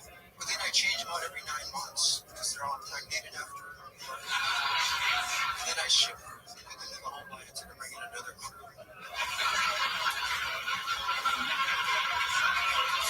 Wow. You are amazing. You're so stoic in your delivery. You're such an interesting man. So crisp. That's a very crisp delivery. The way you said that, the way you kept your cheekbones up high. I can't help that, Bob. I can't help my cheekbones. Talk about it. Red cat. I can't believe a fart noise gets that type of roaring. Just a roaring laugh. This is the fan base that I've accumulated. All right, Red cat. Okay, very good. You know you're not allowed to have 2 fart noises in episode. Okay. Give us one more fun fact about your life. I shoot, for fun, I shoot ropes. Wow. Yeah, like I go for a leisurely drive. And look ahead. There's a dead crow on the side of the street. car and I look at the crow. It reminds me of my second grade school teacher, Mrs. Crow. She used to pull me out of the chair by my ear and stick me in a corner. So I get out of the car and I shoot Mrs. Crow with my little cannon. I love animals. I shot her with a cannon camera. Bob, you are something else. I love it. Congratulations on getting pulled again. Did you have fun? It's all right. Thanks, Tony. It's great to see you again. Last time I saw you was San Antonio. San Antonio. We did a Kill Tony there? You did that show there? I did stand up there. Yeah. And you went to My son. I did. Little Bear. You remember me?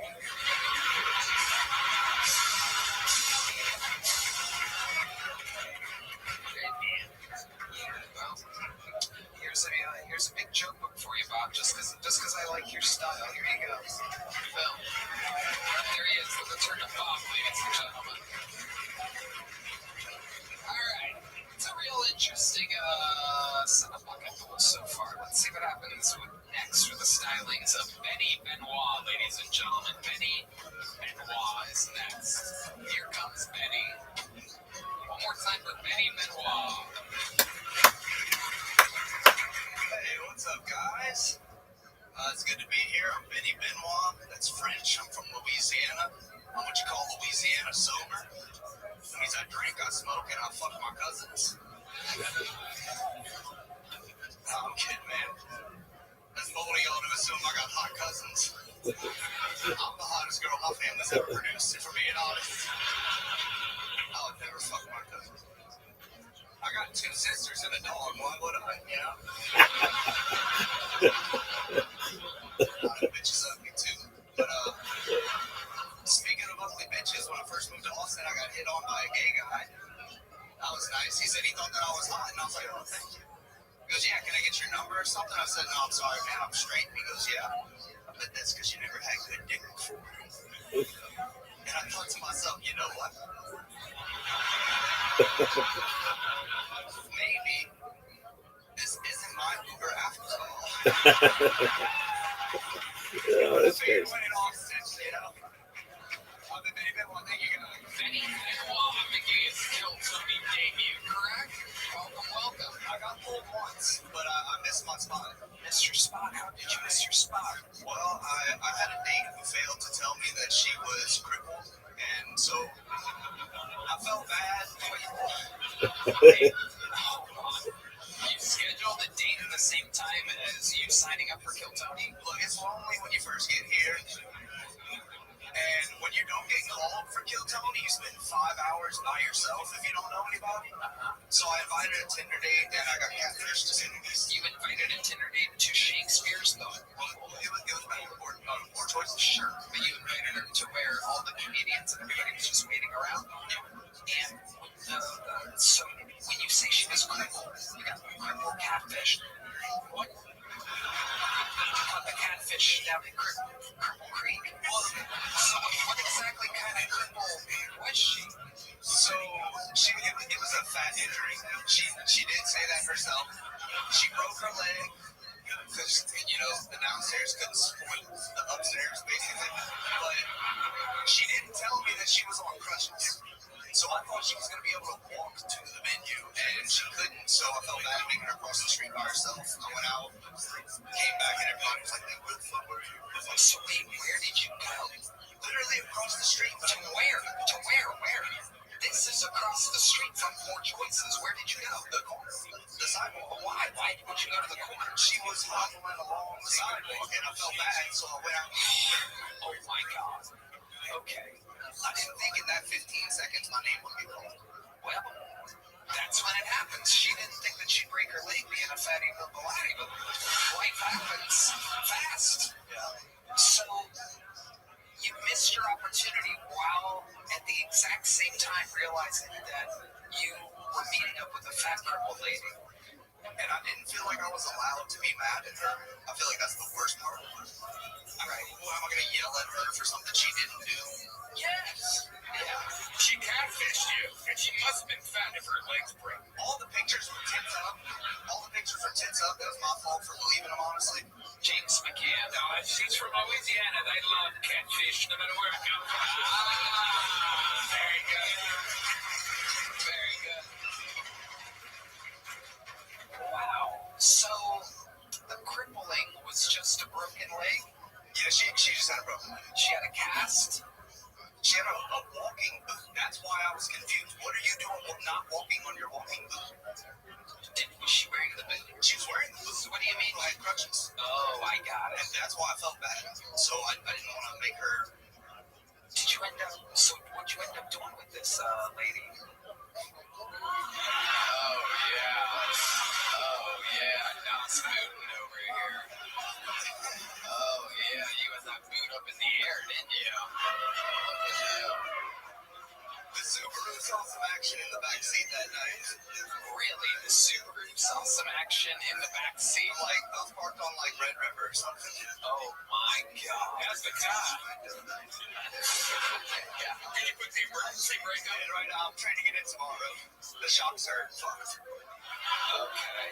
She couldn't have been that big if you fucked her in a Subaru. She wasn't that big. It was more of, like, the way things were laid out. Okay. A lot of shapes. Top heavy. Right. And then, the whole missing out on Kill Tony, the whole. She had to. There was a lot of factors stacking up against her. Did you know at that point when you were hooking up with her that you had missed your spot? Oh, yeah. This was like, after I missed the spot, I was like, well, we might as well get shit faced now. Like, the fuck is the rest of my Monday now? Right. So we just kind of went out and had a few drinks, ended up in my back seat.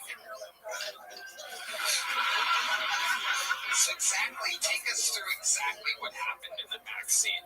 I really didn't think we were going to talk about it. Well, there you go. Expect the unexpected, Benny Benoit. It was a lot of like, all right, let's do this, and then it was a lot of, I'm scared. So like what? Wait, was that you saying you're scared? Yeah.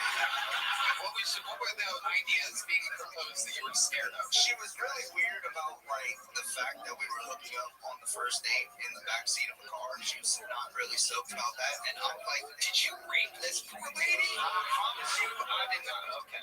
I was really focused on the. You want to catfish me? Shut ya. There it is. I miss my goddamn Kill Tony for this. No, I was really, I was kind of focused on the fact that I'm definitely never seeing her again, so we might as well get it in while we're here. Wow, good Lord. You might be the worst man with the last name Benoit I've ever heard of.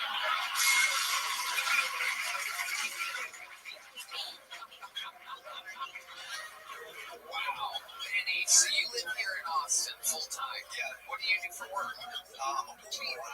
Oh my God, look at you. You're just out there fucking everything that moves, aren't you, Benny Benoit? I've knocked down some questionable creatures. I'm not gonna. Tell us more about it. What have you done as a pool guy? A lot of single moms out there? It's kind of weird. I'm not gonna jeopardize my job for. You're okay, buddy. I'm pretty sure you just admitted to raping a fat cripple. I don't think you can lose your job as a pool boy on Kill Tony. I meant like in person with the women. They like, I don't know if you've talked to women a lot, given. Very good, Benny. You got me there. Very good, you fat fucking. You fat fucker.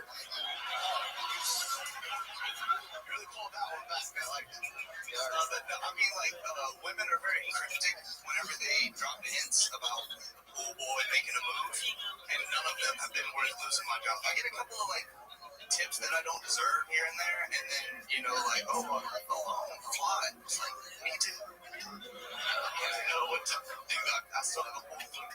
Okay. I did, there was an older lady that I thought was hitting on me, but she turned out to be a multi-level marketing, like, you got sold on a scheme. No, I didn't fall for that shit, not again. Well, yeah, that can't happen.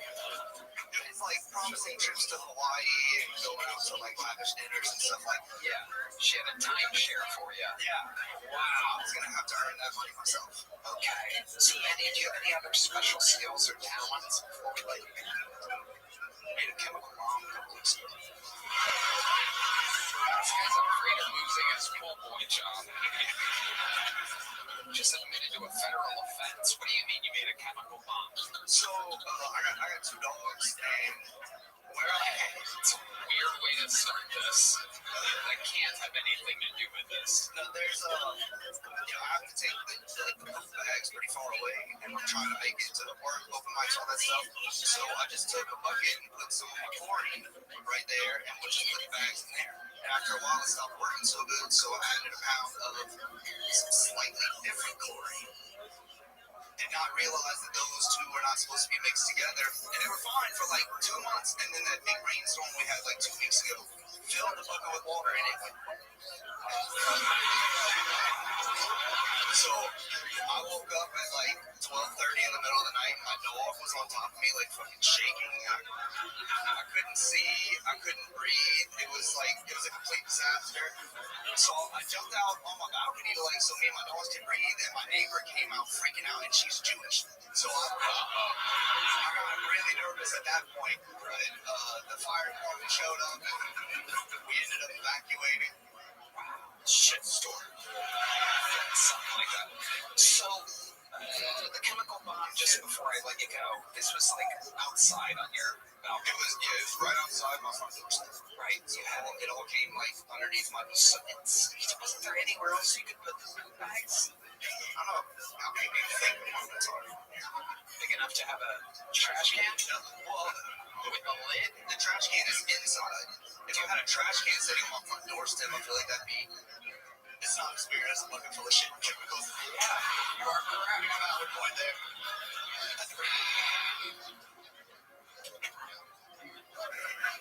Benny, I like your style. Very funny. You're a funny man. Welcome to Kill Tony. Benny Benoit, ladies and gentlemen. Well. Ladies and gentlemen, we have a new regular on the show. It is absolutely incredible. You guys are going to love him.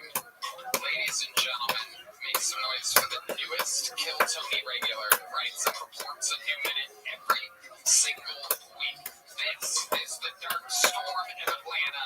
Make some noise for Dedrick Flynn, ladies and gentlemen.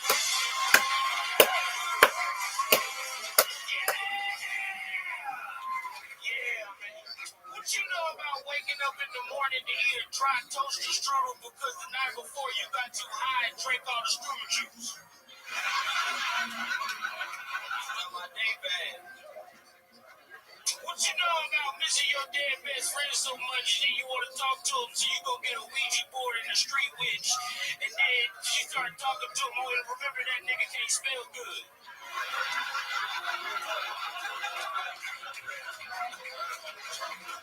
That's just crazy. I'm 35 years old, and then I realized the other day I could fight, but I can't heal. I'm not gonna reverse Wolverine. We just gotta die after this. I don't got no ACLs. Now I get why when Jesus was 33, he was like, kill me. Kill me. Because if you get acid reflux one time, you nail me to the cross. Shit. Even God was like, yeah, my son shouldn't be 35. That shouldn't happen. All right, I love y'all. Dedrick Flynn, the Dark Storm of Atlanta, has arrived yet again. Everything 100% spot on. Acid reflux is real. I hate it. Shout out Tom. Yeah, Tom saved the day. I take 2 almost every fucking day now. It's a nightmare. Jubo He's going with our senior acid reflux correspondent, Brian.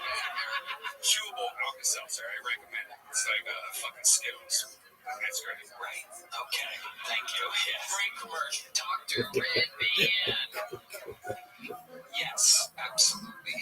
So, Dedrick, you are the fucking man. Tell these people something about you we don't know, Dedrick. Oh, man, bro. I'm a big ass fan of Monster Truck Jam. I fucking love monster trucks. It's like Olympics for rednecks. Hey, but you know, they in the truck. I think it should be in the Olympics, honestly. If you want to get there, I just like to see shit go flip. You know, it mean a lot to my soul. This spacesuit I got on, ain't a spacesuit from one of my favorite hardcore bands, Between Buried and Me. I just want to shout that out because, you know what I'm saying? Because I'm the official captain of the mothership and I'm flying y'all. Yeah. What's the name of the co-pilot? Yeah, totally. What's the name of the band? The name of Between the Buried and Me. And that's like a, are they white? Yeah. So they're the Sprinkle Band, man. I can't picture you going to a white band like that. Oh, bro, Mosh. Man, he just said he likes monster trucks. Yeah, I guess so. Yeah, he's from Atlanta, though. That's like a thing. Yeah, man, that's Mastodon's from there. Like, yeah, Braun, that's my homeboy, the drummer, Mastodon. He's my Batman partner. We ain't won a game yet, but it's been fun. You play badminton, too? Oh, yeah, I do everything fucking cool, Tony. I do cool shit all the time. I'm just poor. You know what I'm saying? D parts, instant parts, I'm in there. Water slides, I'm in there. You know what I'm saying? Above ground swimming pool, I'm in there. You know what I'm saying? Arcades, I'm in there. Pinballs, I'm in there. You know what I'm saying? If they got some fun, I'm in there. If you going bowling, I'm in there. You go to Six Flags, I'm in there. If you go to a party, I'm in there. If you give me a party, baby. If you give me a party, baby. Check out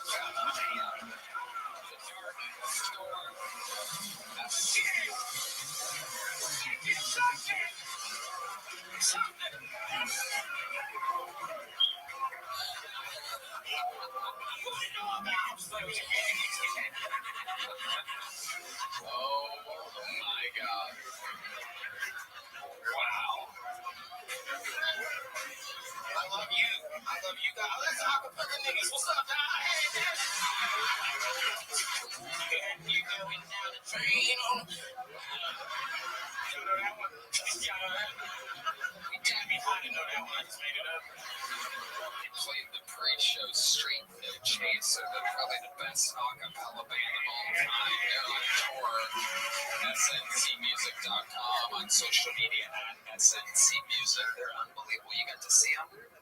I saw movies up there chilling. They had a little bopping and jigging. And then I had borrowed his shoulder thing to massage. I got a knot out, so my shit was real loose with. You know what I'm saying? I was out there getting it. They got shipped the job. We got the movie center. Yeah. Y'all give me some tickets to go. Yeah. My girl like musical theater, so I'm gonna get some pussy that night. Hell yeah. Absolutely. Let's check in with the great Jeff. Do you guys ever sing Where in the World is Carmen Sandiego? That's the only acapella song I fucking know. You guys do that? You want to sing a little bit of it, Jeff? No, I don't want to sing it. I want to hear it. Don't worry about it. We're not going to put them on the Carmen Sandiego. Just want to hear it. Son of a bitch. Dendrick, you are unbelievable. You are perhaps, I mean, you truly are a fucking storm. It is incredible. You come in and you take over every single week. We love you. Thank you. Thanks for the goddamn noise for the great, powerful Dendrick Flynn, ladies and gentlemen. And it goes on and on. Back to the bucket we go. Ooh la la. Some noise for Heidi, everybody. Wow. Yes, indeed. Auga, indeed. All right, your next bucket pull. We know this one. Make some noise for Charlie Shee, everybody. Here comes Charlie Shee.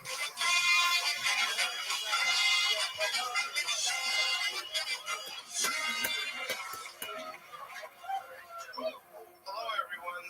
Here's your daily dose of racism.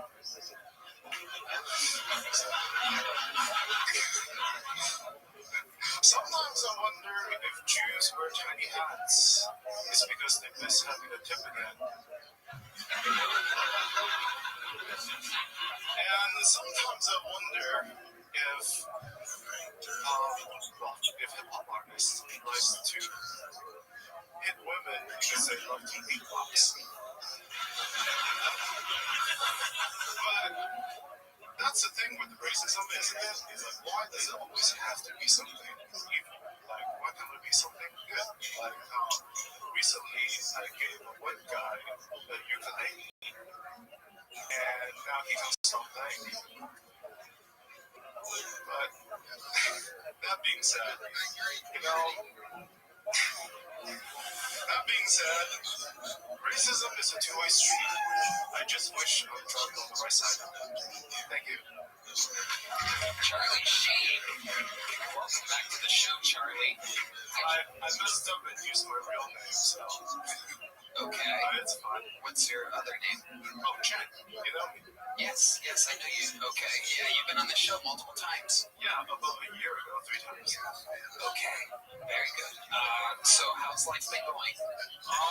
It's been doing better. Okay, right. We get it. They're Asian. Maybe Native American.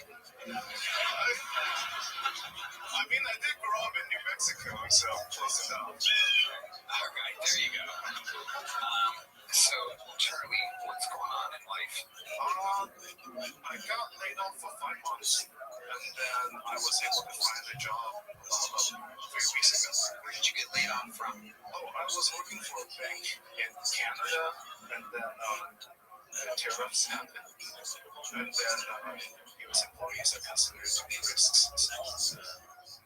So now where do you work? I work for a particular university here. You work for what? A university. University? Yeah. Okay, what do you do at the university? I fix computers. Fix computers, okay. All right. How's life been going, Charlie? Are you still... Yes, I'm still trans. It's just that, yeah, but I mean, you wrote down Charlie today. Are we going backwards? No, it's because I had a long day at work. I was on the phone for 4 hours. You were. Hold on a second here. This is breaking trans news. Hold on, I didn't know this was possible. But it turns out if you're trans and you work too hard, you go back to the human that you were before. This is the first time we've seen this before. We're always learning about the trans community here. This is interesting. You went from a Pocahontas to Pocahontas real quick. Well, Charlie, did you have a broken leg a few months ago by any chance? Yeah, the third leg is alive and well now. Oh, wow. Okay, Charlie. All right. So you worked so hard that you signed up as Charlie. That's what you're saying? I guess I wasn't all here when I signed up. I'm sorry. No, I mean, there's no reason to apologize. I find it so interesting. Well, now I guess the cat's out of the bag, so to speak. So, yeah. Or the dog's out of the bag or something like that. So how's transitioning been going for you? I don't know if you guys can tell, but this used to be Charlie, and now it's Jen. It's my first time on the show. Yeah, you're on the show. Yeah. Hello. Nice to meet you again. And you kept the penis. We spoke about that. I mean, you made a joke about it. I mean, being laid off and taking a 30% pay cut is no way to get to the point where I need the money for it. So, yeah. I also imagine that would also compromise the week.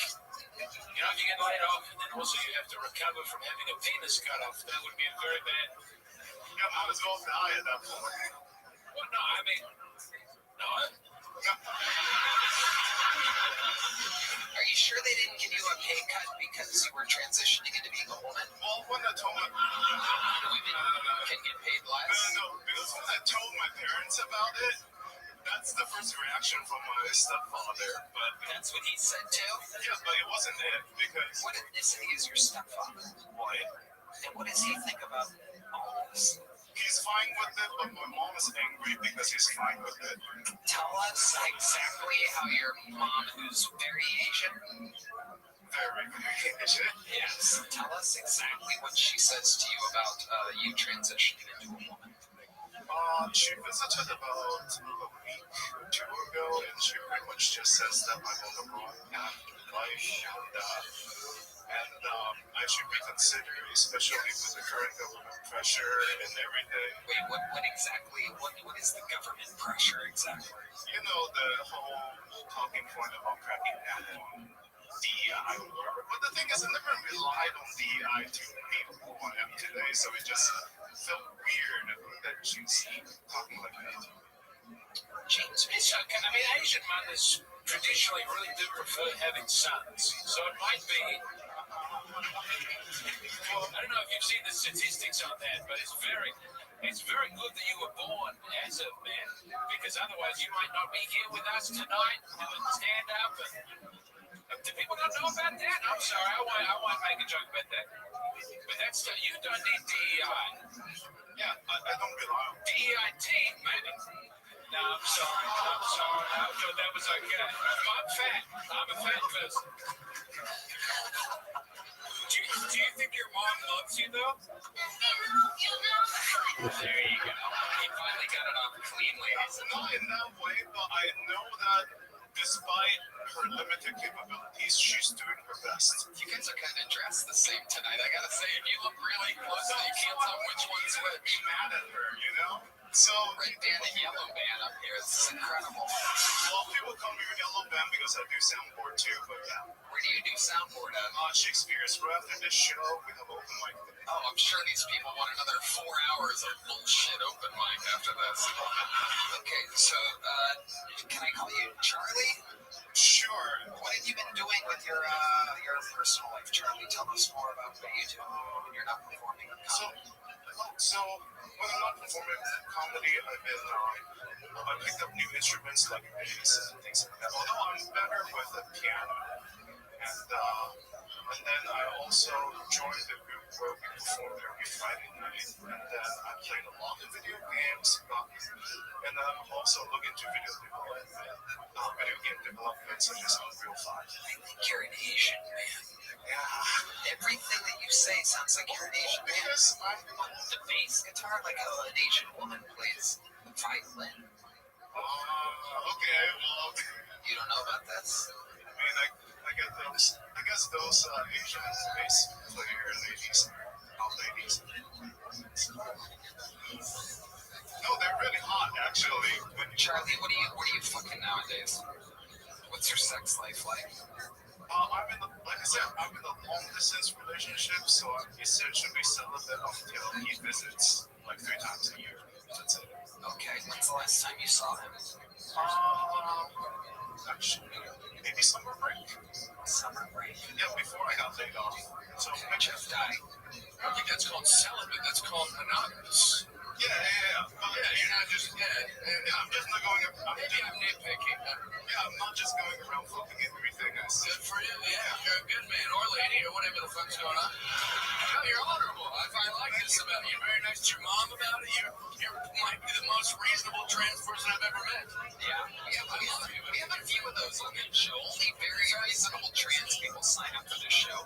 We're yet to have an unreasonable trans, which is crazy because anytime I'm out there, it's almost always an unreasonable trans. In here, for some reason, very reasonable trans. You're the second Asian up here tonight that loves raw men, by the way.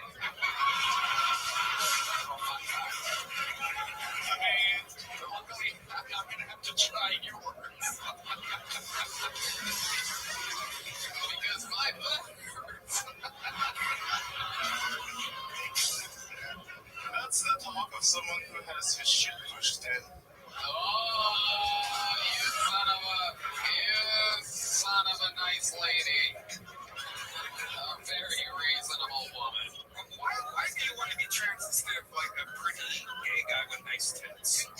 Good question, Red Man. A lot of people are expecting Red Man to win a Nobel Prize. Questions that he asks. That's what happened in the history of time. Why do you want to be trans when you can be a dude with fat tits? Why would you be exactly what Red Man wants sexually? Yeah. Why do you want to have a dungeon when you have those awesome dragons, dude?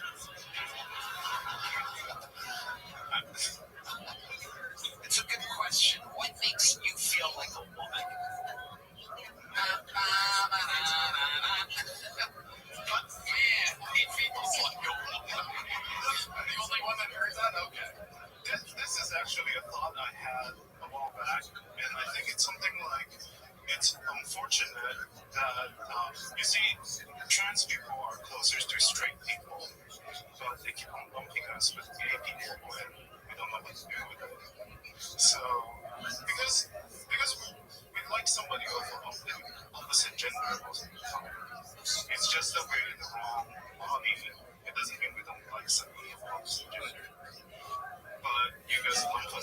people, you know, we're like, oh, well, I mean, Are you pivoting to homophobia? well, I don't know. It sounds like you might be going, I love acting with these big-ass people over there. Well, like you. It's not a bad strategy.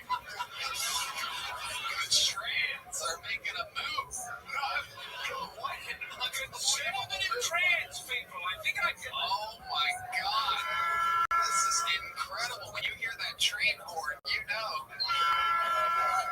It's train. I guess what I'm trying to say is, It's the best speller. It's like train horn. I've been waiting to sound effect forever. Incredible. You haven't turned out. all our trans people are gay, I guess, so that's what I'm trying to say. Okay, but when you're butt fucking your boyfriend with your dick, you must understand why you're clumped with gay guys, right? You don't butt fuck, you take the, wait, oh yeah, that makes sense. Yeah, I think that. What do you do with your thing? Women should stop it. Oh, jeez. We stumped it. You know how hard it is to stump an Asian boy with an easy question? In the classroom, you guys rattle it right off. Oh, man. Most of the time I don't do anything with it. You don't do anything. Well, you don't like to come? I do love to go. What makes you come? That's just not a good fucking, okay? Wow. I mean, I like the kind of good king where the hips meets the butt. It feels like he's slapping me while he's thrusting, okay? I don't know why people clump you into the gays. There's nothing I love more than getting butt so hard that it feels like the dude's beating me up during it. Anyway, not gay at all. Totally just Charlie getting butt if I did. Why do you clump me with the gays? America's come a long way since Johnny Carson. You know what I'm saying? Johnny Carson used to sit in a suit and tie and have a nice conversation with a movie star. So, Charlie,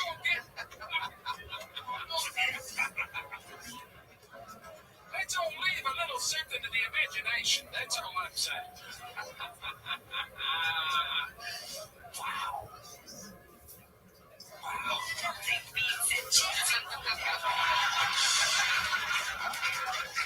Charlie, I like your style. Great interviews always. The minute, you went with it, you committed to racism. It was good. It was okay. It's fun, But really, the interview, you just crush. You're such an interesting person. Thank you. Whatever you are, you're interesting. Here's another big joke book. There you go. Catches like a man. Catches like a man. Right off his tits. It's right off his tits. Their tits. Their tits. It's tits. Speaking of real tits, there's the lovely Heidi, everybody. So real.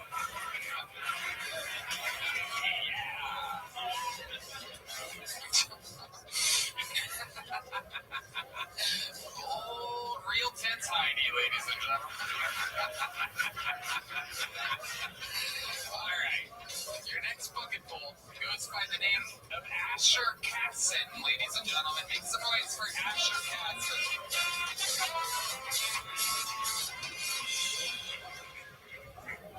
I was on a date with this girl and she started talking about her ex. And out of nowhere, she started talking about his dick. And for some reason, she felt called to mention he wasn't even that big. He was like maybe your size. And that's not the fucked up part. See, the fucked up part was she said this during the movie, like previews. So I gotta sit through Twilight now. I'm thinking about this shit the whole time. Okay. It's fucked up so much for the whole I couldn't bottom of this popcorn bucket. I guess we're not using that anymore. I gotta walk down from aisle J, just trickling little kernels the whole fucking way down, pissed off. Okay. I ended that day, and I went home and I did the old-fashioned confidence booster dose, where you measure it up against the TV remote. This is like 2012, though, okay? So it's like the big-ass Comcast ones. I don't even reach the guide button. Then I start fluffing it and trying to get every inch I can. Next thing I know, Disney Channel's on. I got my wiener out. It's not good. Kids these days are lucky though. They got Roku remotes. Roku remote, I can feel it real confident. I'm actually guessing that you guys are. Asher, welcome, Asher. Thank you. How long you been on stand-ups? Just about a year. Just about a year. Where at? LA. Oh, in LA. That you still live there? Yep, 100%. I drove out for this. So. You're born and raised in LA? I was born in Seattle, but lived in LA my whole life. Perfect. Amazing. What do you do for work? I just got fired, actually. From what job? I worked at a place called NutriShop. I sell protein powders, vitamins, stuff like that. Why did they fire you? Because of this, actually. I flew out the first time. I called the time off. I didn't make it back in time, and they said, we're firing me. But that was 2 weeks ago. Okay. Yeah. How many times have you signed up for the show? Just twice. This is my second time. Nice. Okay. So, Asher, I'm going to ask the question that everybody wants to know here. How big is that dick? I mean, every good joke's got a little bit of truth to it. A small bit, but, it's a solid 6, I think. Solid 6? How do you have a tape measure? No, I'm kidding. Okay. And this was your ex-girlfriend? Or is it? No, it was just a girl I was talking to at the time. You have a girlfriend now? I do. What does she do? Are you making her up as I ask you questions? Well, I'm in a transition, okay? So was the last comedian. Yeah, no, my last girlfriend just left me. Yeah. Hit the train horn button. Your last girlfriend left you. Why did she leave you? It was because I had a porn addiction. Oh, okay. What types of porn are you watching? Black. Okay. Black porn, for sure. What is it about black porn that you love? It's entertaining, like they talk during sex. I didn't know as a Caucasian I was allowed to do that. What are some of the things that they say that you like? Just give them a little spotlight here, Kino. Tell me this Draymond's pussy. I like that one. Oh, okay. Okay, give us another one. You can take all of it, quit running. Oh, shit. Yeah. All right. I like that. Okay. I haven't had a chance to use it myself, but I have some that I use, though. What do you use? Someone called PETA because I'm killing this pussy. PETA, like the... Oh, like your cat. Like freestyling during the sex intercourse now? Yeah. Whatever happened to a good old-fashioned kiss on the cheek and I love you, baby? Yeah. That's gay.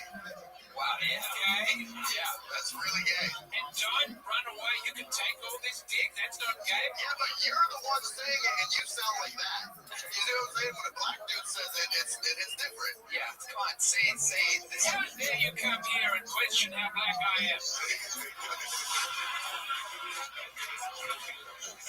How do you know this is Draymond's pussy?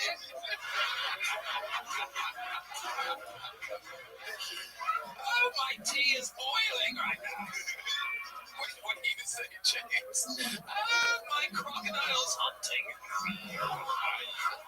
Oh, what a didgeridoo all night.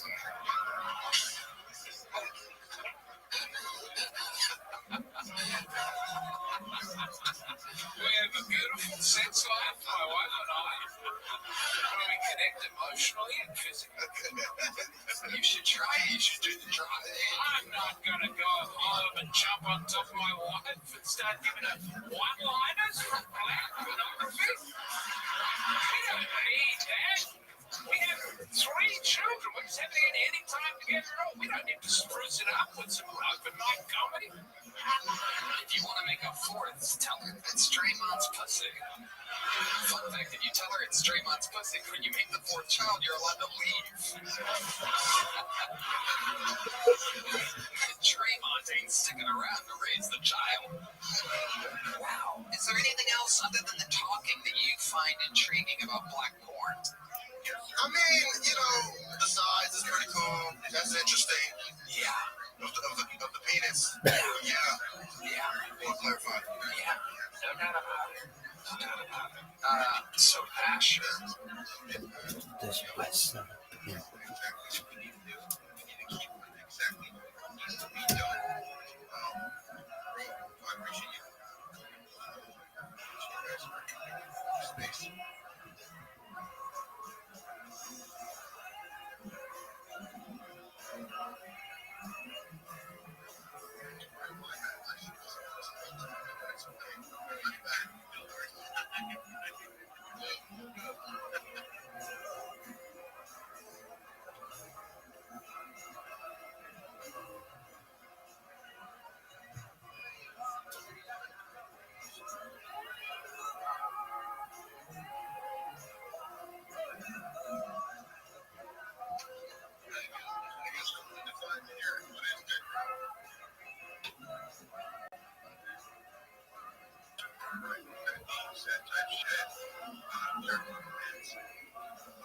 Space.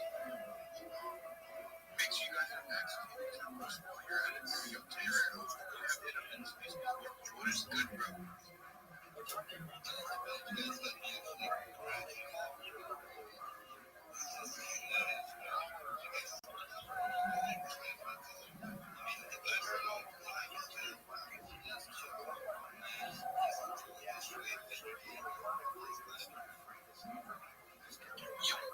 On top of that, bro, override your community. See, like, just put this make sure you guys give it a like, give it a like. If you have not provided it, 3,000 replies, shed up to 3,000 replies.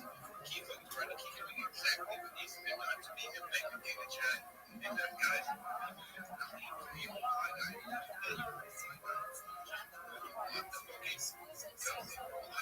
everyone that's in your timeline, your account, be in these spaces, build as much as possible, follow as many people as much as you can, and just fucking grind on to have the biggest thing we done. Alright, so we got some new speakers here, and T-Bear and his Space Jeff, honestly, we're a motivational speaker earlier, saying some amazing stuff to the audience. So I'm going to add to that here in a couple minutes, but we got Jay Love up in here, and Jay knows how to do anything today. Doing great, bro.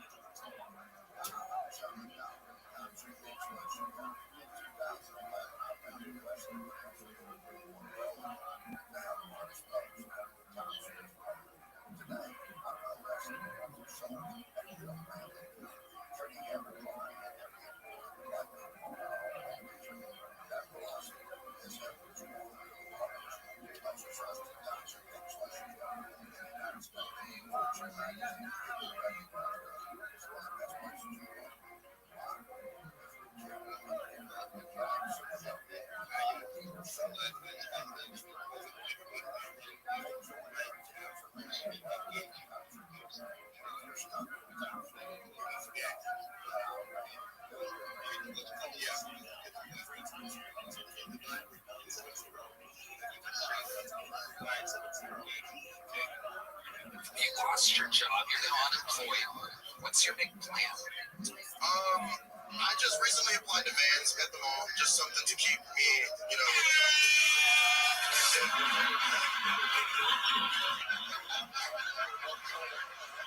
I tell you, I reckon you could get that job at Vans at the mall. I've been to that van in Austin. No, in Santa Clarita. Oh, I don't know maybe that one, but the Vans in Austin at the mall, terrible service. Really? Some of the worst. I tell you, if you want to move to Austin, you get on down to that mall and try one of those shoe shops, because these people, I say that with love and respect. No, why? These people are some of the worst shoe shop employees I've ever encountered. I go in this damn shoe shop. I say, I need a size 12 of this. They come back and they go, well, we got a size 11 and a size 13. I say, what? Well, that's not good for me. Size is the most important part. That's what his ex-girlfriend said. Yeah. Very good. She was black, too. Really? Yeah. Wow. And we have a kid together. Oh, hell. Oh, my God. You made a baby? A black one. You made a black baby? Yeah. Oh, my God. That's why we separated. He needs the black experience. Wow. All right, I'm sorry. I apologize. You made a black baby and your name is Asher? Asher made an Ashy? Yeah. Holy shit. Yeah. That is incredible. How old is this black baby? He's just creeped over a year. He's like a year. Why'd you have to say creep like that? Why'd you say it like he's plotting and planning something? Is this creeping over a year? New, Ash. Oh my God. That is absolutely incredible. Is that why you want to work at a shoe store? My actual job is I produce a comedy show at the Ice House, but that's once a month, and it's not sustainable all the time. What up, Omni Duck? You get to see this little black baby. Omni Duck, what's good, son? You're good. How are things? Dude, I have my dog right here with me. What's your dog's name, big man? Charlie. Shout out to Charlie. What kind of breed is Charlie? I don't make it. Oh, that's amazing. Is Charlie a nice dog? Yes, he's a good boy. All right, I'd love to see a Dalmatian.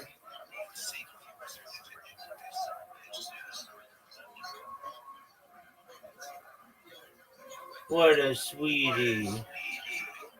What a sweetie. He's beautiful. I know, right? Supposedly he's supposed to have neurological damage by the time he turns 2 or 3. That's like a common thing with breeds. Yeah, I've heard that. Do you find that to be you true? Know why? No, I don't. Why? I don't. That's why I'm asking you. Yeah, I'm not exactly sure of it.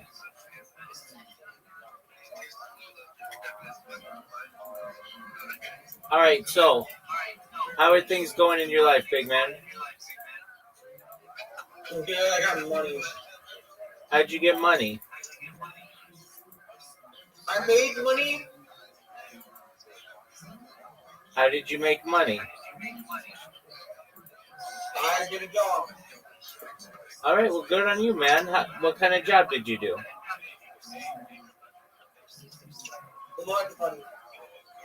What'd you do? No, it's blood money. The money is blood money. Oh, the money's blood. What are you, a pirate? Okay, so we're gonna look up. Oh, he just left. We're gonna look up Dalmatian.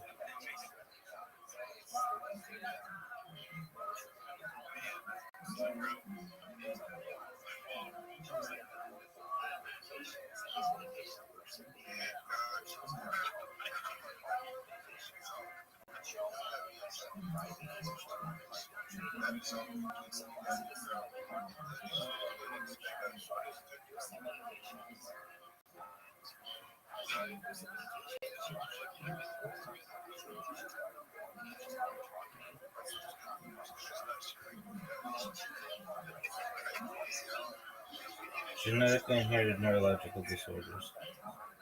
I guess. Shit happens.